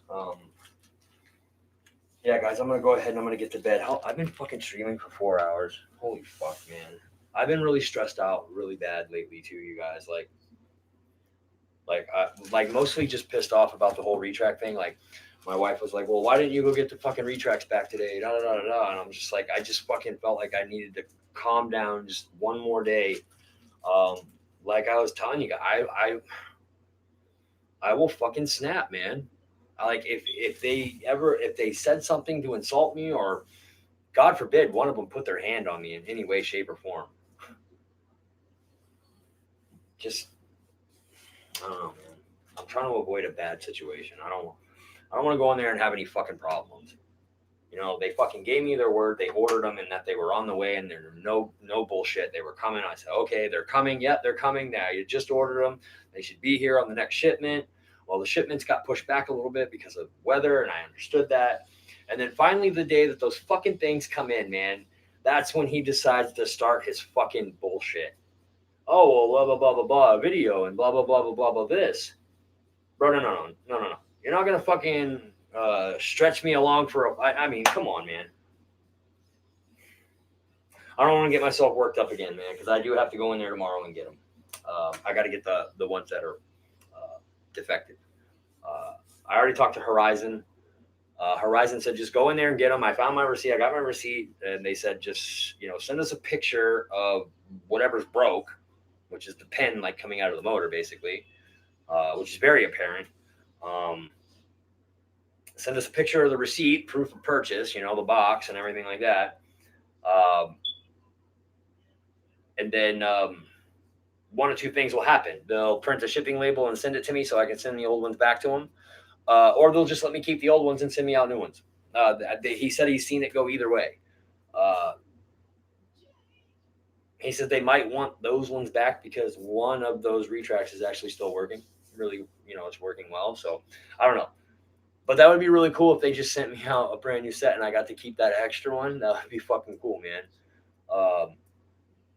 That would be really cool. That would actually fucking make the whole situation like all right, I guess. I'm still never going to go back and buy anything from that hobby store again. I mean, that was really foolish of them. That was very, very foolish of them to have approached me that way. Like, you guys are fucking idiots. You know that, right? Obviously, you guys don't like money. Obviously, you don't care about the money in your pocket, right? Because you just lost a big ass fucking spender, a spender. And like I said, I don't. You owned a hobby store before, Kenny. I mean, as a person that goes in there and spends $500 to $1,000 a month, would you consider that a good customer, a big spender? Would that be a big spender in your eyes? I mean, I'm actually kind of curious, or would that just be an average person? Hell yes, he says. So yeah, see, man, he can't, and even my wife understands he can't afford to lose a fucking customer like me. And I flat out told him, if I don't get those fucking retracts, you're gonna lose me as a customer forever. Like I'm not gonna put people on blast, but I've talked to certain people and they've told me how that company is, and the position that the company's in. And as far as I'm concerned, he can't afford to lose a customer like me. He can't afford to lose $100 customer a month, for fuck's sakes, let alone a fucking 500, 300 to 1,000 or 500. I mean, it's always different. It all depends on what they got. If they have a plane that I want and one that I want to do for a giveaway, I'll get them both there. It just so happened that the SU-30 was fucking $600 because I got the one with the battery as well. So that was $600 plus the $180 retracts. Now we're almost up to $800. Then all the carbon fiber and all the little bits that I got, and I bought 2 fucking batteries. I got a 6S battery and a 4S battery. I mean, a little over $1,000, you guys. That's $1,000 out of my fucking goddamn pension that I spent there.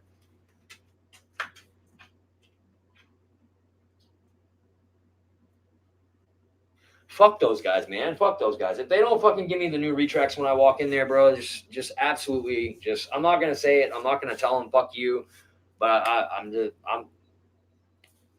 peace out, guys. It was nice knowing you. That's what I'm going to say. Peace, Bert. It was nice knowing you, bro.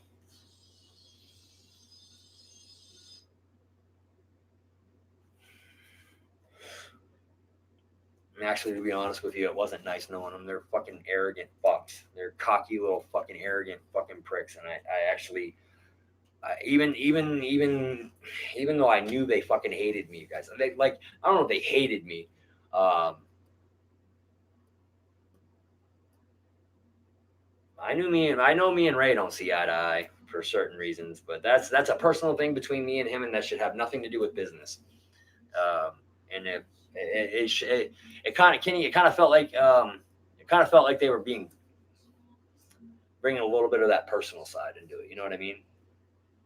Because if it was solely business and it was just as simple as switching out retracts, no, I said some things to him one day that probably upset him, and he's probably been looking for a long time for an opportunity to get me back. And it just so happens that this is one of those times where he can literally say, fuck you, I'm not going to help you, I'm not doing nothing for you. Take care of it yourself.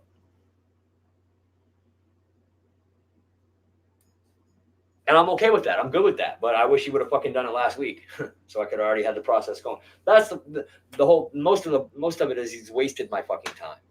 You're wasting my fucking time. My time is just as valuable as your time. You told me they were ordered. They would be here anytime. It's already been a week. Now you're asking me to wait longer. And then nothing's going to come of that. Then I have to come in here and get them and do it myself. Now we're talking about weeks. I mean, whatever. I'm not in a rush to go back out and fly the plane again, but I would like to go back out and do a fucking decent maiden of that Focke-Wulf with retracts that work so that it lands. And I don't know, man. I don't know. And now before I have to do that, I actually have to replace the fucking motor mount on the thing. When it actually dug in and hit, the prop is big on that thing. And when the prop dug in, it actually cracked the motor mount. So I don't know if it's structurally, I won't know until I pull the motor mount off and actually look at it, but I don't know if it's structurally damaged or if it's just a surface crack, but there's a crack in the motor mount and the motor is wiggling. So, I mean, I don't know. We'll see. We'll see when I pull it apart. I've actually just been really discouraged and I don't want to look at it. fucking threw it in my room, and I'm like, I'm really fucking angry right now. I'm really mad, and I don't want to see that plane because that plane is just going to remind me of those two guys, and I just don't want to fucking see it right now. So we'll get it out there. We'll get another flight for you guys. Wow. Shoot, I'm doing a Kenny stream tonight. I'm going to bed, you guys. I'm super, super fucking exhausted. Oh my god. Oh, I should have gotten off a while ago. That's what she said.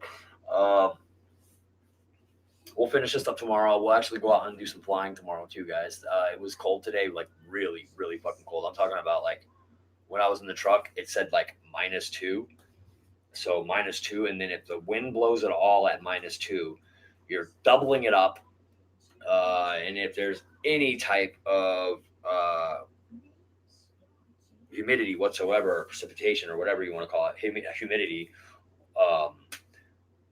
it like fucking it -2 can feel like -25 to -30 with just a slight gust of wind in the right condition. That's instant frostbite, bro, if you don't have gloves on. I mean, literally, you have hands out of gloves for any more than 5 fucking minutes and your fingers are starting to freeze solid. You touch anything fucking metal at that temperature, you're sticking like glue. That whole tongue thing where you put your tongue on a fucking cold pole. I found out the hard way that yes, that's a true it can happen, and it does happen, and it fucking hurts. So don't do it.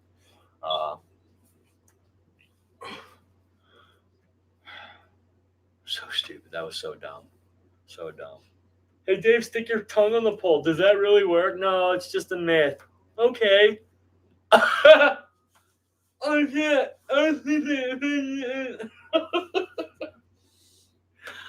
Oh, it's too funny. All right, guys, I'm gonna get out of here. You guys have a good night.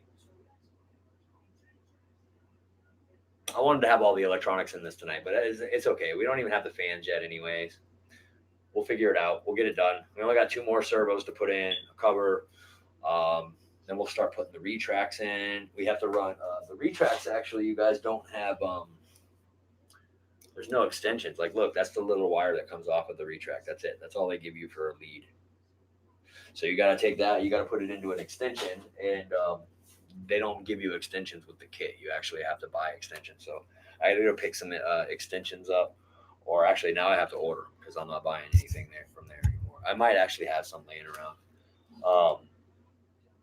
All right, guys, my spiel. Don't forget to join us tomorrow night.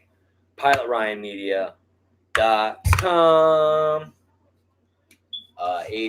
9 p.m. Eastern time, guys.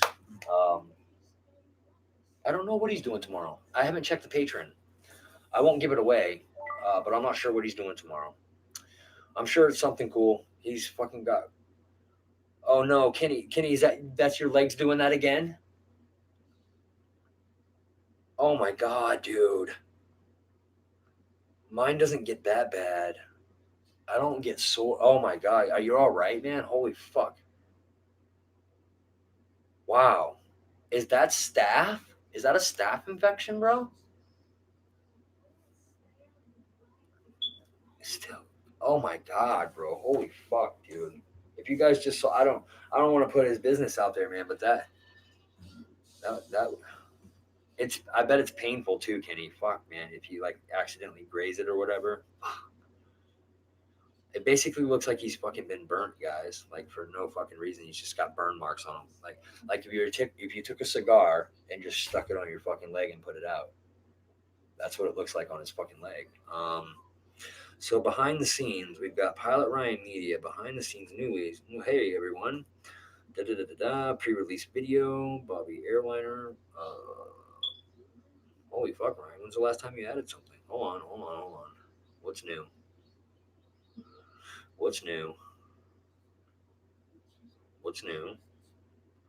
Damn, Ryan.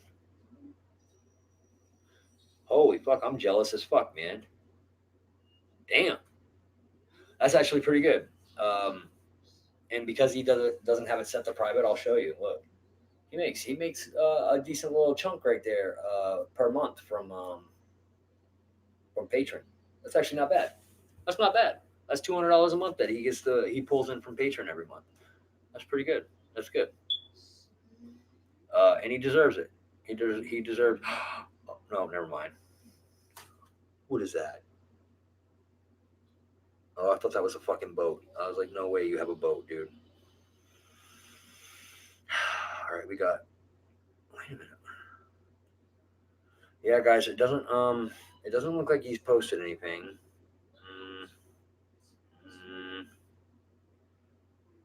Mm, it's an activity feed count.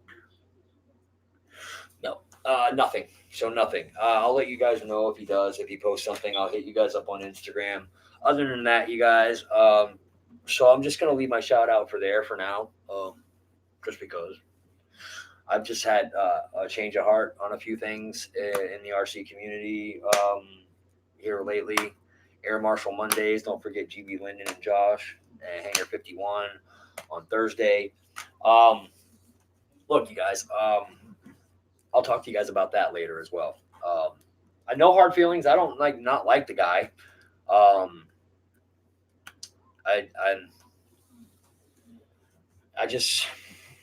don't know. I'll explain it to you guys later.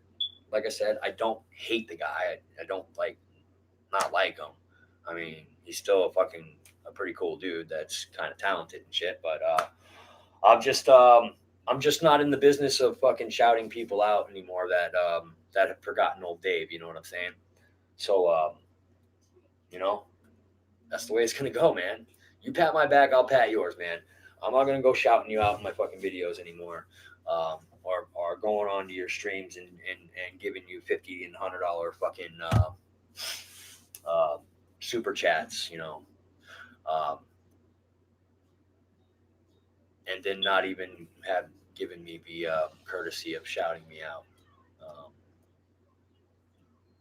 So yeah, you get in what you put in. Treat people like you would want to be fucking treated. Period. And if you have a feeling that what you're about to do in any way, shape, or form is going to offend somebody or make you feel like you're going to be stepping on someone's toes, then you probably shouldn't do it. And I'll talk to you guys about it later. I'm not trying to start any beefs or anything like that. I'm just I've already talked to Josh about this, Josh Weaven, about this a long time ago. He knows what I'm talking about. He agrees with me. And apparently most people in the community also do, but nobody's actually come out and said anything about it.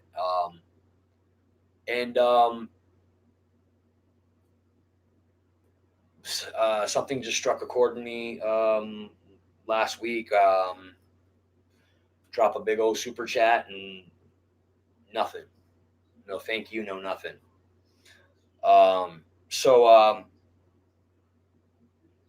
Someone did thank me, but it wasn't the person that I wanted to thank me. But anyways, we'll get to that later because I don't like talking about people without them being present so they can defend themselves. So without further ado, you guys get the fucking hint. Obviously, someone I did not shout out in this video tonight. So I'll see you guys tomorrow. You guys, it's actually gonna be kind of funny, you guys, real quick before I get off. I'm gonna have Tyler with me. Now, if you guys don't know who Tyler is, Tyler's a fucking funny fucking kid. He's just a funny fucking kid. He's my nephew, my brother's girlfriend's kids. They're Asian and they're from Thailand, or they're not from Thailand, but they are Thai. He's really fucking funny. He's got a sense of humor like you wouldn't believe. He's constantly talking shit to me. It's really funny. It makes for good content. You guys definitely don't miss it. Don't ever miss a video of Tyler's in it. But what's most amazing about Tyler is the fact that he has not flown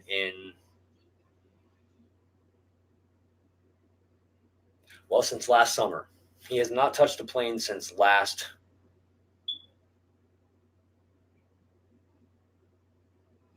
August. August was the last time he flew, and I believe it was Mayabani he flew. I just want you to see how fucking much of a natural this kid is. He hasn't touched the radio or any sticks in probably over a half a year. And just watch this kid. I actually taught him how to fly. I taught myself how to fly, and then I taught him how to fly. But he's more courageous. He's more daring. He'll do things that I won't do. He'll try things that I won't try. Um, and we actually kind of push each other to do new things, you know. So he'll do a double roll while I'll do a triple roll. The only thing that I'll do that he won't do is come past inverted. He, for some reason, he gets really scared with the inverted stuff.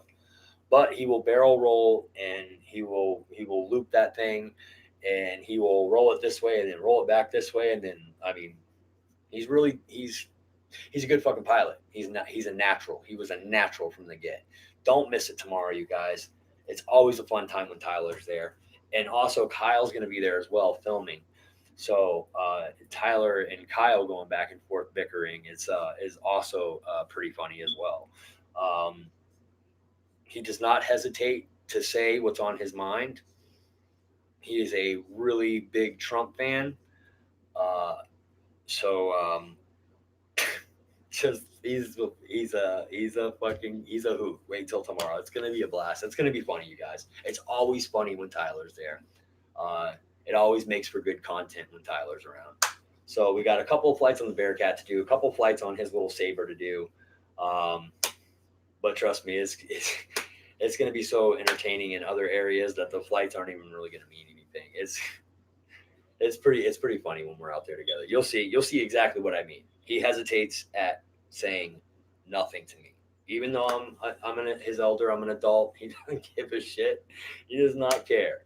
He says what he says, and that's his personality. And I've always just let it go. I never scold him or anything like that. I kind of find it humorous as well. It's funny to me as well. So yeah, guys. So I'm gonna go pick him up. I'm actually gonna surprise him. I'm gonna go up there and pick him up at about like I don't know between 10 and 11 Eastern time, and then we're gonna run over to the field, get everything set up. Let's see if the live stream feed's working, which it probably will. We've live streamed over there already once, and it was great. It was fine. It worked awesome. So yeah, guys, join us there tomorrow. Don't forget to turn on the notification bells, guys, because when I go live from my phone, it'll notify you like instantly that I'm already in my YouTube live stream app. Because there's no way of actually setting it up and actually like it's different than the computer. Like, see, I get to this spot on my phone right here. It says get ready. Well, it's already sending notifications out. Hey, Dave's about ready to go live, you know. So make sure you hit the notification bell on, guys, and don't miss tomorrow, because I guarantee you there's going to be something that's going to make you laugh your ass off, especially with Tyler being there. That's just the way it is. It's inevitable. That's it, guys. I'm Dave. Dave's RC. Kenny, I appreciate you guys. RC Stinger, Michael, Honeychuck. You guys are awesome. You guys are straight up. Like I said, you guys are my troops, dude. Anyone else that I can't see in here real quick? Here, let me backtrack just a second, just so I can say bye to everybody that's still here. Really. What are you doing? Get off of there. This thing's stupid sometimes. Wow, it's just you guys, huh? Really? You guys are awesome. Stop. All right, so first off, we need to go like this. No. Oh, how do you get that to move? No, that's not how you move it. How about that? Let's see. It is just you guys. Oh, Jermaine. All right, man, Jermaine. Okay, I see you, Bo.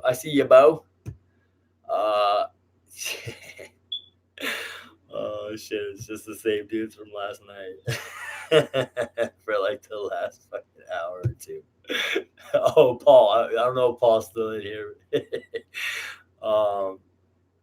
Yeah, Paul's a trooper, dude, man. He stayed in here with us too. Reckham Royce was one of the last ones to punch out too. He should actually still be in here, that dick. He's fucking West Coast. West Coast, Roy. Yeah, Paul, Michael, Hangar 51, Reckham Royce, RC Stinger. Yeah, the usual suspects. Still chilling in here, even though we're bouncing. All right, guys. We'll see. We'll see you in the next one. Dave's RC, guys. Total Line, episode 39. 40 coming up, but there's actually 2 weeks that we missed, so that's 42 weeks, right? So that means we're 10 weeks away from being a full year, 52 weeks, right, guys? So, which also puts us like smack dab in the summer, dude. Just think, dude. When we get to 52, that's 10 weeks, guys, right? 10 more episodes, and we'll be flying. Well, I'll be flying in great weather. Kenny and most of those assholes are already doing it. Lucky bastards. I don't know. I don't know where Jermaine lives, but I know that we have too much fucking snow up here to be flying big jets like this. But little tiny planes like we have with the what happens is the snow actually compacts and then it freezes. So you can, if you walk on it, we'll break through. But a little plane, it'll just sit right on top of it. They're not heavy enough to punch through the thickness. So we take advantage of that and we take the little ones out to fly them. And that's what we're doing tomorrow. If I can get the Havoc's control horns fixed, I'll take the Havoc too. The Havoc won't punch through either. That's still kind of a lighter plane. Yeah, guys. Yeah, sorry, getting off subject tonight. But I wanted to make sure that the veterans in here knew that they all qualify for help, no matter what. And a lot of them don't know that. That's the sad thing. A lot of them don't even realize that they can qualify because they haven't talked to the right person yet. That's the first step. You have to talk to your town liaison or whatever. She'll be usually a secretary girl. It's usually a female position. And she'll ask you the questions that I've already said. Have you been active duty 90 days during a time of war, or spent a year of active, or 2 years of reserve, or whatever it is? And if you meet that criteria, then you actually qualify for a stipend that you can get right away, which is just a small check that you get each week, just so you can have a little bit of money in your pocket, especially if you're filing for disability or whatever. It helps. But yeah, guys, we'll see you tomorrow. I'm Dave. Dave's RC.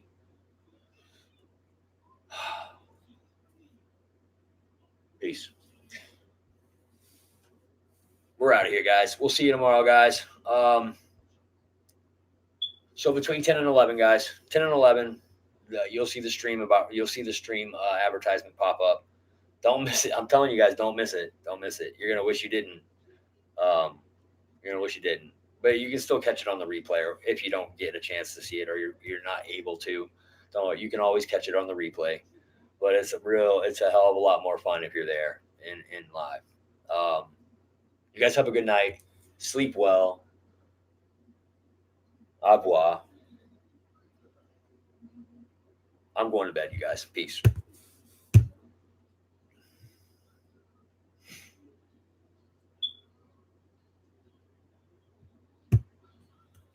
Oh, yeah, and one more thing.